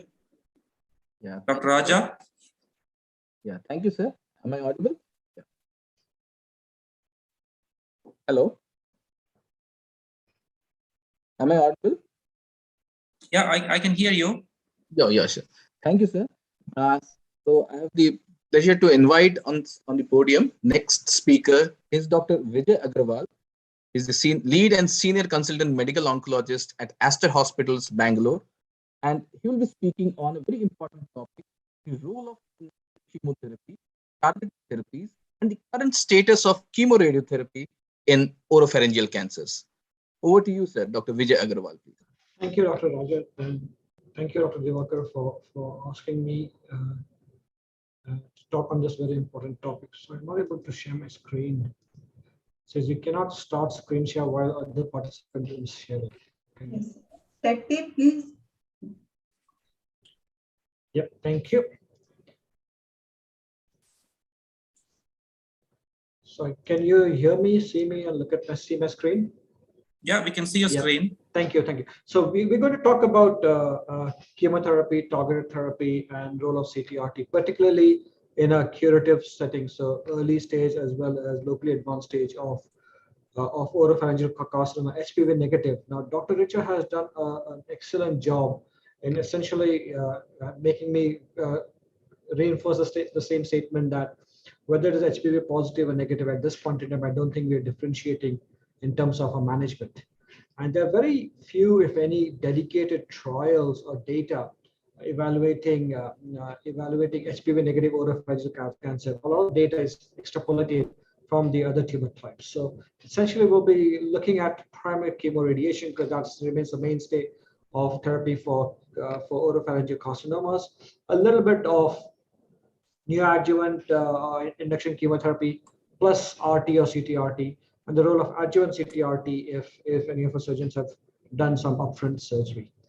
Head and neck carcinomas, I mean, there's a whole spectrum. It's by and large a multidisciplinary team approach therapy for the vast majority of the patients. By very early stages, surgery plus minus radiation may be enough.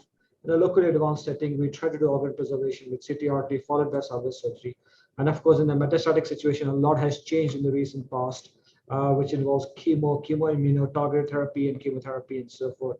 And last but not the least, palliation. So depending upon the stage, so we'll probably try to cover locally advanced and a little bit about early stage oropharyngeal carcinoma. So let's just look at this case just to put things in perspective. This is a 57-year-old female with oropharyngeal carcinoma who was an ex-smoker with a 4-week history of sore throat, painful swallowing, and weight loss. She noticed a lump on the left side of the neck. Physical examination revealed a 3-centimeter left tonsillar mass extending to the posterior oropharyngeal fossa and multiple bilateral lymph nodes. CT scan confirmed the same, and FSAC of the left cervical lymph node showed classical squamous cell carcinoma. And the other investigations, PET and DL, did not really contribute much to further investigation. This is the image of this patient showing the left tonsillar fossa and some of the neck nodes. Now, what is the most appropriate therapeutic strategy? Of course, this would go through an MDT, which will have the presence of a head and neck surgeon or a surgical oncologist, a radiation oncologist, medical oncologist, and so forth. And the realistically options are concurrent chemoradiation, concurrent RT with cetuximab as one of the options, induction chemotherapy followed by radiation, induction chemotherapy followed by radiation as well as chemotherapy, or surgery followed by adjuvant therapy. And I think on the face of it, all of them look reasonable, and a lot of discussion needs to happen as to what we think is the best way forward for this patient. And obviously, patients' wishes and choices are also paramount. When we look at non-surgical treatment of these patients, organ preservation treatment, there's a lot of data that historically has been in existence. When we look at chemoradiation, so McKenzie gave the first data with a hazard ratio of 0.81, statistically significant, and all of these results were statistically significantly beneficial with good p-values. Bonner trial looked at the radiation with cetuximab and induction chemotherapy followed by RT and induction chemotherapy followed by CTRT. The TAX trials also gave significant values in terms of hazard ratios. With reasonable, if you look at the absolute benefit, a 5-year absolute benefit, about 8% or so. So no medical oncology study is complete without beginning with the historical McKenzie meta-analysis, which happened in the 90s, 63 randomized trials, and this was quite clear. I think we all know this data. There was an absolute 8% benefit in those patients who received concomitant chemoradiation as opposed to anything else. And subsequent revision of a similar meta-analysis a decade later came up with the same answer. This time, 93 trials in 17,000 odd patients, that there was about 6.5% benefit in favor of those patients who received chemoradiation as opposed to radiation only, and induction chemotherapy really did not add much value to this. And since then, chemoradiation has historically been the mainstay of treatment for the vast majority of patients with oropharyngeal carcinomas. Various other trials with smaller patient numbers came up with similar outcomes. Chemoradiation p-value was significantly in favor of chemoradiation, and hence chemoradiation has been, like I said, the mainstay of treatment. Question is now what chemo, and a lot of the Western world tend to use 3-weekly regime, and we in India tend to use a weekly regime. And lots of trials, including the trial from Tata, has been done. And essentially what it says is that 100 may be slightly better than 40 milligrams per meter square. 100 is 3 weekly, 40 is weekly, but 20 20 was giving only 20 was an RT alone. There's probably not much value in giving cisplatin 20. So 40 or 100 seems to be reasonable. We know that 40 is better tolerated compared to 100 milligrams per meter square 3 weekly in terms of toxicity. And the vast majority of us have kind of, at least in India, have moved to 40 milligrams per meter square of cisplatin weekly along with radiation, as opposed to 3 weekly 100 milligrams per meter square. Certain very fit patients, neuropharyngeal carcinomas, we tend to use 100 per meter square 3 weekly. But by and large, the vast majority of them get weekly. However, not every patient is eligible for cisplatin-based therapy. There are a lot of toxicities from cisplatin-based therapy, and not everybody may be fit for that. The question is, if those patients who are not fit for cisplatin, there's no hard and fast definition for who is and who isn't, and it all comes from experience of various oncologists, and the borders might differ from one oncologist to the other as well. So if one considers themselves, or if an oncologist considers a patient ineligible for cisplatin-based therapy, the question is what else? We will subsequently look at the Bonner data, but we know that if we are going to give cisplatin, we should give at least 200 milligrams per meter square of cisplatin. Less than that might not have the same outcome as expected. So at least 200 milligrams of cisplatin per meter square is what we hope to achieve when we're giving CTRT to these patients. However, if we are not able to get 200 milligrams of cisplatin, or we don't think we will be able to get 200 milligrams of cisplatin, then the other option might be the Bonner study, which was a phase 3 study looking at combining cetuximab with radiation versus radiation alone. Unfortunately, there was no cisplatin radiation as a comparator arm. So the comparison was between cetuximab and RT versus RT alone. But clearly, this study was significantly favorable towards the cetuximab radiation in terms of overall survival, with a hazard ratio of 0.73. So since then, cetuximab is also one of the options as a radiosensitizer when combined with radiation. Also, there is decent operational control with the patient as opposed to when they were not given cetuximab. So when we start looking at NCCN guidelines, P16 negative, so oropharyngeal negative, so SPV negative oropharyngeal carcinoma, concurrent chemoradiations is the mainstay of treatment. Other options are also there. We'll talk about them a little bit as we go forward. But CTRT remains the mainstay of treatment. So if cisplatin cannot be given, you could consider cetuximab. Now, what about the rest? Let's talk a little bit about induction chemotherapy, whether that has a role to play in this. Now, a lot of discussions are happening in the MDT is, can we now downstage to make it operable? So currently it does not look operable, but yes, if you could downstage, it could become operable. So if a surgeon said that they want us to downstage, we would take that as a face value and look at giving them some form of induction chemotherapy. But by and large, whenever we're given induction chemotherapy, it usually follows radiation or chemoradiation. Various trials have been done looking at induction therapy. The vast majority of the trials have essentially compared the addition of taxanes to platinum and 5-FU as opposed to no taxane, which is what most of the trials have done. So these are the 4 trials that have been positive of the various trials that have been done, where the addition of taxane to cisplatin 5-FU improves outcomes in terms of progression-free survival, and in fact the Italian trial did show some overall survival benefit. So this was the TAX-323 trial, which looked at TPF versus PF into 4 cycles given 3 weekly, followed by radiation. So there was no chemo here; it was only radiation. So induction chemotherapy, which was docetaxel plus minus platinum and 5-FU, versus without docetaxel, cisplatin and 5-FU, followed by radiation and salvage surgery if required. And clearly the benefit was seen both in terms of overall survival and progression-free survival for those patients who received the 3-drug regime as opposed to the 2-drug regime. When you look at the other trial, which is the TAX-324 trial, the main difference between the two being that following 3-drug versus 2-drug randomization, patients went on to receive chemo RT. So in the TAX-323, it was only radiation, whereas the 324, they went on to have carboplatin weekly, so UC 1.5, and salvage surgery if required. Again, the benefit in terms of overall survival was seen in those patients who went on to receive 3-drug as opposed to 2-drug. So there is some benefit seen in induction chemotherapy, especially when you're giving them 3-drug. Now, this trial also looked at evaluating patients who are HPV positive versus HPV negative, and clearly those who are HPV positive did much better than those who are HPV negative, both in terms of overall survival as well as progression-free survival. But when you start looking at the effect of the treatment itself, there probably wasn't that much difference. So the top two curves,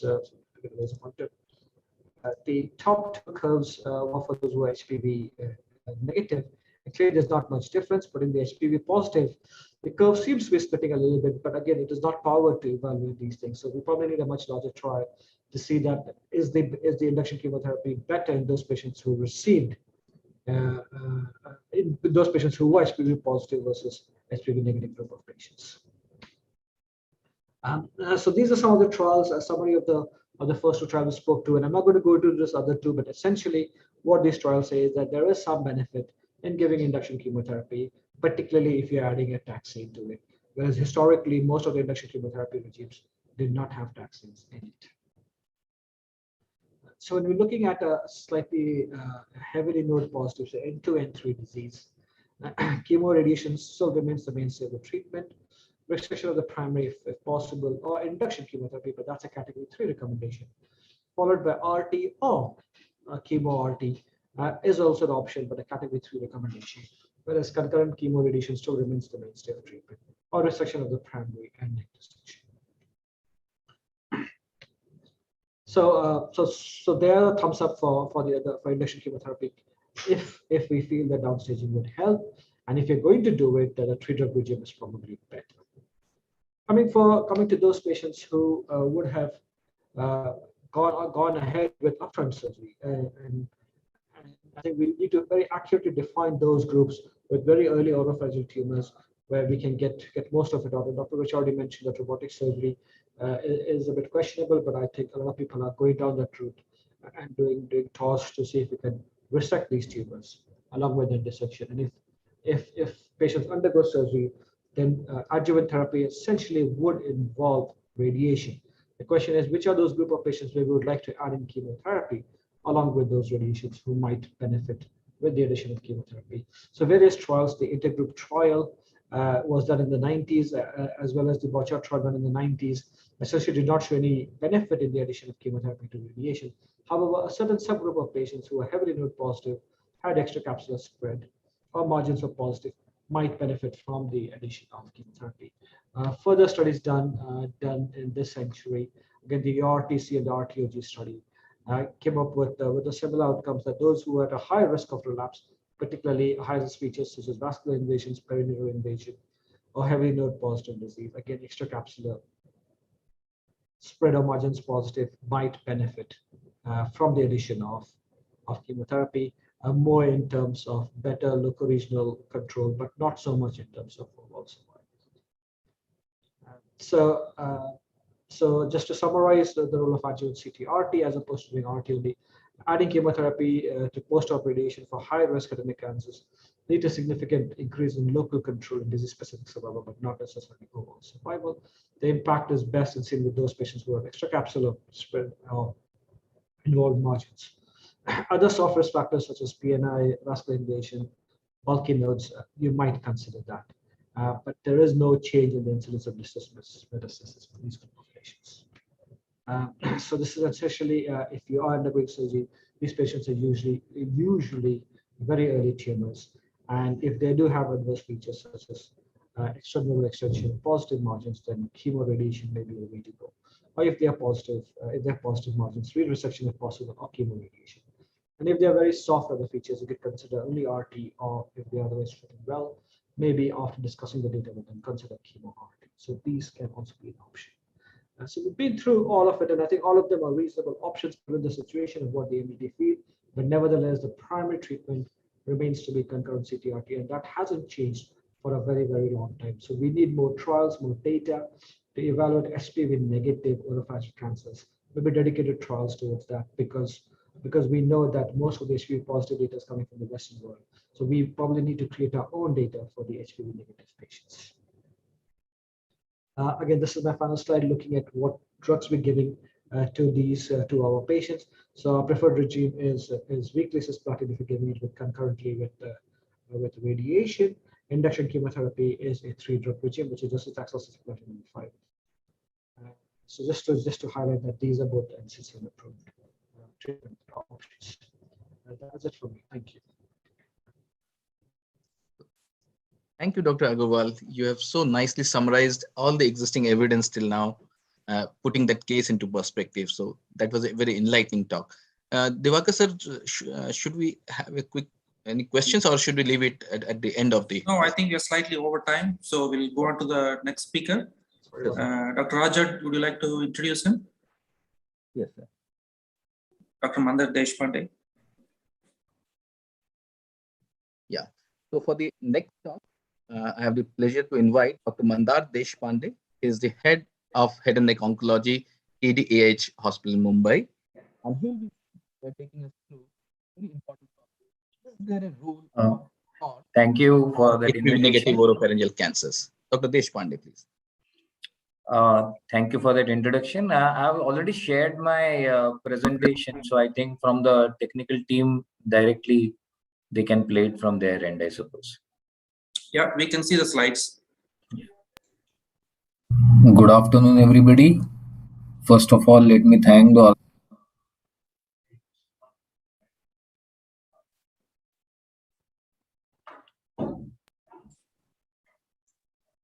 I think there is audio has gone, I suppose. So you are Can you please check it? If there is no audio, I can play audio from. I can directly just check once. So you would like to share, sir? Organizers of Fhno 2021 for inviting me and giving me this opportunity. Now I'll be talking to you about the role of TORS in HPV negative oropharyngeal cancers. Now we all know that the role of TORS in HPV positive oropharyngeal cancers is by now well established. The number of studies and some trials are also being done, and it's also been included in NCCN guidelines. However, the role of TORS in HPV negative oropharyngeal cancers is still questionable, and that's the basic reason why I've been given this talk. Now, what I'm going to do is ask myself certain questions. I'm going to see if I'm able to answer these questions. Now, first and foremost, we're going to see whether do we require any change in the management of current strategy of HPV negative oropharyngeal cancers. So current treatment of HPV negative oropharyngeal cancers, that is concurrent chemoradiotherapy, definitely doesn't give us satisfactory answer, which is 3-year survival of around 57% as opposed to about 82% in HPV positive oropharyngeal cancers. That's what RTOG 0129 data told us. Same thing is about about TAX 324 data told us. And on one hand, when we are talking about the de-escalation of treatment in HPV positive oropharyngeal cancers, the same breath nowadays we are talking about the escalation or intensification of treatment in HPV negative oropharyngeal cancers. So yes, we definitely require a change or the escalation of treatment in HPV negative oropharyngeal cancers. So there we come to our second question, that is or can surgery be that escalation strategy? Now, open surgery has been used in the treatment of oropharyngeal cancers for more than 50 years in a form of mandibulotomy or a mandibulectomy approach. But there have not been any randomized control trials comparing open surgery followed by adjuvant therapy versus concurrent chemoradiotherapy. There has been small studies which have been done, but then came this meta-analysis by the famous one by Parson and Mendenhall in 2002, comparing these two treatment protocols, and they showed that there are as far as the cancer control goes, there are comparable results. However, the surgery has a high morbidity vis-a-vis the speech, swallowing, etc., and therefore the surgery went into disrepute, and concurrent chemoradiotherapy became the treatment of choice. However, even today, if we go back to this meta-analysis, what we realize that surgery followed by adjuvant therapy gives a shade better survival results of 5-year survival of 88% versus 82% in concurrent chemoradiotherapy. The problem with surgery is the morbidity associated with it, the open surgery. So yes, surgery can be used as a escalation strategy in HPV negative oropharyngeal cancer. The problem with it is in a form of its morbidity. And there we come to our third question: TORS be used as instead of open surgery in HPV negative oropharyngeal cancers? Now there has not been any randomized controlled trials comparing TORS versus open surgery in neither in HPV negative nor in HPV positive oropharyngeal cancers, but there has been multiple retrospective studies, and now we have National Cancer Database studies also which show that TORS has definitely much lower morbidity vis-a-vis tracheostomy rates, gastrostomy rates. The cut margins are similar. Hospital stay is much shorter. So TORS appears to be a much better alternative compared to open surgery in HPV negative oropharyngeal cancers. And there we come to the most important question: that is there any evidence of TORS versus concurrent chemoradiotherapy in HPV negative oropharyngeal cancers? So there was a randomized control trial which was designed, which was RTOG 1221, which was a phase 2 randomized control trial of endoscopic resection, both TORS as well as not TORS resection in early stage HPV negative oropharyngeal cancers T1 to T3, N0 to N2B, followed by appropriate adjuvant therapy versus concurrent chemoradiotherapy. Now, this trial was opened at 26 different centers across USA. Now, sadly, in spite of keeping it open for around 14 months, not a single patient was accrued on the trial, and therefore the trial was closed without any accrual. So, today, if you ask me, we do not have any data to randomized control trial comparing TORS versus concurrent chemoradiotherapy. So, in absence of any data through randomized control trial, what we have only retrospective studies. Now, some of these are very small with very small numbers. With Cohen study has only 13 patients out of his 15 patients are HPV negative, showing 80% 2-year overall survival.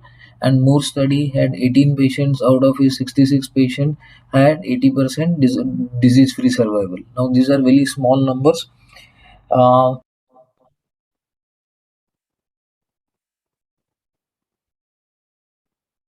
A relatively bigger number comes from D. Almeida's paper, which is a multi-institutional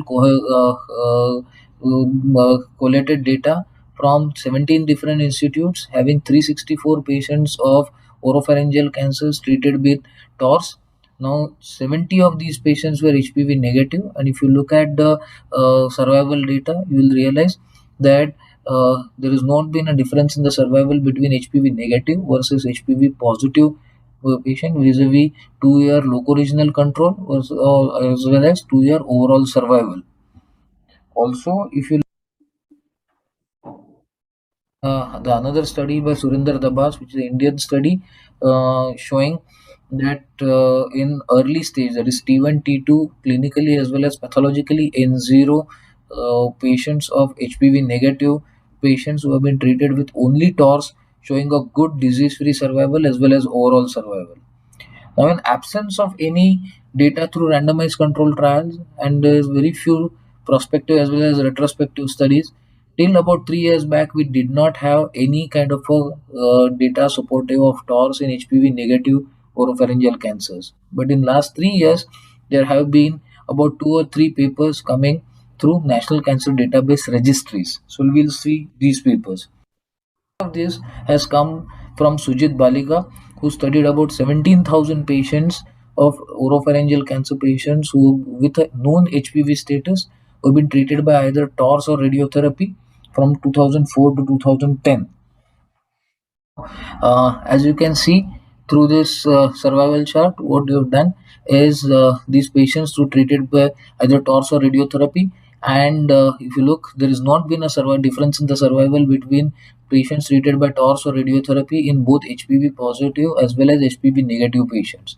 Now, what is the kind of a strength of this study are the numbers. More than 17,000 patients, 30% of these are HPV negative, and almost 10-15% of these patients have been treated with TORS. So 2,600 patients have been treated with TORS.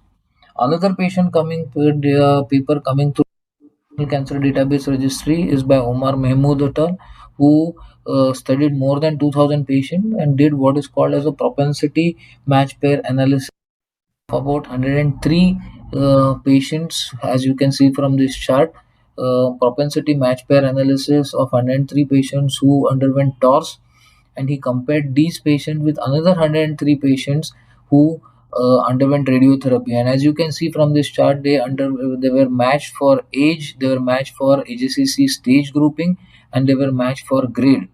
And with this evenly matched kind of patients, you can see that the survival analysis was done, and it was found that the survival was better in patients undergoing TORS as compared to patients undergoing radiotherapy. So this was the first kind of a paper or a study showing that the TORS showing a better survival compared to concurrent chemoradiotherapy in evenly matched patients, HPV negative patients.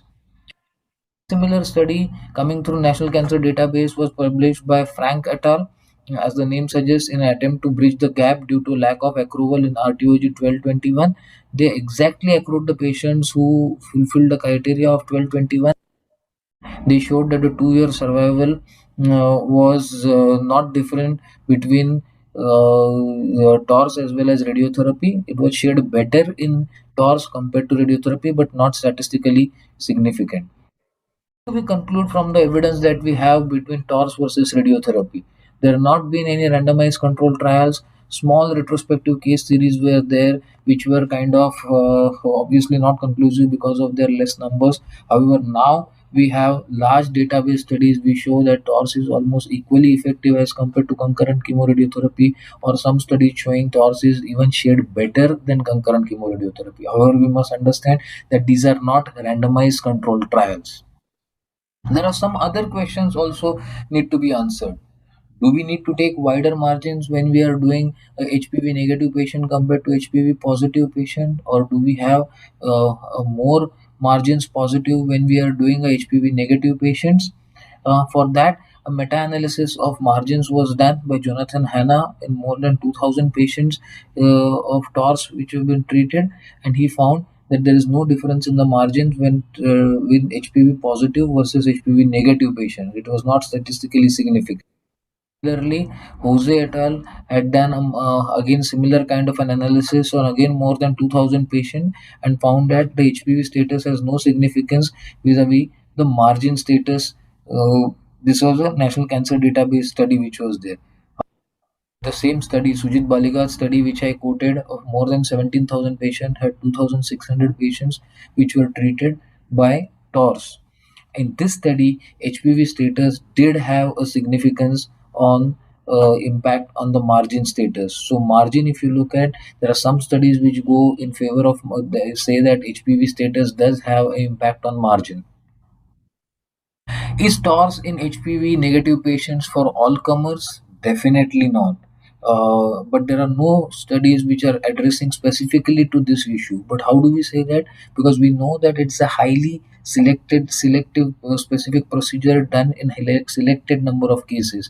We have Sujit Balika's study, which where 17,000 patients, out of that only 2,600 underwent TORS. Another study in National Cancer Database studies, which showing out of 1,800 patients, only 130 underwent TORS. So all these studies show that only about 10 to 15% patients undergo TORS, and that's what we expect, that in general population only about 10 to 15% of the patients will undergo TORS.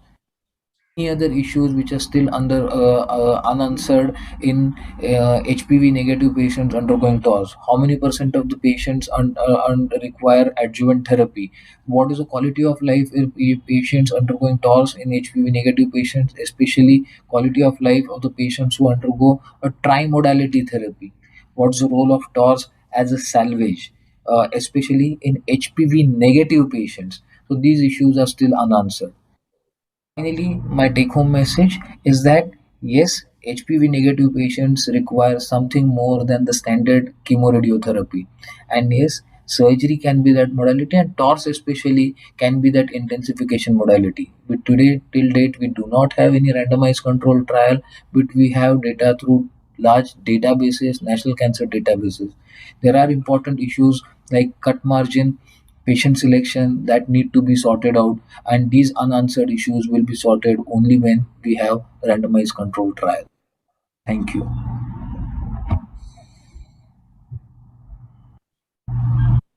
Thank you. Thank you. Thanks for an enlightening talk. You identified the gaps which are still existent and that need to be filled.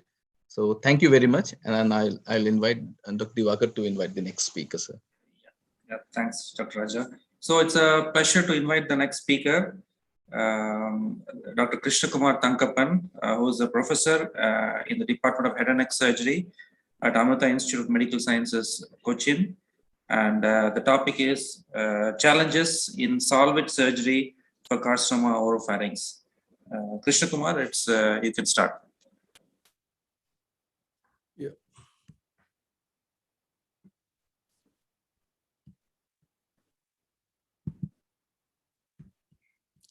Good afternoon, everyone. Thank you, organizers, for allowing me to give this talk here. The topic today given to me is challenges in the salvage surgery for oropharynx cancer. Salvage surgery is a surgery for loco-regional recurrences after a failed chemo or radiotherapy. Radiotherapy or chemoradiotherapy is a standard of care for the treatment of oropharyngeal squamous cell carcinoma. And transoral robotic surgery is being increasingly used, especially in the management of HPV-positive disease in an attempt to de-escalation. What's the rationale for non-surgical treatment? It is about the biology of the disease, more responsiveness to the radiotherapy and chemoradiotherapy, and added to that, the morbidity of the standard surgical treatment. We heard about that. Now, what are the options for the recurrent or residual disease? The options may be the salvage surgery, which is the preferred option, re-irradiation in suitable small disease with sufficient disease-free interval, or palliative treatment in very advanced or metastatic disease. What is a challenge in salvage surgery is that we are considering the option that is not the best even in the primary setting in a more difficult setting. So what are the challenges? Challenges are mainly due to the biology of the disease. Challenges may be in the early detection of the recurrent disease, the proximity to critical structures, difficult access, reconstructive challenges, functional problems, complications and morbidity, and oncological outcomes, and finally, financial and economic implications. We are dealing with the treatment-resistant clone of the disease, and the disease may be patchy. The residual disease may be patchy. It may be poorly circumscribed. There is a tendency for indistinct submucosal spread and perineural spread. And most of our cases are HPV negative. And the molecular characteristics, the tubercular-related oropharyngeal cancer is characterized by TP53 mutation and downregulation of CDKN2A. The signs and symptoms may be late in recurrent cancers. The biopsy may be difficult. Airway may be obstructed. Pathologic and imaging confirmation of the recurrence can be difficult due to prior therapies. The parapharyngeal space and the carotid artery are the critical structures which are in close proximity to the oropharynx. The mandible is a structure which is very close. Functionally critical areas like soft palate and larynx are proximal to oropharynx. And airway compromise due to the involvement of pharynx and larynx can be a problem. Difficult access may be due to limited exposure, altered anatomy, previous reconstruction, prior radiotherapy, resulting in fibrosis and trismus. So the access to the oropharynx are transoral, including translaser laser surgery and TORS. And then comes transcervical and finally transmandibular approaches. The level of invasiveness increases as we come down from transoral to the transmandibular approaches. TORS may be done in small volume recurrent disease, but it's difficult in larger lesions because of trismus, fibrosis, and the need for reconstruction. came across this paper talking about the salvage surgery for recurrent cancers of oropharynx, comparing TORS with the standard open surgical approaches. It says TORS, the complications and margin status will be less in TORS rather than open approach. The hospital stay will be more in open approach. That means it is less in TORS. And number of tracheostomy and PEG tubes will be less in TORS. And they say the survival also is better in TORS. But don't get carried away by these results. We have to be careful when we read such papers. It is mainly because of the selection bias. We have selected small cases for TORS, and the larger cases and difficult cases were managed by open surgical approaches, and such results are obvious to happen. The transcervical approaches may be lateral pharyngotomy or transhyoid pharyngotomy. The access is limited. There are chances of pharyngocutaneous fistula, and fibrosis may limit such cervical approaches. Transmandibular may be mandibulectomy when a mandible is involved, or mandibulotomy, depending on the involvement. The complications of mandibulectomy are obvious, and it can result, the mandibulotomy can result in trismus, malocclusion, plate exposure, and malunion. We have earlier published on this aspect, titling Increased Plate and Osteosynthesis Related Complications Associated with Postoperative Concurrent Radiotherapy in Oral Cancer, not Oropharyngeal Cancer. And we found more complications when chemoradiotherapy was given along with the mandibulotomy approaches. The goals of reconstruction after surgery in oropharynx will be to cover the critical structures like carotid artery, preventing orocutaneous fistula, and preservation of speech and swallowing function.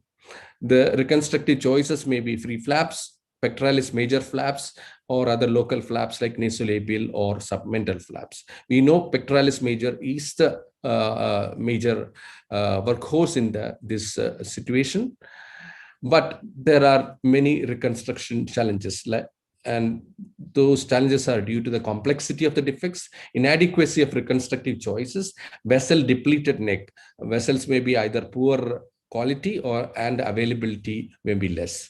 Fibrosis and healing issues would be there. Poor nutritional status and poor motivation may also be a challenge. Microvascular free tissue transfer after prior radiotherapy in head and neck reconstruction. This was a review article dealing with all these topics. The functional problems and outcomes are also challenging. The oropharynx has a crucial role in swallowing because of the surrounding soft palate, constrictor musculature, need for the mobility and pliability, and the proximity of the base tongue to the larynx. The outcomes may be thought of in terms of speech and swallowing, tracheostomy dependence, feeding tube dependence, and quality of life outcomes. Dysphagia after oropharyngeal surgery we have summarized in our book, and soft palate location can produce velopharyngeal insufficiency leading to nasal regurgitation, loss of oropharyngeal pressure. Tonsil may result in premature spillage, and base of tongue can result in loss of sensation, including the insensate flap reconstruction, impaired bolus propulsion, reduced laryngeal elevation and retention in the valvular space. Resection of the base of tongue results in inadequate pressure generation, resulting in pharyngeal residue and inadequate esophageal opening. Resections of the pharyngeal structures results in loss of contractile tissue to propel the food. Nasal regurgitation is seen when an impaired soft palate mobility or defect cannot effectively form a seal with the posterior pharyngeal wall. Most patients need a combination of treatment strategies, and they may be successfully rehabilitated. Here's a case, small video, 1 minute, showing a recurrent CA tonsil post chemoradiotherapy and then salvage lateral oropharyngectomy with a radial foramen flap. You can see the flap in the tonsillar area. Edematous epiglottis, you can see a Ryle's tube there. You can see the penetration of the saliva, lot of edema, and the flap. Distorted larynx. penetrating patients on secretions.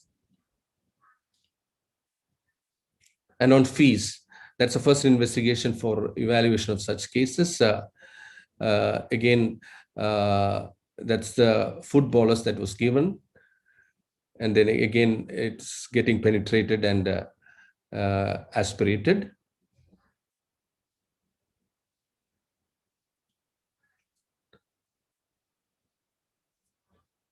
And now you can see the VFS videos, that is modified barium solo. You can see the nasopharyngeal, regurgitation, nasal regurgitation.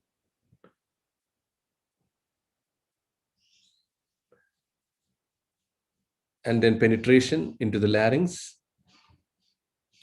But that is improving with a technique called nose pinch and chin tuck.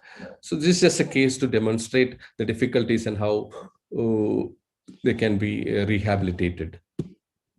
Now about the oncological outcomes, this systematic review was talking about the survival outcomes following salvage surgery. 18 articles were included, and 2 and 5 year survival rates were about 52% and 30% only. The prognosticators in salvage surgery can be the stage at the disease at recurrence, positive margins, tongue paste involvement, and disease-free interval. We have looked into the prognosticators of salvage surgery in all subsites in the head and neck squamous cell carcinoma, and we have found out that prior chemoradiotherapy and pathological perineural in the salvage specimen could predict the poor survival outcomes in salvage surgery. And this is a list of morbidity and complications. And again, in our data of 283 patients, all subsites looking into the morbidity of salvage surgery. Again, prior chemoradiotherapy was the independent predictor for morbidity. And lastly, about the financial toxicity and economic implications. There's a very beautiful paper which came in Lancet very recently. It talks about the determinants of financial toxicity and include household income. The financial toxicity after cancer treatment, okay? They are the household income, the type of the healthcare facility used, the stage of the disease, area of the residence, the age at the time of diagnosis, and one of them is again the recurrent cancer, along with educational status, insurance coverage, and treatment modality. In summary, salvage surgery in recurrent or residual oropharyngeal cancer is challenging. Surgery, the option that is not the best in the primary setting, is reconsidered in a more difficult setting. The challenges are multifold. In spite of these challenges, surgery is the choice in this setting and often offers reasonable oncologic and functional outcomes. Thank you.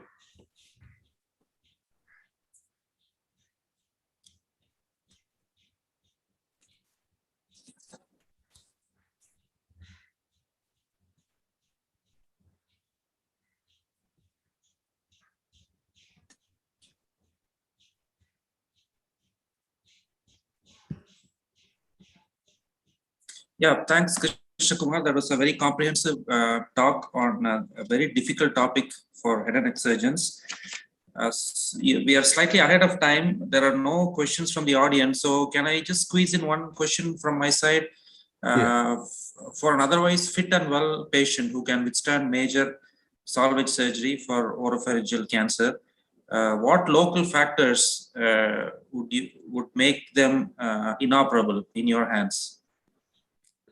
No, mainly it is proximity to the carotid and vessels, and the proximity to the larynx. If it is most of the time we may have to do a laryngectomy if it is not a small tumor.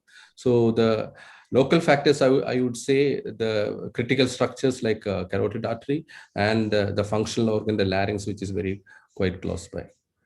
Okay, thank you. That was great. We'll move on to the last topic. It's a pleasure to invite Dr. Sarbani Ghosh, who is Professor of Radiation Oncology at Tata Memorial Hospital in Mumbai.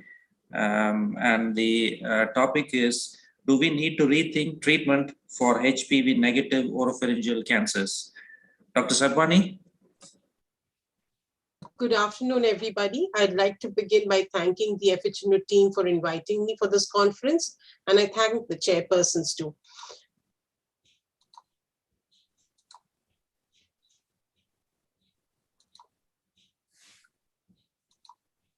I guess you can see my slides and hear me also.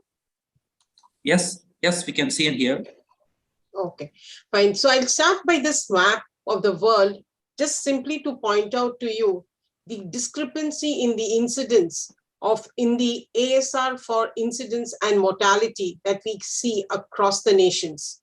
If you look at India per se, we have an intermediate incidence rate, but a very high mortality rate vis-a-vis what's seen in the US. Having seen this, why do we think there is a difference in the outcomes? Essentially, because of the biology, the demographics, the access and availability to treatment and other factors.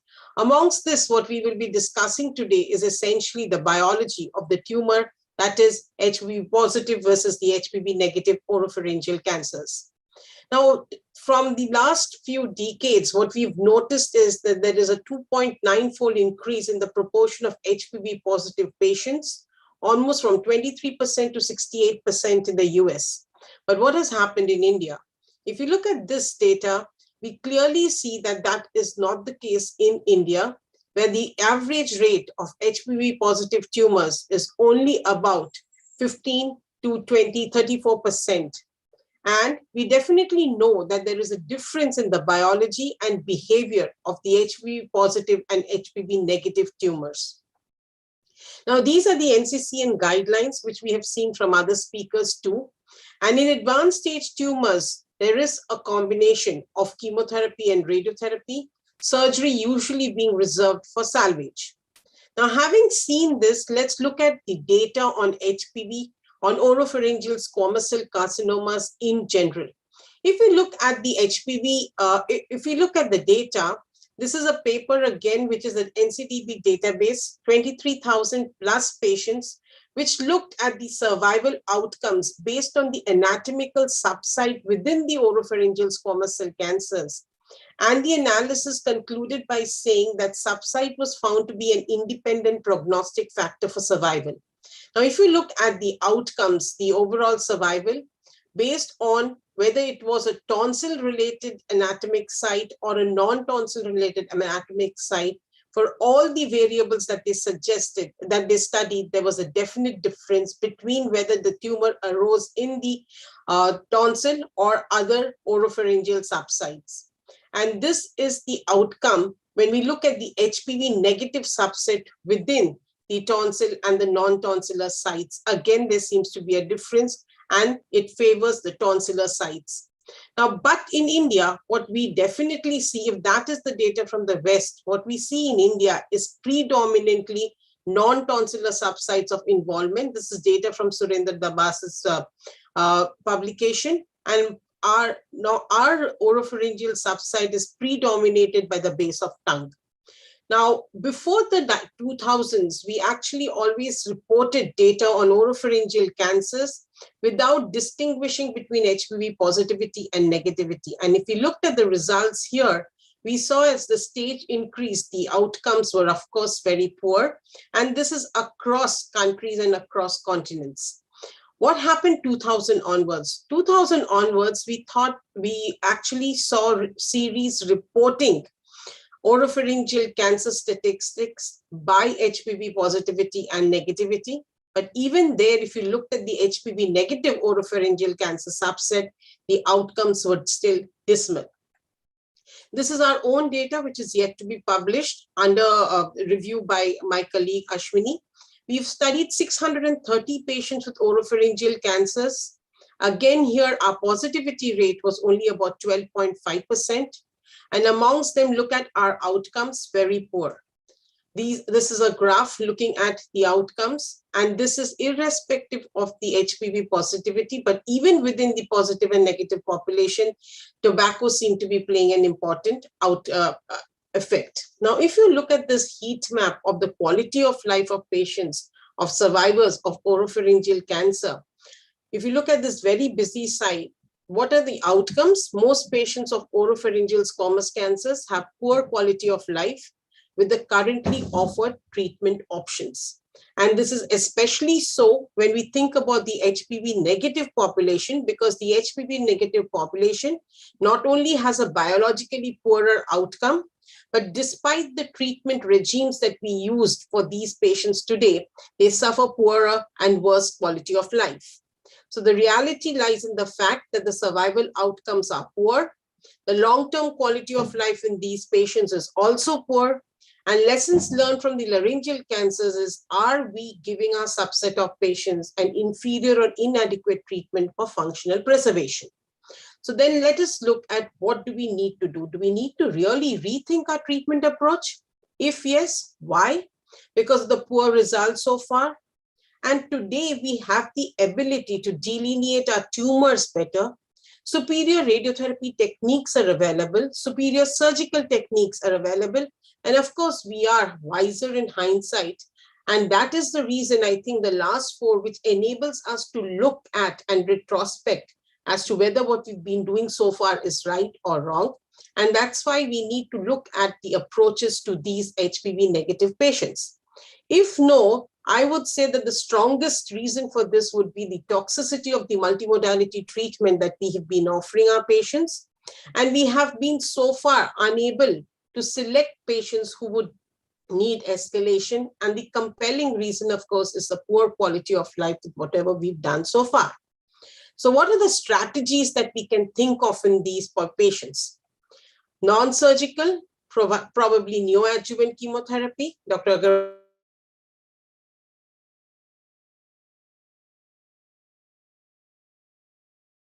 has already spoken about the of treatment. We could think about altered fractionation, perhaps dose escalation, escalating concurrent therapies that we use for advanced stage disease, either by adding targeted therapies. There's a lot of excitement about combining immunotherapy with radiotherapy, and of course, modulating adjuvant therapy. Surgically, we can make surgery as one of the principal components to consider as the primary modality of treatment, either to begin or as an adjunct. This is what we could achieve with the various modalities that are available. Now, escalating therapy with RT as the primary local therapy modality. Now, from the recently published meta-analysis from the MAC-NC and the March collaborative group, and if you look at this network meta-analysis and look at the ranking of the various modalities for, of course, across all head and neck sites, but the predominant contribution from the oropharynx, we see that hyperfractionated radiotherapy with concurrent chemoradiotherapy has the best outcomes, followed by induction chemotherapy with locoregional radiotherapy, thereafter followed with accelerated radiotherapy with concurrent chemotherapy, induction chemotherapy followed by concurrent chemoradiotherapy, and thereafter concurrent locoregional therapy. If you look at the various ranks of the treatment that can be offered, this is what they offer us as far as the outcomes that are concerned.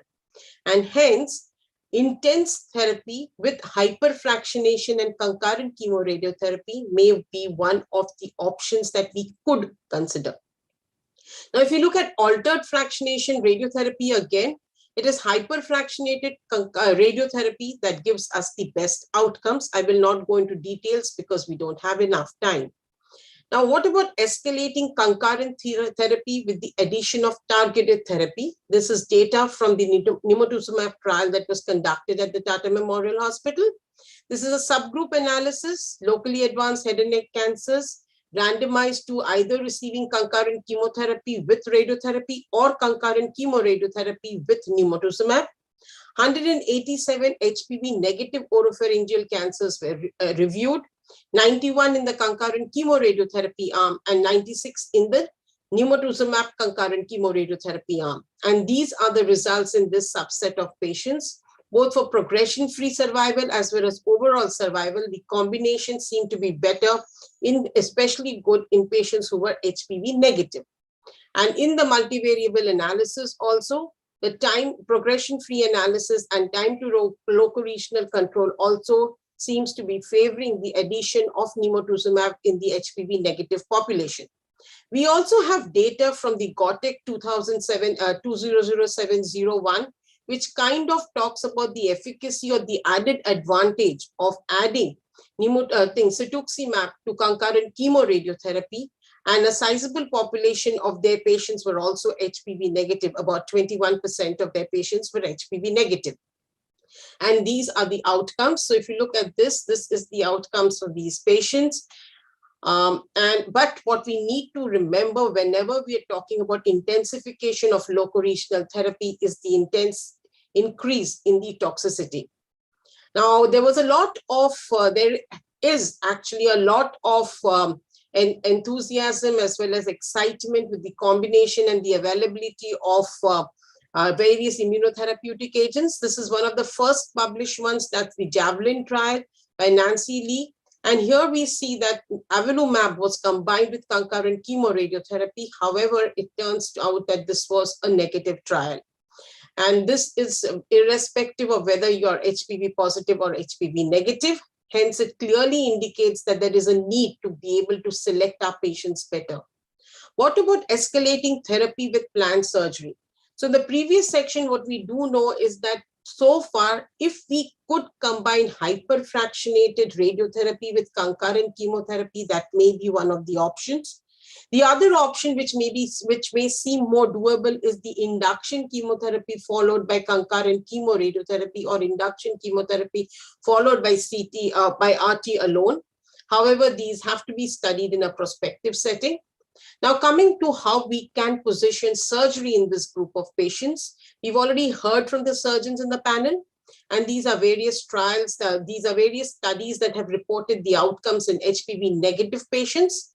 And this is one of the larger series, 410 patients of which were studied who underwent TORS, of which 364 were patients of the oropharyngeal cancers. And about 17.1% of these patients were HPV negative. What emerged as an important issue, or rather the issues, were that the availability of technology and expertise, what was the adjuvant therapy, and of course the financial implications.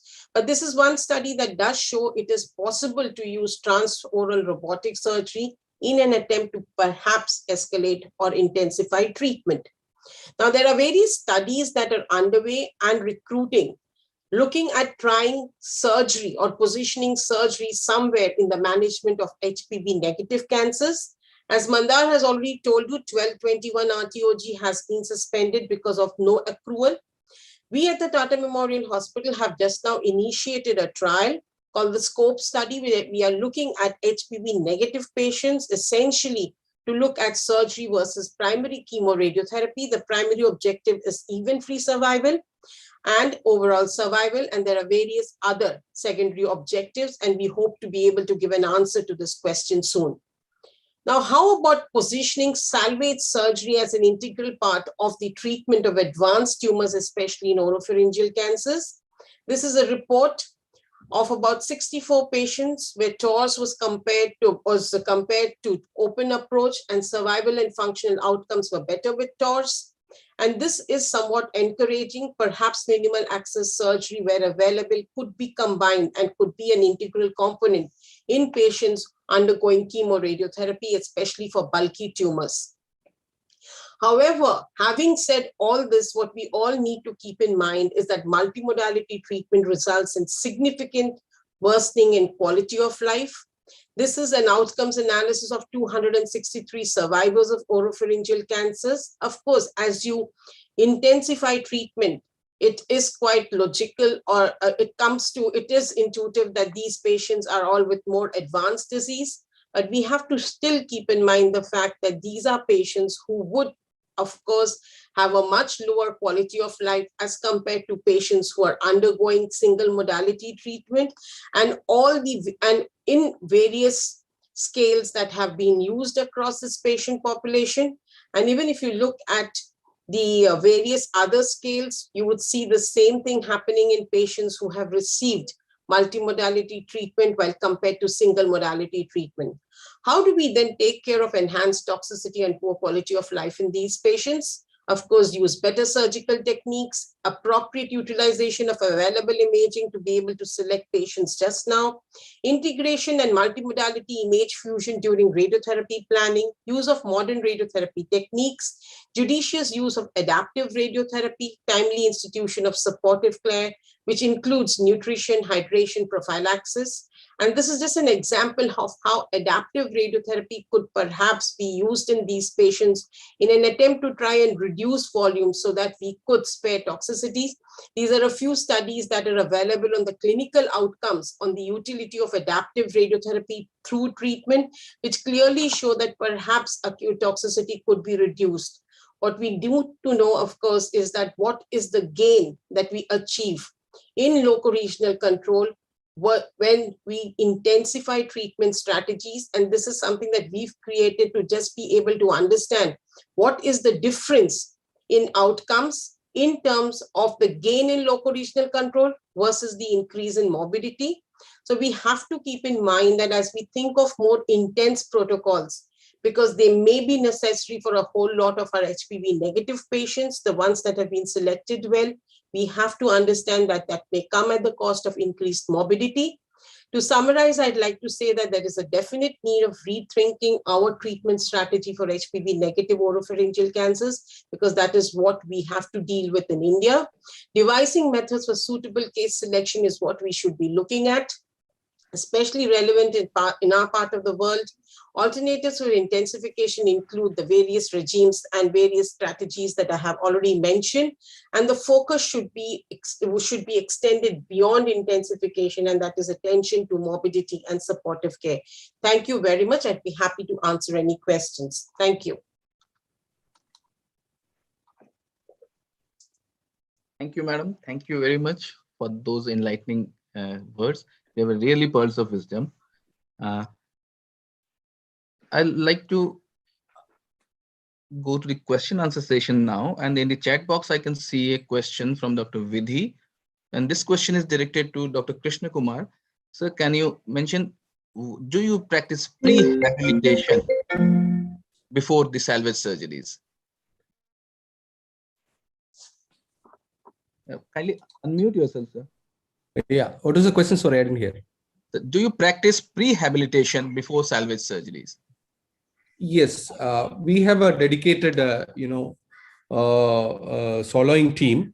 So they are mostly involved in most of the cases, and they see the cases, and they explain to the patients, and we ourselves explain what are the probable difficulties they are going to encounter, and they start some soloing therapy exercises, and probably we feel that they are benefiting with that.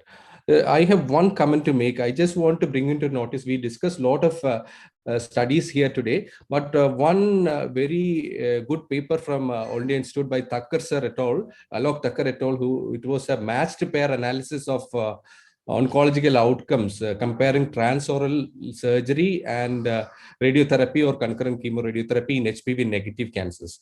So he did a matched pair analysis of course, finally when the sample size was less, like 24 versus 24, but a beautiful, hypothesis could be generated from that study. It was saying that in stage 4 cancers, okay, that means small T1, T2 cancers with large neck disease, when surgery was done with TORS, it was showing good outcomes compared with chemo RT. Probably, Sarbani madam, you could look into this particular subgroup where TORS plus large neck, whether that is showing better outcome than chemo RT. Thank you, Krishna Kumar. I'll definitely look that up. Yeah, that was an important point. So can I squeeze in a question to Dr. Dr. Richa Vesh? So you mentioned, are you on, ma'am? Dr. Richa, you mentioned that P16, the IHC for P16 does not work well in patients with tobacco and alcohol consumption, and ISH is the way to go. So is this what you recommend us to all of us to practice? Dr. Richa, I think she's. Yeah, hi. Yeah, Hello, yeah. please. As I talked about, yeah, P16 may be a non-specific marker, but we also have to look at the cost effectiveness of what we are offering. I mean, if you're offering them RT-PCR-ish and P16, of course, you're increasing both the sensitivity and the specificity, but we also have to look at the cost effectiveness of it. So yeah, ish is a very specific, it has 100% specificity, cost could be a restraint. So till the time we still follow the P16 as a surrogate for HPV detection. Thank you. So, Dr. Divakar sir, your comments, and then I'll give you the. No, it was an excellent session, very informative. And, it was a pleasure hearing all the speakers. And thanks, Dr. Raja, for being my colleague. And I think it's time to close the session. Thank you all.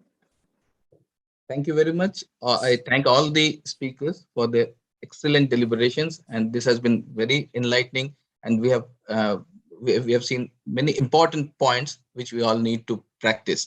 So we started with the broad overview, and then we got the chemotherapy and chemoradiotherapy details, and then Madam Dr. Sharwani Laskar has beautifully summarized how to go about this, how to generate the Indian data. And we all therefore look forward to the SCOPE trial to answer many of the questions which remain unanswered at the end of this symposium. And finally, what Madam said, that not only we have to add life to our patients, we have to add quality of life to our patients. And that should be important goals for whatever treatment plans or the or trials we plan in future. Thank you very much. Thank you, everyone who has been on this panel. I thank everyone from the core of my heart. Thank you. Thank you so Thank much. you all. Thank you. Thank you. Thank you all. Yeah, we will now move to the next session. We are 10 minutes ahead of time now. Can you please start the next session? The session will be chaired by Dr. Rajendra Trokrani. He is Director and Professor of Department of Surgical Oncology and Director of HCG Cancer Center, Director in Asta Oncology Associates, and he's the President of the Indian Association of Surgical Oncology. I welcome you, sir, to chair the session. Thank you, Elizabeth. At the outset, let me thank the Fhno team, Alok, Vikram, Gauri, Elizabeth, and Nebu and all. And you people had a very tough time last 2 years, and it was a challenge for you. And I'm sure you have worked very hard to make this a very successful conference.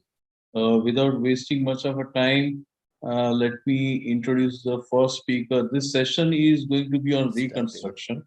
And these are very important and very difficult topics to address. So I would invite Dr. Vijay Haribhakti to talk on complex buccal defect, optimizing the outcomes. And everybody knows Dr. Vijay Haribhakti is the Director of Oncology at it's in Reliance Foundation Hospital in Mumbai, and most sought after oncologists in the country. Yes, you're right, Vijay. No, no, I don't know who has put that. I think it's a mistake, clearly. But we agree with that. Don't worry. No. So I'm just sharing my screen. Please continue. I just share the screen while the other. It's not allowing me to share the screen.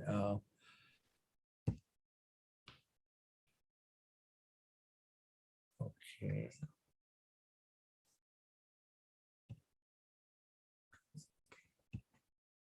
Okay, one second.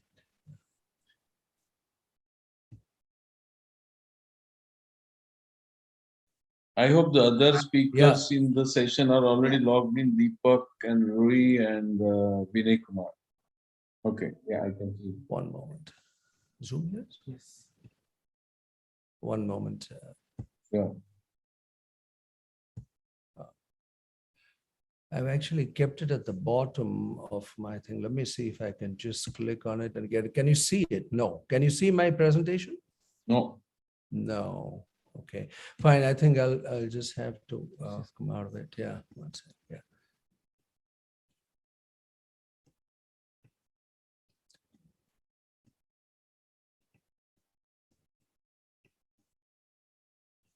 Go to desktop. This one is.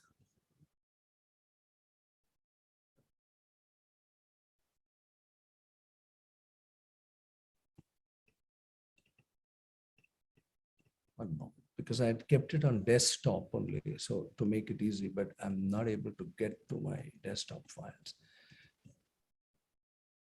Do you ever have a problem with Macs or not really? Yeah.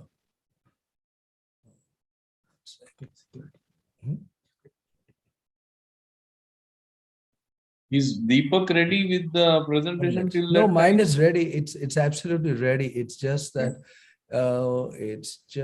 it has to come on onto the screen, and dear.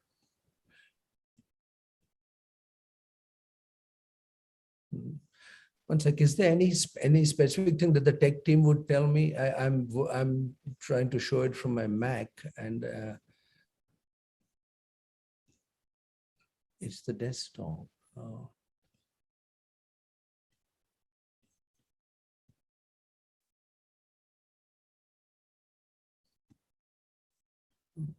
sec. Maybe the tech team can call you offline, and then till that time, maybe we can start with Deepak. Yeah, I guess so, because Deepak, are you ready with the presentation? Yes, sir, I can do that now. Okay, I think somebody from the tech team, please call Dr. Vijay and guide him. Till the time, let us go to Deepak's presentation. He is talking on challenges in mid-phase reconstruction. That's the meeting. Are you able to see my presentation, sir? Yes. Can do full screen? Yes, just give me a second. Yeah.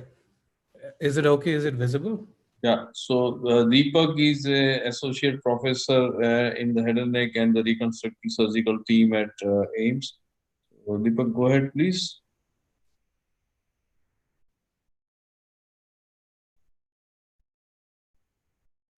Yeah, good evening, everyone. And at the outset, I'd like to speak in the reconstruction session.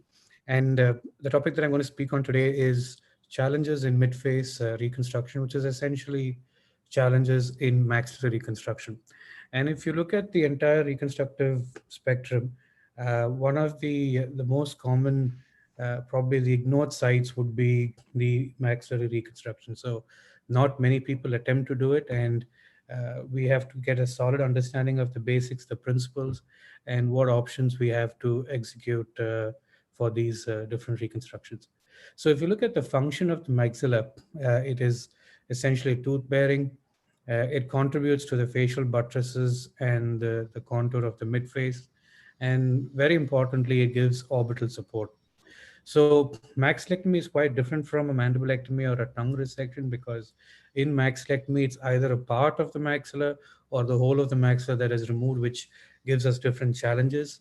And the reconstruction is largely static, unlike other sites where some mobility is allowed by the remaining native tissue. This is largely a static reconstruction. So there are many different classification systems for maxillectomies and maxillectomy defects. It's quite confusing for me to remember these classifications because I prefer to have a more practical classification. The reconstruction that has to be done is based on the type of bone loss. It depends whether you're losing the alveolus, the midface buttresses, or if you're losing part of the palate. We have to think of different flaps for different types of bone loss.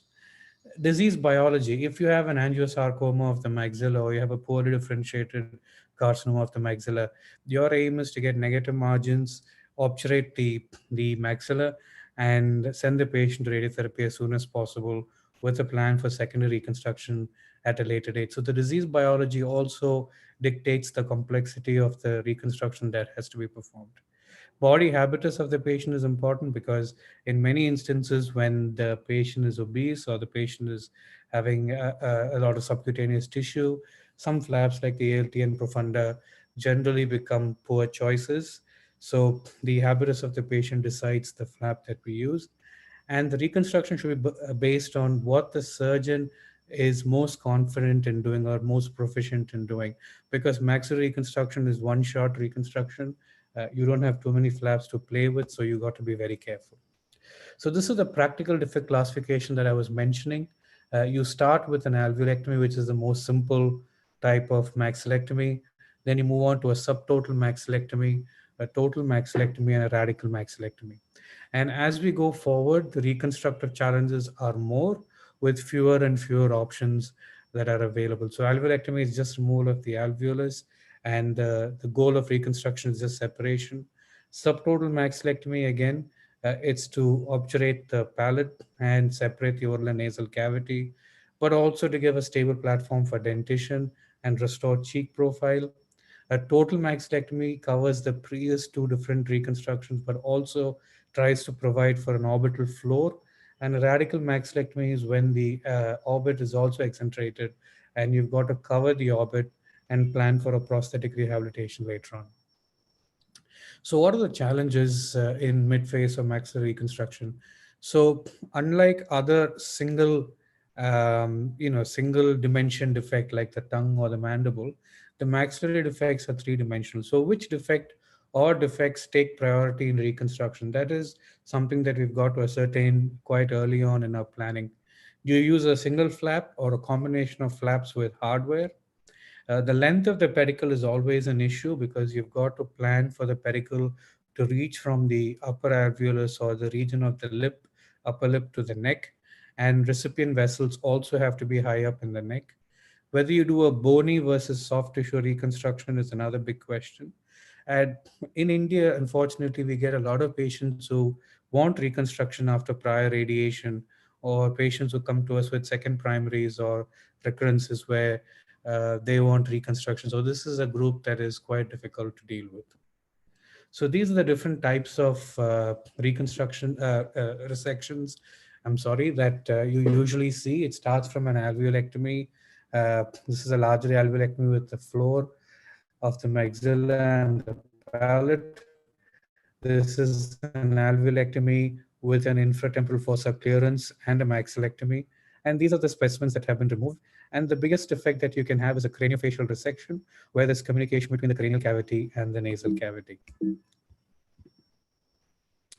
Now, the simple solution to most of these problems are soft tissue flaps. So if you have a simple alveolectomy or a patient where the palate has been removed, you have simple options like the radial forearm, the anterolateral thigh, the T-rap flap. And sometimes when you're looking at fixed mucosal reconstructions, for example, palatal reconstructions, then you can use vastus muscle only or any muscle only flap, because they will granulate and form a hard keratinized surface. This should not be done for cases with buccal mucosa because it will cause contracture, but this is preferred for patients, or this is one of the options for patients who need static palatal reconstructions. So if you look at bony flaps, what are the choices that we have for a mid-face reconstruction or a maxilla reconstruction? The most versatile of all these flaps is the fibular flap, because it allows you to contour the flap to different configurations, and it allows to close off different types of defects in the maxilla. And we've got a reasonably long pedicle. The DCIA offers extreme, bone heights and thickness. It's good for putting in dental implants. It also gives the internal oblique muscle, but the pedicle can be quite short, and you have to be proficient in doing the anastomosis to the superficial temporal artery or vein, or use a vein graft and take the vessels to the neck. But you should be proficient in doing small vessel anastomosis to the STA or the STV. This is the scapular flap. I don't have too much experience with scapular flaps for maxilla. For mandible, we have done a few, but for maxilla, not that much.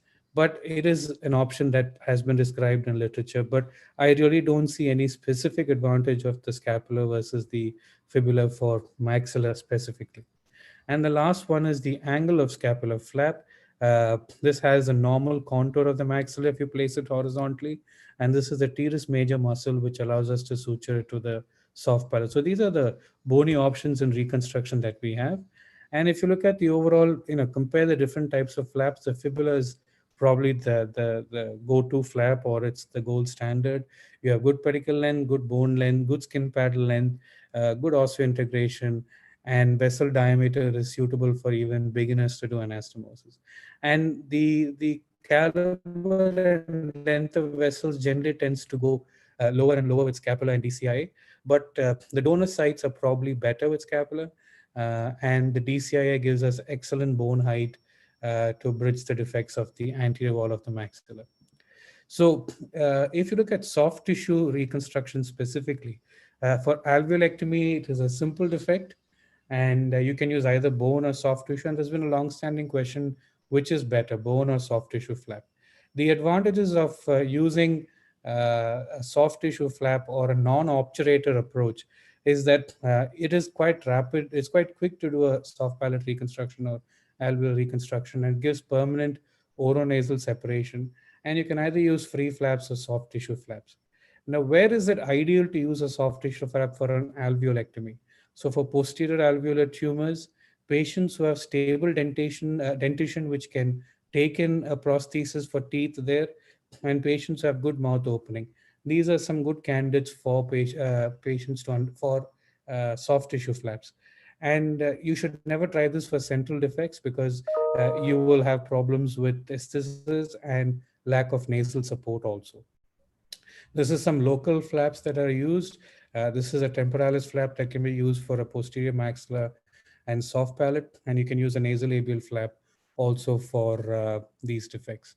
When you have a large complex defect like this one, where there is an alveolectomy along with an infratemporal fossa clearance, sorry, a maxillectomy with an infratemporal fossa clearance, I would rather prefer to use a large muscle flap to obturate the palate and to close off the dead space.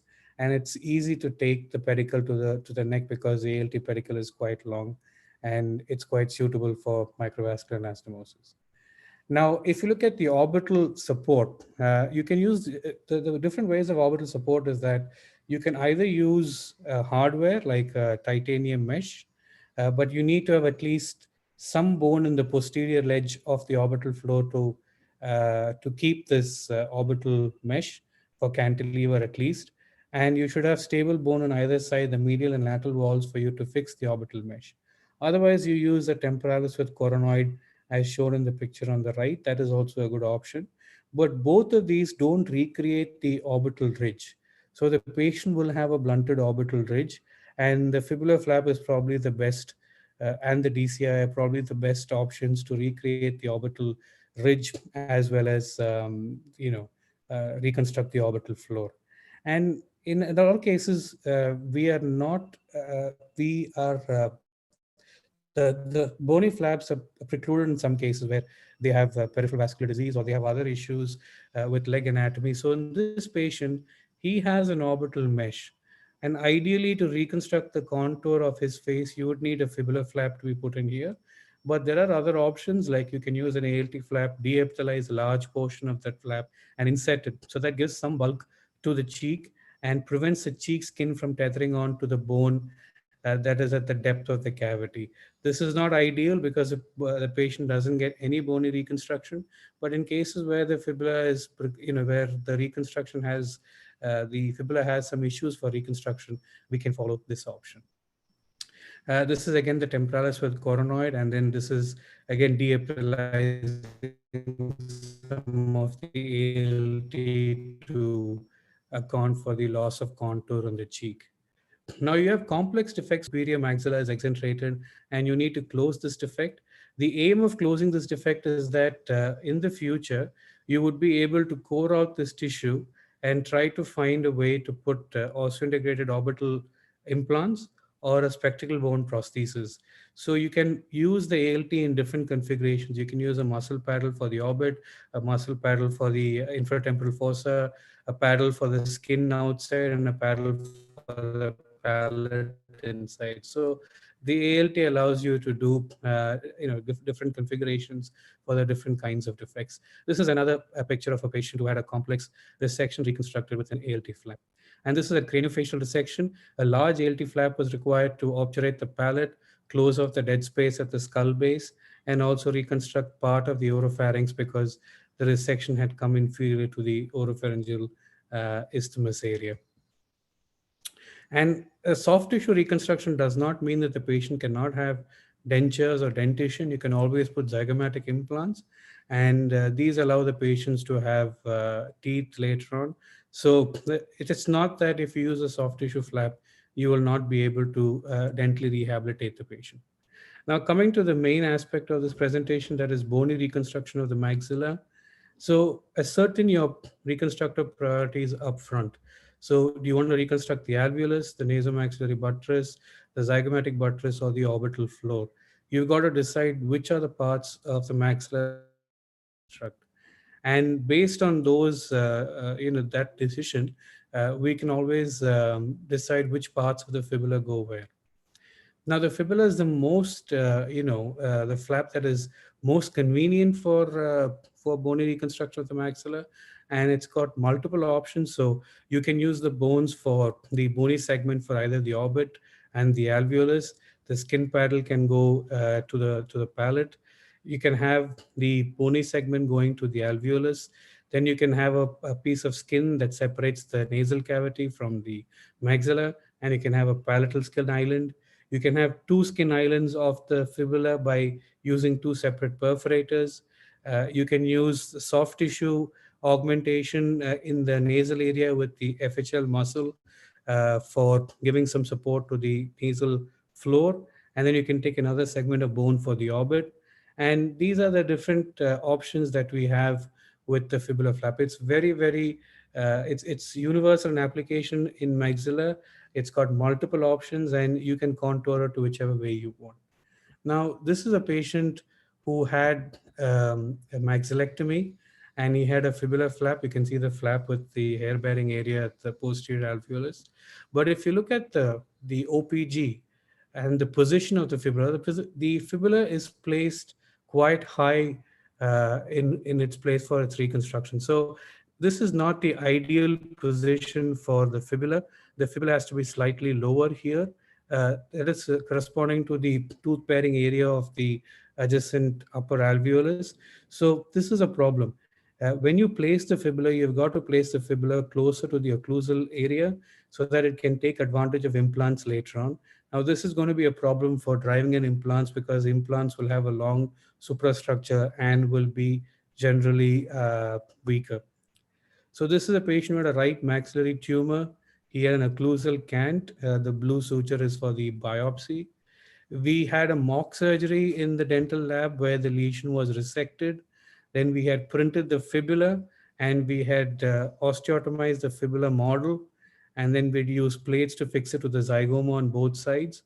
And then we used material to account for the teeth that is to be replaced later on. And this allows us to place the fibula in the correct position so that when dental implants go in, there will be proper maxillary mandibular occlusion. And he also had a mesh for his orbital floor. So you can see here that the fibula has been placed in position. And then we have an occlusal thing here.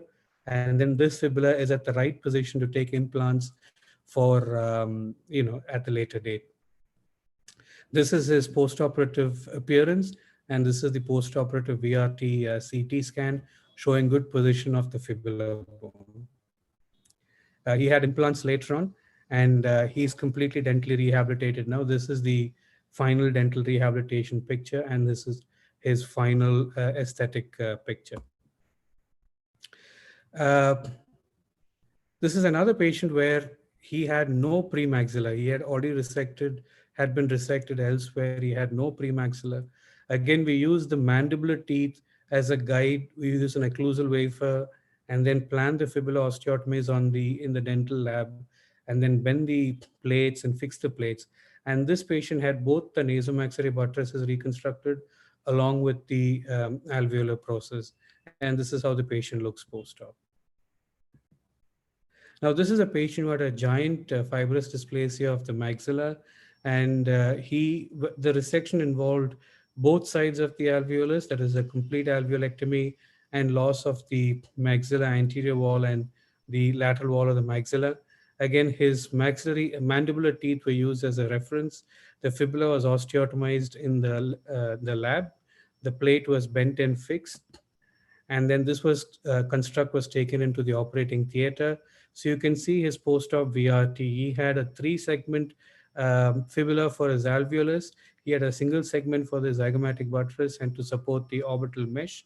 and the plate went all the way up to the lateral wall of the orbit because there was no other stable fixation anywhere else. So such complex defects, such large defects can be easily managed with the use of a fibula-free flap. And CAD/CAM designing is probably the state of art now. We can plan the models, we can plan the resection, we can print out the fibula flap and then do the osteotomies. And it's all reverse based. That is, you start from dentition and then you end up with osteotomies and the guide. So CAD/CAM planning is probably the way to go for all maxillary reconstructions.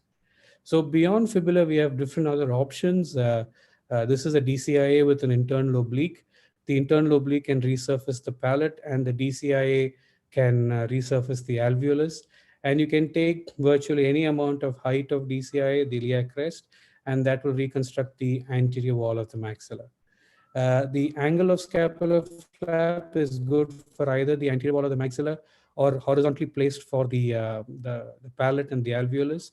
We have done it for pediatric patients for the palate and the alveolus. Unfortunately, it's not thick enough to take in implants, but the pedicle is long enough to go to the neck. So the functional mobility also is not that much. So it's a good flap, but not suitable for dental rehabilitation. And this is the TFL internal oblique flap, which was devised here in Amrita, where we use the iliac crest for the bony reconstruction. And you have two muscles, that is the internal oblique and the TFL muscle for resurfacing different soft tissue defects. And the only issue is you have to do two anastomoses, one to the DCIA pedicle and the other is the TFL pedicle. And central defects of the maxilla always need bony reconstruction. And this is a radial osteocutaneous flap with a skin paddle. And this is ideally suited for patients who have central alveolar defects. What about patients like this where you need, skin, alveolus, anterior wall of maxilla, orbital closure, and palate? This is where the flap that I showed you, that is the TFL iliac crest internal oblique flap is useful. So you can see that the iliac crest bone goes here for the palate and the TFL muscle goes and obliterates the orbital cavity. So, and this is how the patient looks post-op. So this is an ideal flap for patients who have large complex defects, especially involving the skin, the palate, and the orbital cavity. And he has an ocular prosthesis as well. This is a variant of that flap. This is the TFL iliac crest flap, where the iliac crest bone is perfused by the muscular attachments of the TFL muscle. This is quite good for patients who have orbital floor defects, and you can use the rest of the TFL muscle to obliterate the maxillectomy defect and give palatal closure also. And this is again a single vessel anastomosis, that is the pedicle to the TFL muscle. So some people and practitioners still prefer to use obturators because they are quick, they allow for cavity inspection, and if the patient has good teeth, otherwise they can use it to hitch the prosthesis and give them teeth also. But unfortunately, there are issues with obturators, as you know. It's not permanent, it leaks, patients have difficulty in speaking and swallowing because of the leak. So all of these defects currently are reconstructed with flaps, and only in patients who are debilitated and cannot take in a free flap will use an obturator. So orbital reconstruction essentially is closing off the orbit and providing a platform for spectacle prosthesis or an ocular prosthesis later on. So people have tried to skin graft the orbit, but unfortunately it doesn't allow for the radiation is a problem. It's not sturdy enough to withstand radiation.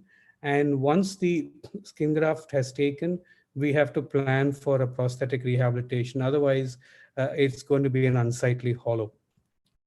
There are ways to classify orbital defects as type 1 to type 4. And all of these defects, in fact, benefit from a vascular soft tissue reconstruction. We have different types of prosthesis. You have orbital prosthesis, ocular prosthesis, and spectacle bond prosthesis. And you also have prosthesis that can be mounted on implants as implants. So it depends upon the type of cavity obliteration. If you have not obliterated the cavity, you can use these abutments and implants. If you've obliterated the cavity, you can still core out the cavity and use an implant later on. But for these implants to be used, you need to have solid, stable bone around the orbit to fix the implants. So trying to sum up everything, alveolar defects, posterior alveolar defects, and defects which are lateral, debilitated patients, and edentulous patients, a soft tissue flap is sufficient. If it's a premaxillary defect, a bone flap is ideal. If the patient cannot take a bone flap, then a zygomatic implant and a prosthesis can be used. Subtotal maxillectomies, usually bone flaps only. And if patients cannot take in a bone flap, then a soft tissue flap with fillers. Total maxillectomy with preserved orbital contents, it's a bone flap again. Total maxillectomy with orbital clearance is bone flap, but the orbital cavity has to be closed. If it's a craniofacial resection, a soft tissue flap is sufficient to separate the cranial cavity from the nasal cavity. And finally, I just put up this picture to show that there are a lot of patients who come to us with such defects.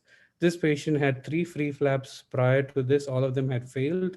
He's had a total maxillectomy and he has a palatal defect.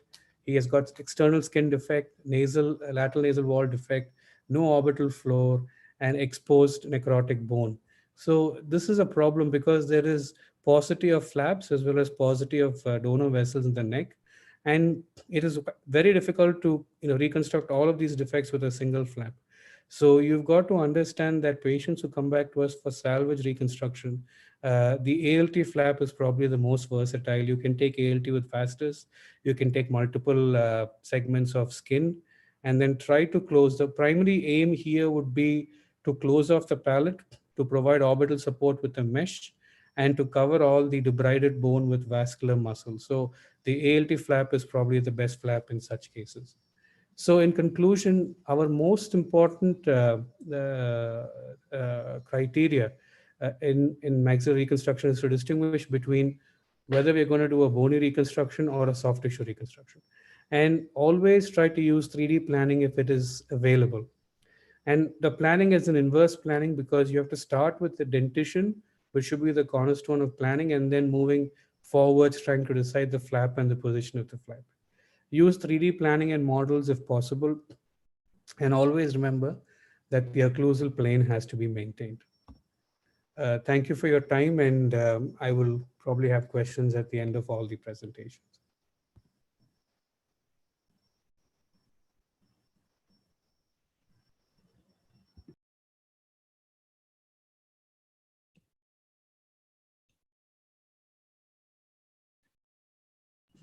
Yeah. So should I try? Should I? Yeah, are you, Dr. are you Vijay. allowing me screen share? Yeah, I go. think I've sorted it out. So let me see. Yeah. Thanks, Deepak, for a very good talk. We'll have question answer session at the end of all the talks. Thanks, sir. Okay. Thank you. Can you see the slide, please? Yes, we can. Can you see? Okay. Thank you. Thank you. So thank you very much to the team for inviting me. And I must say, it's always difficult to follow Deepak. In fact, after such a profound and detailed presentation, I think, I feel I'm going to talk about the most common defects that we all encounter, which is buccal defects. My brief is how to optimize outcomes for buccal defects. And when I know I'm talking to a learned audience, as I am, I almost feel I'm carrying coal to Newcastle. But a part of me feels that all of us have something to share by which we can optimize our outcomes. And that is what the gist of my presentation is going to be, on what I think really makes the difference. So a few introductory slides. I think it is the largest number of defects we repair in this country. They contribute to very significant and avoidable morbidity. And aesthetic and functional issues are extremely important. We must realize that majority of patients have submucous fibrosis from chewing habits. And most patients that require complex reconstruction are going to need radiotherapy. And we also note that the combination of SMF and radiation is hostile to the patient. We do realize with some sobriety that microvascular reconstruction is not universally available. And we have to know that gratifying outcomes are possible in most cases. Now, as a surgical oncologist first, I have to say, over the years, although I have tried to maintain a balance of both, I still feel very strongly that the way a defect is created really governs the kind of reconstruction we will achieve. So we have to begin with the end in mind. We have to think ahead of the best possible solutions, which means we need to work in a very close team. We have to determine the best incision plan, the optimal design of excision. We have to ask whether it is possible to achieve a complex excision without facial incisions. And if an access lip split is needed, what would be the best design? We need to define the limits of excision at the very start, and we need to, very importantly, artfully preserve uninvolved elements so that they can play out their part. So remember, you reap what you sow. An ideal defect results in an ideal reconstruction. Now, what are the variables and handicaps that we encounter? There are fixed variables that influence the complexity of a defect, i.e. the epicenter of the defect, the magnitude of the defect, the number of anatomical elements involved, the normal function of the elements that have been resected, the quality of the native mucosa. SMF frequently creates a non-pliable board-like mucosa incapable of holding sutures, and the existing dentition and the need or desire for dental rehabilitation. So these are all variables that control the result and the choices you make.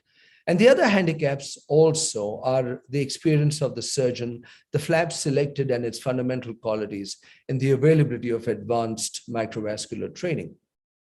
Now, coming to buccal defects, I think the spectrum is truly huge. And so this may sound like an oversimplification, but I think we need to realize you either have large uniplanar mucosal defects to multiplanar complex defects involving lips, commissures, cheek, mandible, maxilla, palate, and facial skin. The way I think it is most logical to enunciate my thoughts on how to optimize outcomes is to divide them on anatomical subsites. So whether anterior, whether predominantly lateral, posterior, whether in the upper sulcus, or are they complex combined defects like the one shown by Dr. Deepak. And for every defect, I think the important thing we need to plan for is aesthetic normalcy and functional excellence. So without further ado, let me get to the anterior defects, which are very, very important. And I think when we talk about preserving function, we need to realize that we need to restore oral competence, get an adequate commissure diameter and mouth opening, and all these enable food intake, speech, and mastication. Now, I think all these are important, but if you ask me which, in my view, is the most important, I would say oral competence. With loss of complete loss of oral competence, no functionality is possible. And so think of oral competence first and foremost. And when you talk about preserving aesthetics, you have to restore circumferential vermilion and lip continuity whenever possible. And you have to restore essential symmetry and shape to the mouth with respect to the midline, with a natural shaping of the commissures. Having said that, I'm going to show you a few cases of complex anterior defects, and starting with the simplest one, which is about a 40% defect of the lower lip, where the native mucosa was reasonably good, pliable. And here we would suggest a rectangular resection and a repair with bilateral Carapanzi flaps. The anticipated outcome should be acceptable. These are a quick row of slides which show the disease, which show the defect in the second slide. And below here, you can see the bilateral neurovascular flaps raised. And in the last slide, the flaps coming together in the midline. And as you can see in the early post-op result, the patient has an acceptable contour of the mouth. The commissures look all right. And the patient is able to close the mouth adequately and open it adequately, giving rise to good function. take another anterior defect, and that is a more lateral defect, where the epicenter is the commissure and the lower lip. And in his case, the handicap was significant submucous fibrosis and a very non-pliable mucosa. So we planned a dual flap, an Eslander flap, as well as a contralateral Carapanzi flap. We were a little tentative about the outcome because of the poor quality of the native mucosa, but here is the case. This is the pre-op slide. That is the patient with the defect, the second one. The third slide shows you both the flaps that have been elevated and being brought together on table.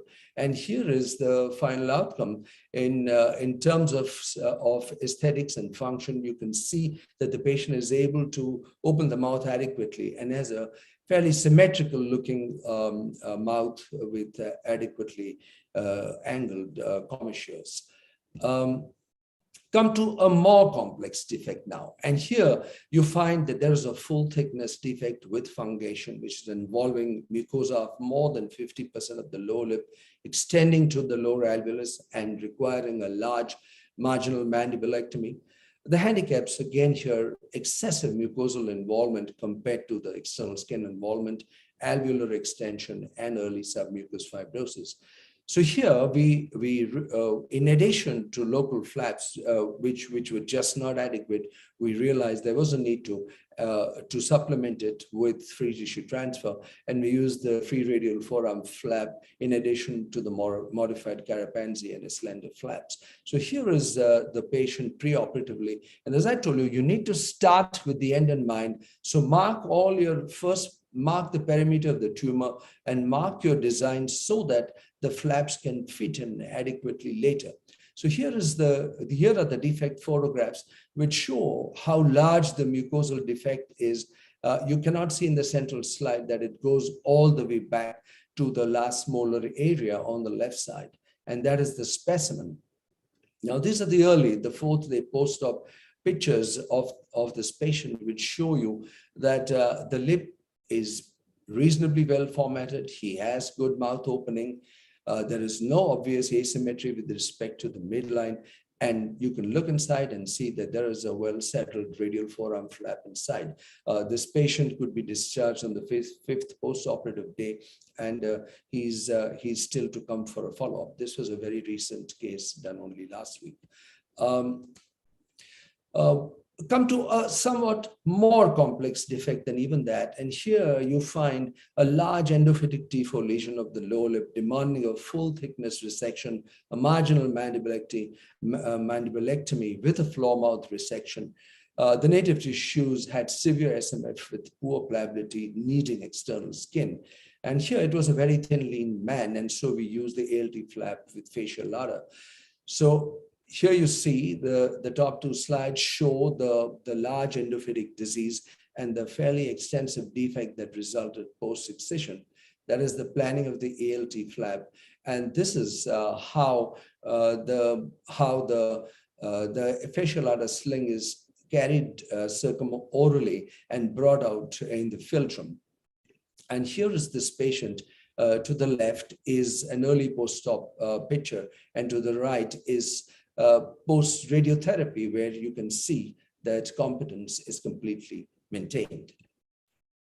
Come to yet another anterior defect, which is complex, which tells you that there is an involvement of the cheek as well. So you have a T4 lesion involving the lower lip, the commissure, the lower alveolus, and a major portion of the left cheek. So we had to contend with a complex defect involving all the above elements along with submucous fibrosis. And he was a very, very fat individual. And so the only flap we could possibly use was a free radial forearm flap. Now here is the patient preoperatively. You can see the markings, and you can see in the center the resected specimen, and that is the radial forearm flap that has been planned. Here, again, we used a very small modified Eslander just to give a finish to the commissure. As you can see in the middle, the aesthetics are acceptable with the patient even smiling normally. However, when he opens his mouth, you can see that there is some distortion of the left commissure.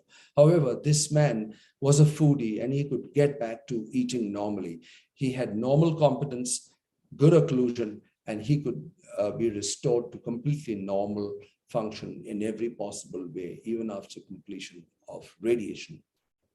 Let me now go to the most complex anterior defect that we can possibly encounter. And here an extensive T4 lesion with more involvement of the commissure, the upper and lower lips, the cheek, as well as the facial skin. A very high volume defect, very complex, with competence as the biggest challenge. And here, of course, as Deepak said earlier, the ALT flap is a great flap to use. And we use what we call oddly the hamburger design, because the flap is literally folded into two and is used to reconstruct. So you can see that is the huge specimen. The second is the inner paddle has been sutured, and you can see the fasciolata slings which are going to be held up to the zygoma. The third picture shows you the on-table outcome, which shows a very, very bulky flap.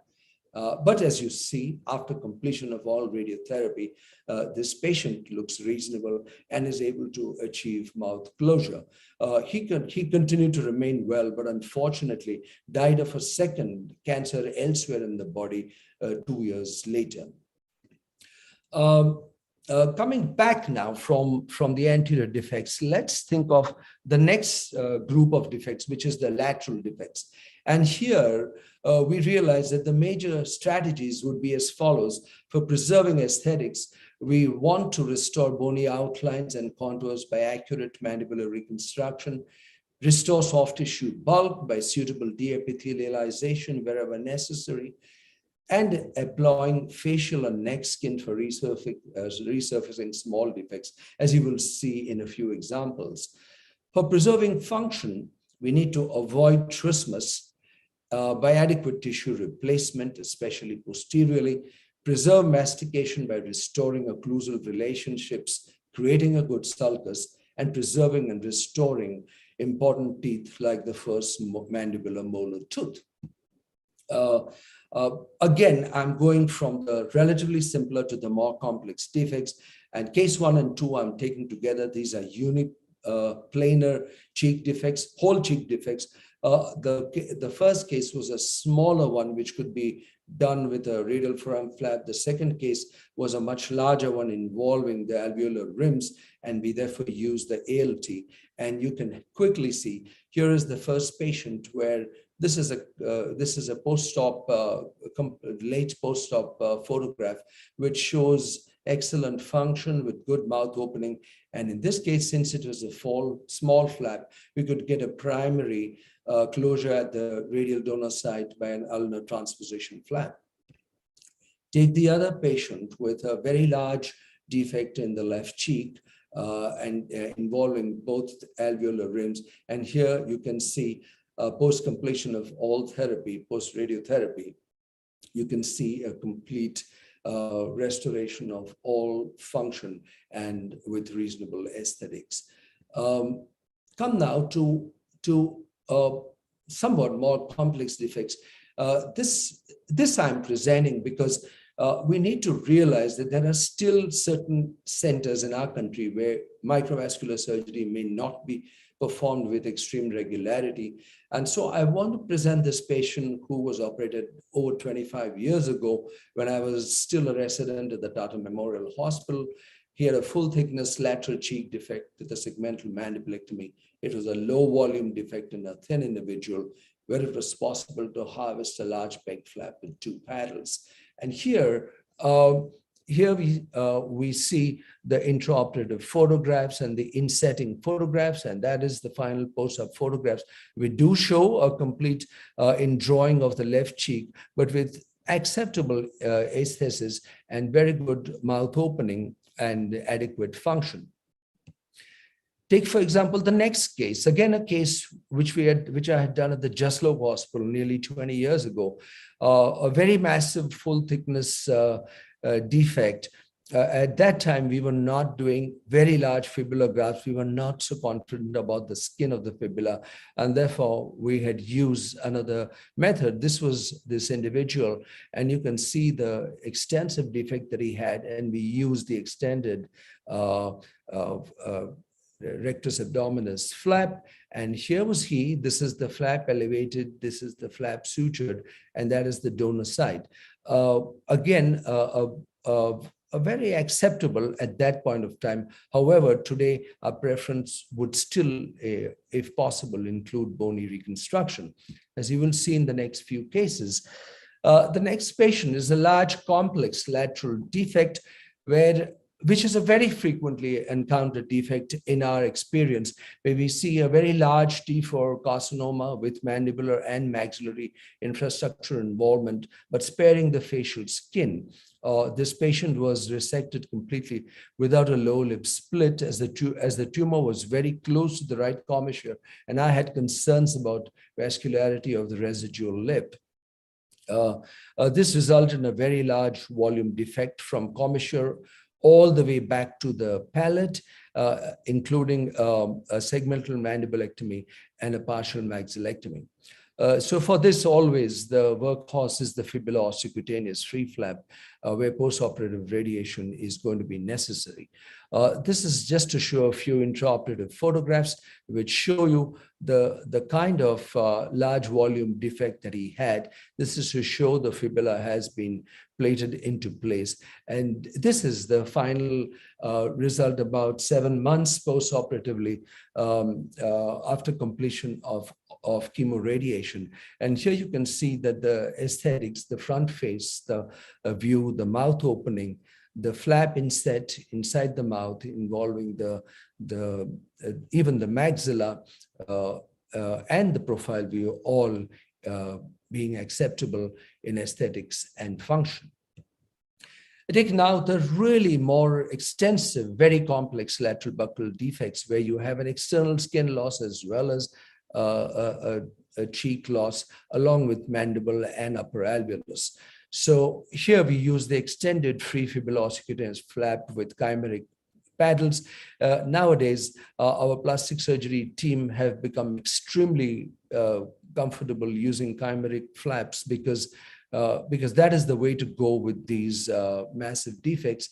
Because they do need postoperative radiation also. So here was this gentleman who unfortunately came to us this late because he was on alternative therapies for nearly 6 months, and he required a great big resection involving both involving a segmental mandibulectomy and an upper alveolectomy and a full thickness cheek resection.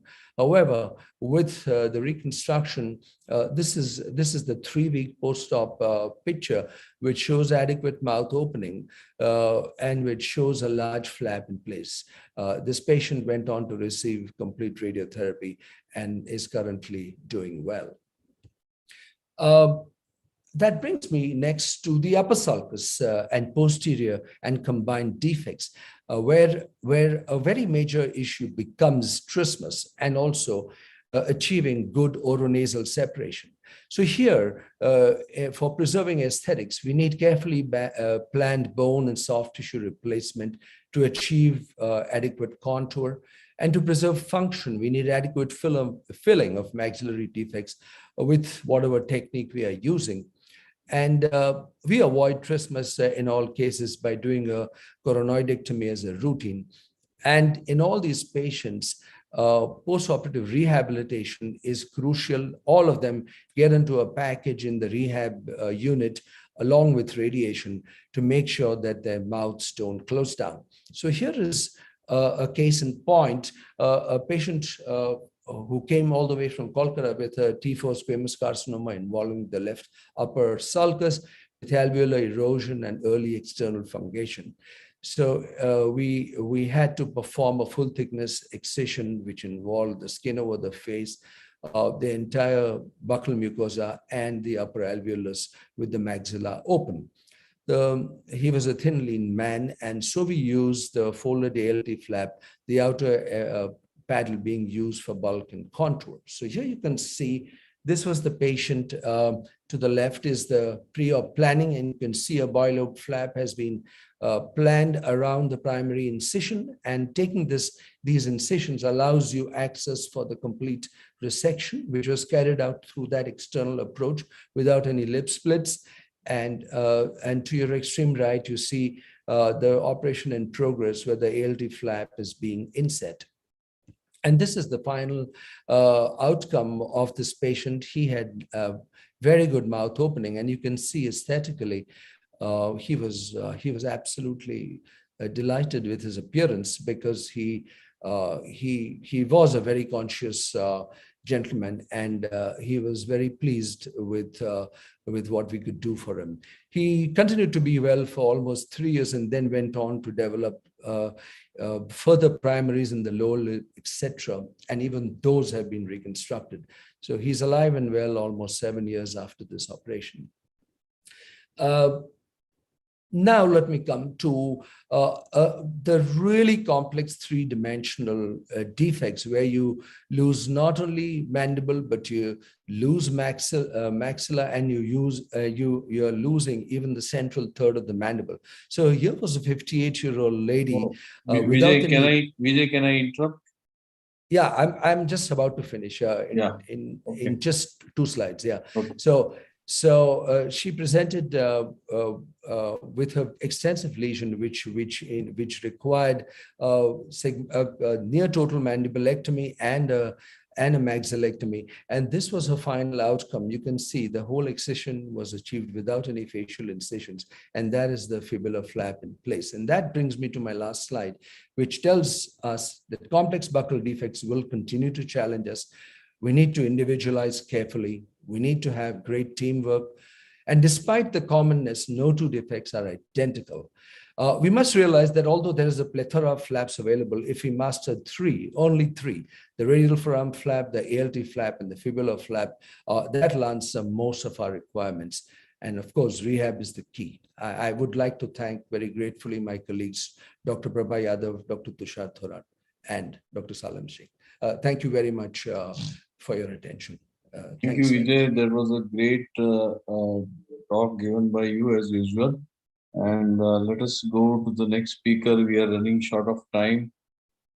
The next speaker would be Dr. Rui Fernandez, and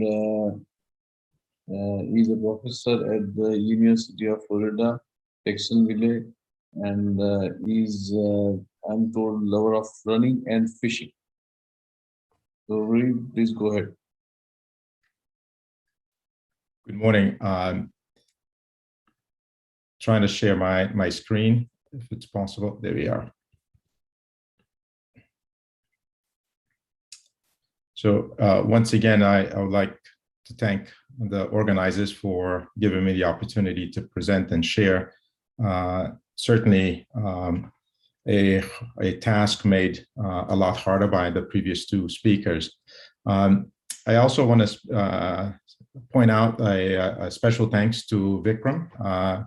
We were fellows many years ago in Amrita, and it's nice to see the progress and his accomplishments to date. So my task has been assigned to look at mandibular reconstruction, particularly towards looking at functional rehabilitation, how we can get our patients from their disease state to getting back to normal state as much as we can. To highlight that, I would like to use this patient who was seen by me many years ago when I first joined the University of Florida here in Jacksonville. He was an older man who had a neglected squamous cell carcinoma of the gingiva with extension to the mandible, floor of the mouth, and as you can see here, extensive skin involvement as well. He was treated by one of my colleagues at the time, and from that treatment, he was resection, bilateral neck dissections, and so on, and he was reconstructed with a plate only, no bone, and a pectoralis major flap. And what you can see here are some of the deficiencies of that reconstruction, which would no bony recon, the lip, chin, certainly not reconstructed, the flap was too short, there's no oral cavity containment, and subsequent to that, because of the tongue resting on that plate, he then developed hypertrophy and secondary trauma from that plate.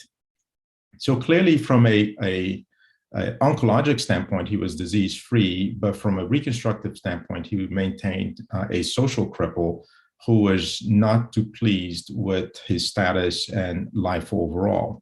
So the question then is, how can we do better? And what were we missing? And if we look, I think obviously the previous speakers highlighted quite well that the first thing to do whenever reconstructing is to go back to Gillis's principle and is to understand what is that we're missing, and then do our best to reconstruct like with like. And I think we would all agree as well that an assessment of the defect is completely related or directly related to the number of subunits that we are missing. And the more the missing subunits, the greater the difficulty in that reconstruction. And the reverse of that is that if we look in terms of the aesthetics and the number of subunits, that will be inversely proportional. So the difficulty increases with the number of subunits, and the outcome typically also diminishes. So in the slides to follow, I would like to just use some patient studies to kind of highlight some of these principles, at least how I look at it or our unit looks at it. I do both the ablative and the recon in most of my patients. So I have that perspective from wearing both hats most of the time. So this is a initial case. A 65-year-old gentleman with a history of oral squamous carcinoma, which he was treated with radiotherapy, your typical presentation. Years later with osteoarterial necrosis, as you can see here, and this has been refractory to previous treatment. And what you can see is an angle-to-angle extent of the disease, and he's not too pleased, but a standard resection and reconstruction with planning. You can look in terms of what is missing in terms to assess how we would then go about reconstructing. So he's clearly missing the mandible. There really, in this case, is a pretty simple and straightforward because there's no soft tissue component of concern. So all we have to do is really reestablish the mandibular form from angle to angle. And we can do this, as was already highlighted with the fibula, and by taking care to make sure that we have the proper planning, as Deepak highlighted, for the maxillary reconstruction, which certainly applies for the mandibular reconstruction as well, we're able to restore his facial form without much difficulty. Now, other patients that present with more challenging cases, such as this 47-year-old male with a T4 squame, and you can see that from his radiograph that he has both a soft tissue component that will be of disease as well as the bony component. And then from his resection standpoint now, when we look at the defect, we're certainly concerned about the mandibular reconstruction, but unlike the other case, we now also have to address the floor of the mouth in order to attain a closure and to restore him back to form. Pretty straightforward again. One can raise a fibula with two separate skin paddle, and this can reconstitute that defect. And you can see on table, the mandibular form has been restored as per standard, as well as the soft tissue component. And then this allows us to get him to early adjuvant therapy and then back to function.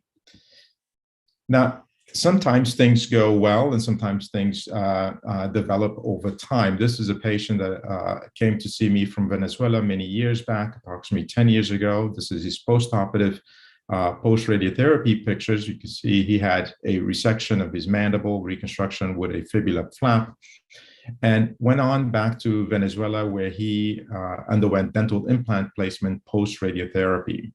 And as you can predict, the problem is that over the years, he then developed osteoarterial necrosis, lost the mandible, lost the dental implants.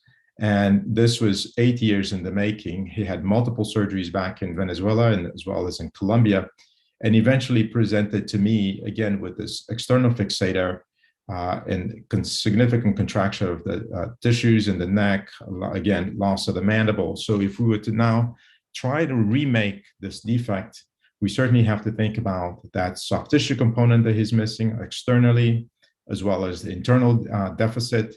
And in addition to that, the bony component that he will be missing, which will be from the ramus all the way to the contralateral anterior mandible. So on table, we simply try to recreate that defect as best as we can to free all the contractures and see if we can reconstruct him to the ideal as he was prior to. Now, obviously, because of those contractures and all the multiple treatments that he had, we would undergo a stage reconstruction where we would carry out the fibula, osteocutaneous fibula, with the skin paddle on the outside to address the lower lip deficiency, another skin paddle on the inside to address the intraoral soft tissue defect. And this is him first stage. We know now that we have to think back about debulking some of the flap, and we take him back, and on second stage, we do the lip revision, flap debulking, and then menton recontouring. Because what we try to do is now, as you can see from the presentation, that he had lost all of these tissues, and we're trying our best to recreate that defect. And we can do that, but there is an acceptance that there is going to be some aesthetic differences from what he had before. Nonetheless, this is a gentleman who is a high-functioning CEO of his own company, and he was pleased with in terms of the outcome, because from a functional standpoint, he was pointed out by BJ, he has lip competence, which is one of the most important factors in these defects. He's able to speak, swallow, and eat at the social engagements. And for him, the color mismatch was not as concerning as opposed to the functional outcome. Now, at times we have to think about composite reconstruction, where we can carry it out in 2 stages. This is, again, when someone has failed previous modalities. This gentleman was referred after a history of surgery, as well as post-operative RT. Now you can see he has a recurrence with exposure to the plate. And in this case, because we're not thinking about the reconstruction post, we are able to then carry out the resection, as you can see here. Now, in this particular case, the areas of concern would be his mandible, his entire lower lip, as well as chin and facial skin reconstruction. You can see is pretty significant in terms of the amount. And then, so how we carry out this reconstruction has to be methodical in terms of planning and as well as execution. For him, what we did is carry out the resection from a oncologic standpoint to begin with, but then follow that, we did a stage reconstruction with an osteocutaneous flap, which addressed the skin paddle on the outside as well as the floor of the mouth. And then, because we're not concerned with getting them back for further radiotherapy at that time, we then allowed this to settle for a couple of months, and then we bring him back with a stable platform. And at that stage, we then carry out the radial forearm with a palmaris longus tendon in order to recreate that lip. And I think, as you can see here, from a functional standpoint, we have him addressed all of those issues. He's not trach dependent, and he can eat, albeit not normal diet, but he's able at least to function in a social setting without much concern. If you compare the defect with his final stage in 2 surgeries, I think that would be acceptable in most cases. Now, at times, as was pointed out, we have to think about chimeric flap. And in these cases, these are patients who present with a multitude of problems with extensive disease. And most of these patients, by their own admission, aesthetics is not really that paramount for them, which often explains the reason in terms of the delay of presentation. So the typical case where we have a significant defect, in this case, again, bony defect from angle to angle, mucosal, floor of the mouth, as well as chin and facial skin reconstruction warranted. In this case, chimeric flap, where we are able then to take multiple segments, multiple components, and able to then reconstitute that defect to an acceptable form, where, albeit the patient is, from an aesthetic standpoint, is not completely there, but nonetheless, from a functional standpoint, again, you can see she is able to eat, she's able to speak, She's not trach dependent, not peg dependent. And so from a functional standpoint, again, we've reached that milestone. If you compare that now to this patient with a completely neglected malignancy due to some psychosocial issues, and this is a sort of a Hail Mary attempt. And you can see now in terms of the planning for the resection and the defect that's quite significant, not only in terms of the bone component, the soft tissue component, and the multiple subunits. And if you think back as to what we had discussed before, those components have to be addressed best we can. And if you look at the component sites, we have the mandible, the floor of the mouth, the buccal mucosa, the total lip, as well as the chin and facial skin that will need to be addressed. And how we go about that can be done in multiple ways in terms of multiple flaps or using a chimeric, as we had done before in the previous cases, again, highlighting the ease, or rather the simplicity of using something like a chimeric to address these multiple components as opposed to multiple flaps, which can be done as well. In terms of functional or aesthetic, one can see that there is certainly, in this case, a deficit in both, but compared to what we had before, this allows the patient, at least initially, to get the treatment, and then should she do well, then she would undergo revisional therapy. If you compare the chimeric with multiple flaps, this is simply highlighting the other option where you can use, rather than one flap as a chimeric, you can use multiple flaps. Again, this is a gentleman with a large tumor. This is the resection. And then if you look at the component parts that will need to be addressed, those functional issues there is facial skin, buccal mucosa, as well as the mandible. In this case, I opted for 2 flaps as opposed to 1. Again, looking at the fibulosubcutaneous as well as the anterolateral tie, and it allows you for the reconstruction, albeit I think you can see that there's some soft tissue deficit there, which will need some lipo sculpting and lipofilling rather. But at least it allows the patient to get off the table and then onto reconstruction. I think if you were to compare the oncologic with the benign patients, I think this is where it differs, where patients with benign tumors tend to expect a lot more from us with regards to the functional reconstruction.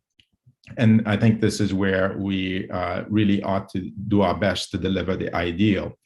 And I'll highlight a few cases where we've done our best in order to deliver a more predictable, better aesthetics, as well as functional reconstruction. This is a 16-year-old with a benign tumor of the mandible, and again, planning and a transoral resection with a parotidectomy or rhytidectomy type incision.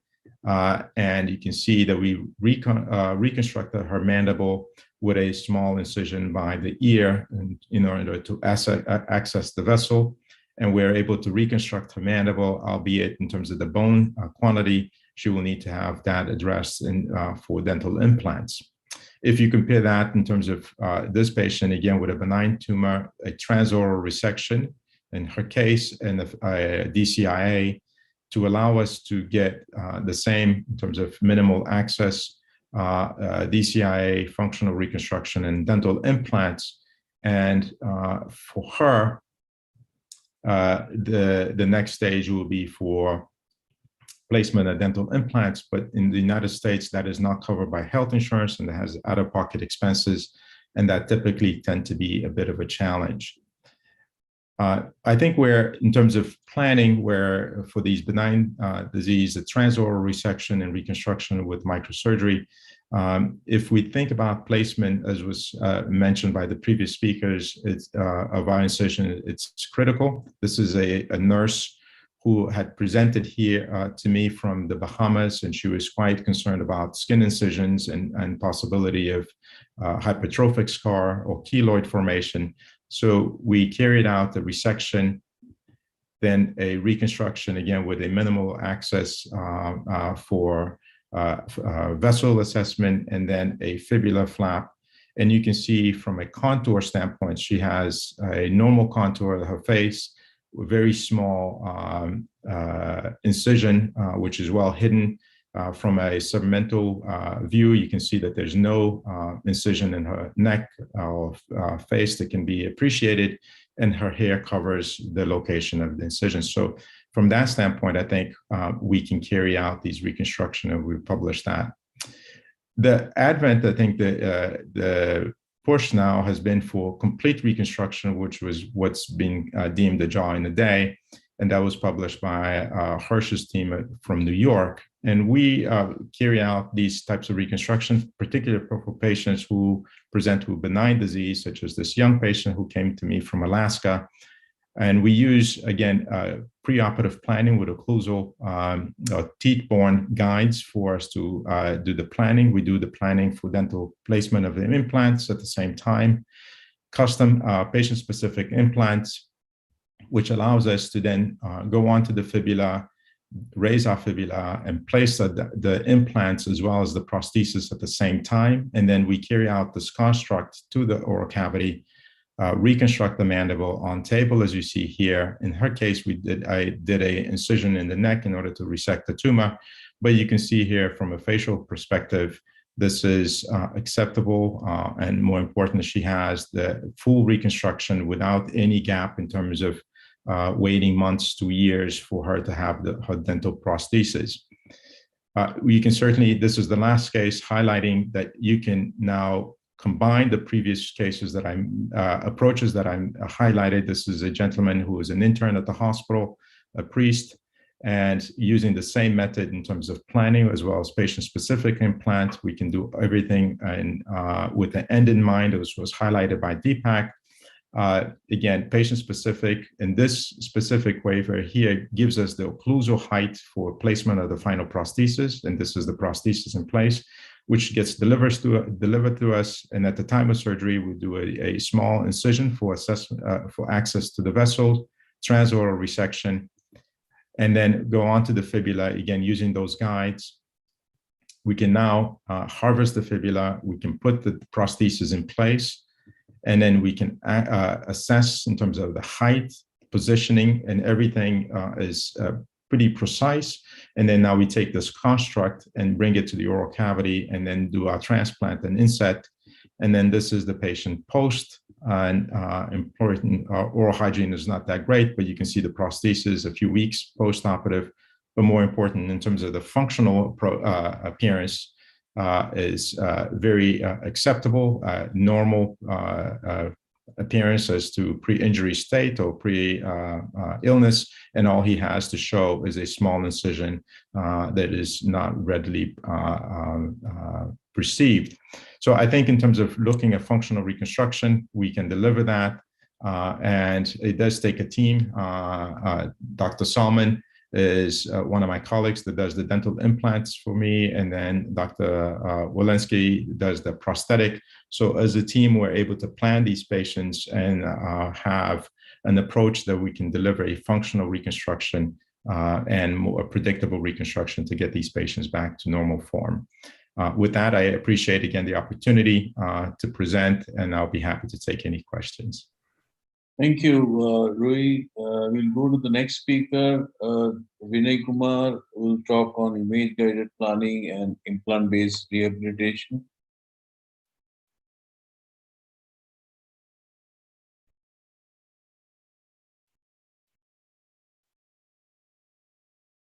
Vinay Kumar is a consultant at the Shankara Cancer Hospital, Bangalore.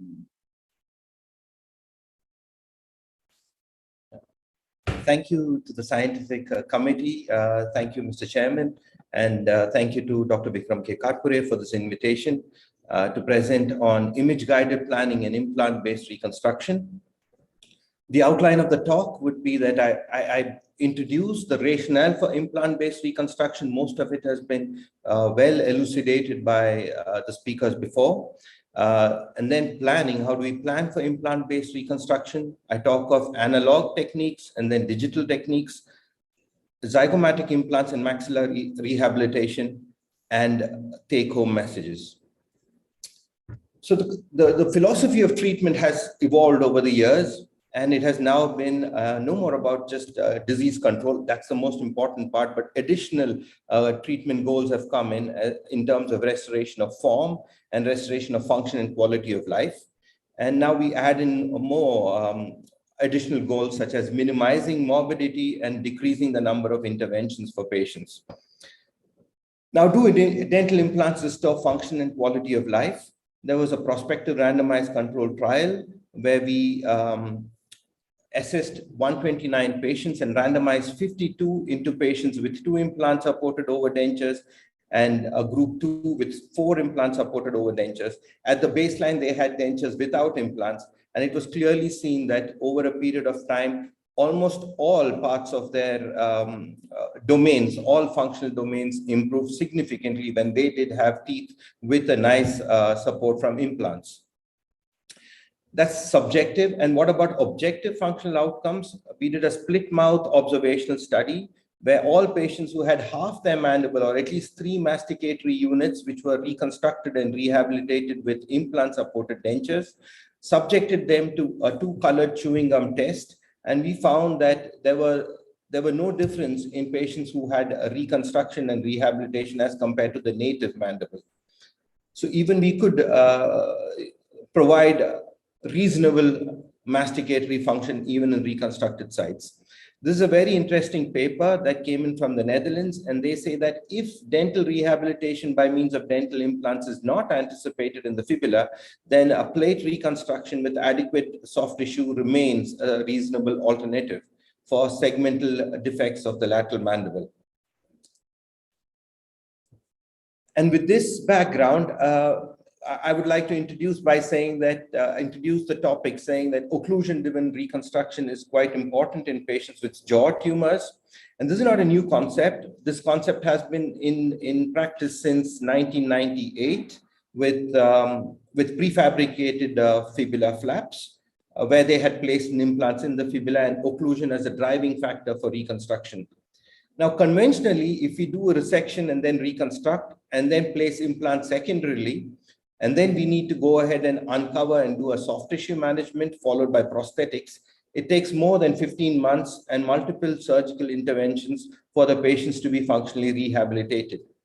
Whereas if we think of placing the implants primarily at the time of reconstructive surgery, not only are the rehabilitation rates much better, we avoid multiple surgical procedures and the treatment is much shorter. Now, in order to place implants primarily, we could do 2 different techniques. Many people do it in the way they are comfortable with, and these are some of the techniques that we follow. One is the analog technique, where we basically have the denture as a guide for where you place the implants and the reconstruction. And the second is digital techniques by using virtual surgical planning. I will show these with a few cases, and this is a patient with a large benign tumor extending from molar to molar, and we had a denture which guided our reconstruction. The resection is carried out, and when the reconstruction is done, it sits on top of the denture, and we place implants in such a way that when loaded, a denture already fits into those implants. And this is the patient post-op, 6 months post-op with a denture in position, and this is him 8 years post-op. And we can have reasonable quality of life and chewing function in these patients. And this shows him chewing an apple. Virtual surgical planning and printed solutions have also been there around for a long time, especially particularly from beginning of the last decade. And there are different people who do it in their own ways. This is a technique how we treated this patient with the reconstruction, a patient with an osteosarcoma of the mandible, where resection was carried out, followed by a reconstruction planning, where we double barrel the dentate segment so that there will be no loss of height or increased height for the prosthesis. And at the time of surgery, and this is a reconstructed plan, we resect according to the plan, and then in the fibula, make osteotomies, place in implants, and then double barrel it and fold it so that a prosthesis sits on top. And this whole unit is shifted into the mandible so that there is adequate occlusion. And here you can see that the implants are sitting in the central foci of the opposing arch, of the maxillary arch. it's in a right position with teeth in place. That's him post-op, 10 days post-op in the time of leaving the hospital, and 6 months follow-up. And here is the CT scan, which shows that when we plan digitally, it sits really well, just like a jigsaw puzzle, with hardly any gap in between the reconstructed segment and the native bone segment. That's on the right is his long-term follow-up after 5 years. A case of a maxilla where a mucoepidermoid carcinoma of the palate. The resection is done virtually planned, with reconstruction virtually planned. And at the operation table, we get the resection splints and the reconstruction splints. Resection carried according to the plan, and reconstruction done with the implants placed in the fibula, loaded by the prosthesis. And this whole unit is then transferred into the mouth and set in occlusion, plated in place. And this is the patient post-op, immediate post-op. And that's him just before discharge from the hospital with a prosthesis. And that's him at 6 years post-op. And here we can see him chewing a carrot. Chewing a carrot.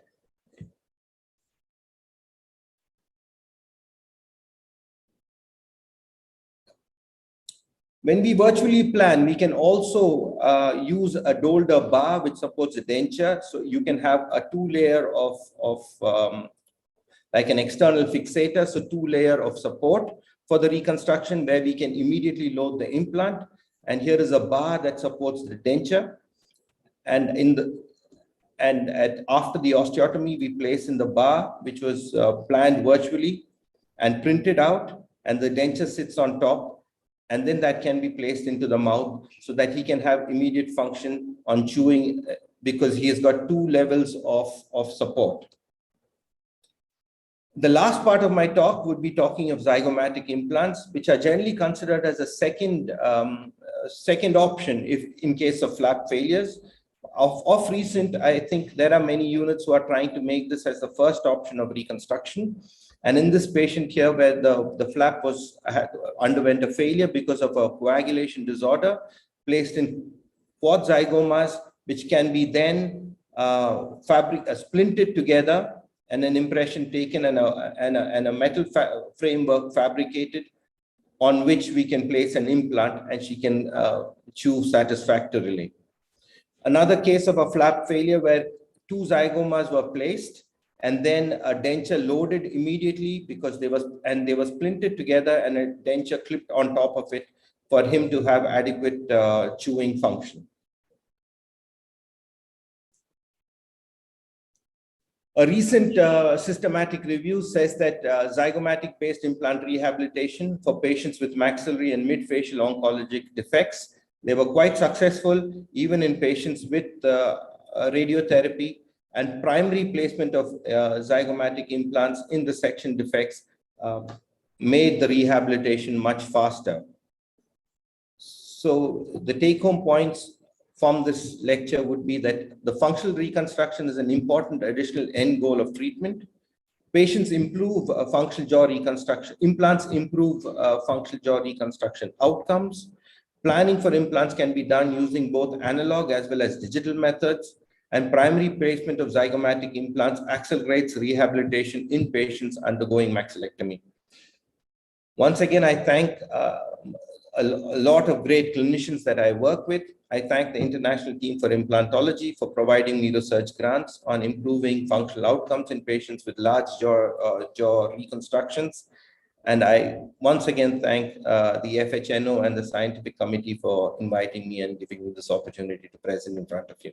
Thank you very much. Thank you, Dr. Vinay Kumar, for a very nice talk. In the interest of time, I'm told by the organizer not to continue for a long time, any longer, but I'll just give one remark.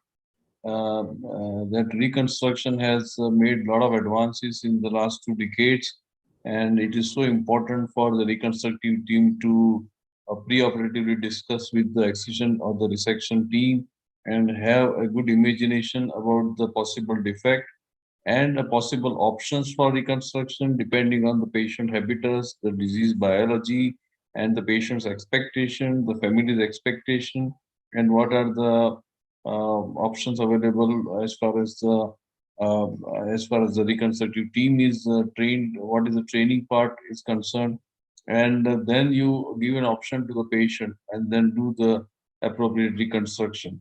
Having said that, the implant-based reconstruction for all the mandibular defects and all the complex oral defects is so very important, and we need to imbibe that philosophy, and that will improve the quality of life of the patients.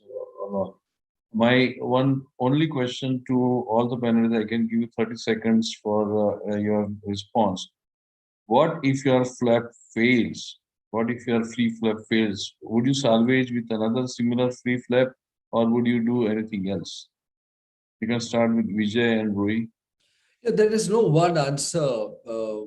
I don't think there's one answer to it, because the answer is very many faceted. I think it depends on. I will say my short answer is no, not really. In fact, if I were to say the truth, our very important lifeboat flap is the pec flap today. Today, the major use of the pectoralis major flap is as a lifeboat when a free flap fails. There's few times. So yes, that would be my short answer. That helps in many lateral defects. It really comes in extremely Rui, what is useful. your philosophy in the United States? Well, I tend to agree with Vijay. I know that Fu Changwei published a paper saying that if one fails, you have to proceed with another one, because the reason for the first was that for free flap, so the reason doesn't change. But I think that's the difference between theory and practice. And I think in real life, I think you have to think about the patient's comorbidities, the status, and so on. And oftentimes we will default to a pedicle flap as well. Yeah, and Bala, Deepak? The problem with midface is that there is no pedicle flap that will reach there, apart from the forehead and the temporalis. Yeah, that is the biggest challenge of reconstructing the mid. So if maxilla midface goes, if it's only a palate, I would try to do a soft tissue flap and send him for radiation and plan for body reconstruction later. But if it's a bone flap that we started with, then I would think of doing another bone flap before he goes for radiation. Okay. I think Can Vikram, we are short of. Can I ask one question to Deepak? Say, regarding the bone flap for maxilla, if one flap fails, would you really do a second bone flap for maxilla? Because we have many other options, as Dr. Vijay and Rui were pointing out. The very fact that you have done a good bone flap first time and it has failed, why would you risk doing a second bone flap for mid-face particularly? Like I mentioned, sir, I would do a soft tissue flap, send the patient for radiation, and get him back for secondary reconstruction later on, if required. But if the bone flap was made to reconstruct the buttress, or if the patient is very apprehensive about their appearance, or you needed to reconstruct the orbital floor, then I might consider doing a second bone flap under high risk. But normally I would just do an ALT, close off all the cavities, send him for radiation, and think about it later for a secondary bony reconstruction. My one last question to Vinay Kumar. Would you be happy putting in implants in marginal mandibulectomies? Yes, sir. We do place implants in marginal mandibulectomy. So first we check if the nerve is intact, and if the mental nerve is intact, and if so, we do a nerve lateralization and place in the implants at that place. If the nerve is not intact, then of course there's not much we need to think of. In some cases, we also augment it with another fibular flap to increase the height. In large extended marginal mandibulectomy cases, so that we get a better platform and better peri-implant. What's the minimum height of bone that you need to consider for implant placement in a marginal mandible, or even a single barrel fibula? About 1.3 millimeters centimeters of bone, about 13 millimeters is something that on a rough average. Now there are shorter implants, and it also depends on how many implants we are placing, whether we are going to splint the implants, if we are going to give a removable overdenture, or is it going to be a fixed dental prosthesis? Are we going to have a bar on which the prosthesis sits? Because if we have a bar, then we don't need to have such long implants. And then, of course, we only rehab till the first molar. So how many dental units have to be rehabilitated? And all of these play an important factor in choosing the height of the residual mandible. Rui, there was an old teaching and practice that the lateral segmental defects don't need bony reconstruction. Has it changed over the last 2 decades? My understanding of your question is like So small do defects. you reconstruct all the segmental bony defects, whether it's lateral or central? No, it's a great question. I think my approach has always been looking at do I have a soft tissue component to that bone defect, or is it isolated bone? And if it's isolated bone, is it an irradiated or a non-radiated patient? Those factors then help me determine whether I use a free tissue or I use a non-vascularized. So if it's a non-radiated pure bony defect, would you still go ahead and reconstruct the bone, or would you do it with a soft tissue reconstruction? I often will just do, if it's a small defect, bone only, non-radiated, I'll talk to the patient, and often we'll do a stage reconstruction with a non-vascularized bone. Okay, Vijay, do you have a different philosophy? Well, yes, I have to admit that our philosophy has progressively evolved over the past few decades. And I think increasingly, I would put it this way for giving a message: the central defect always. The lateral defect, the lateral segment with is aesthetically important, practically always.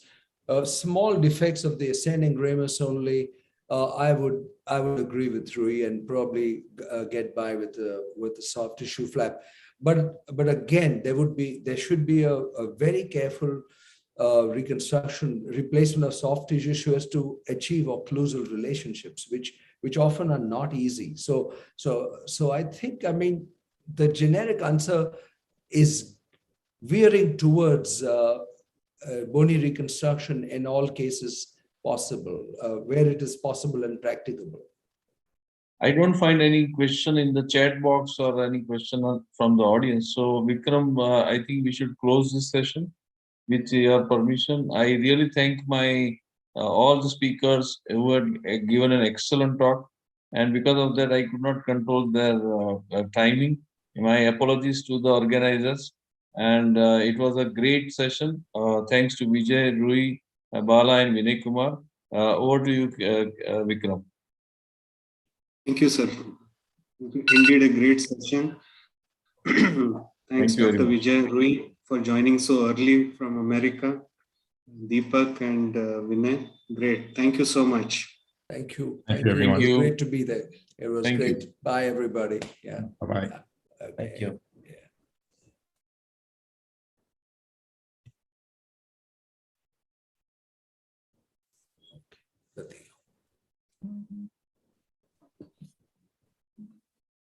And I'm glad Pilani bola. See, he also got flustered.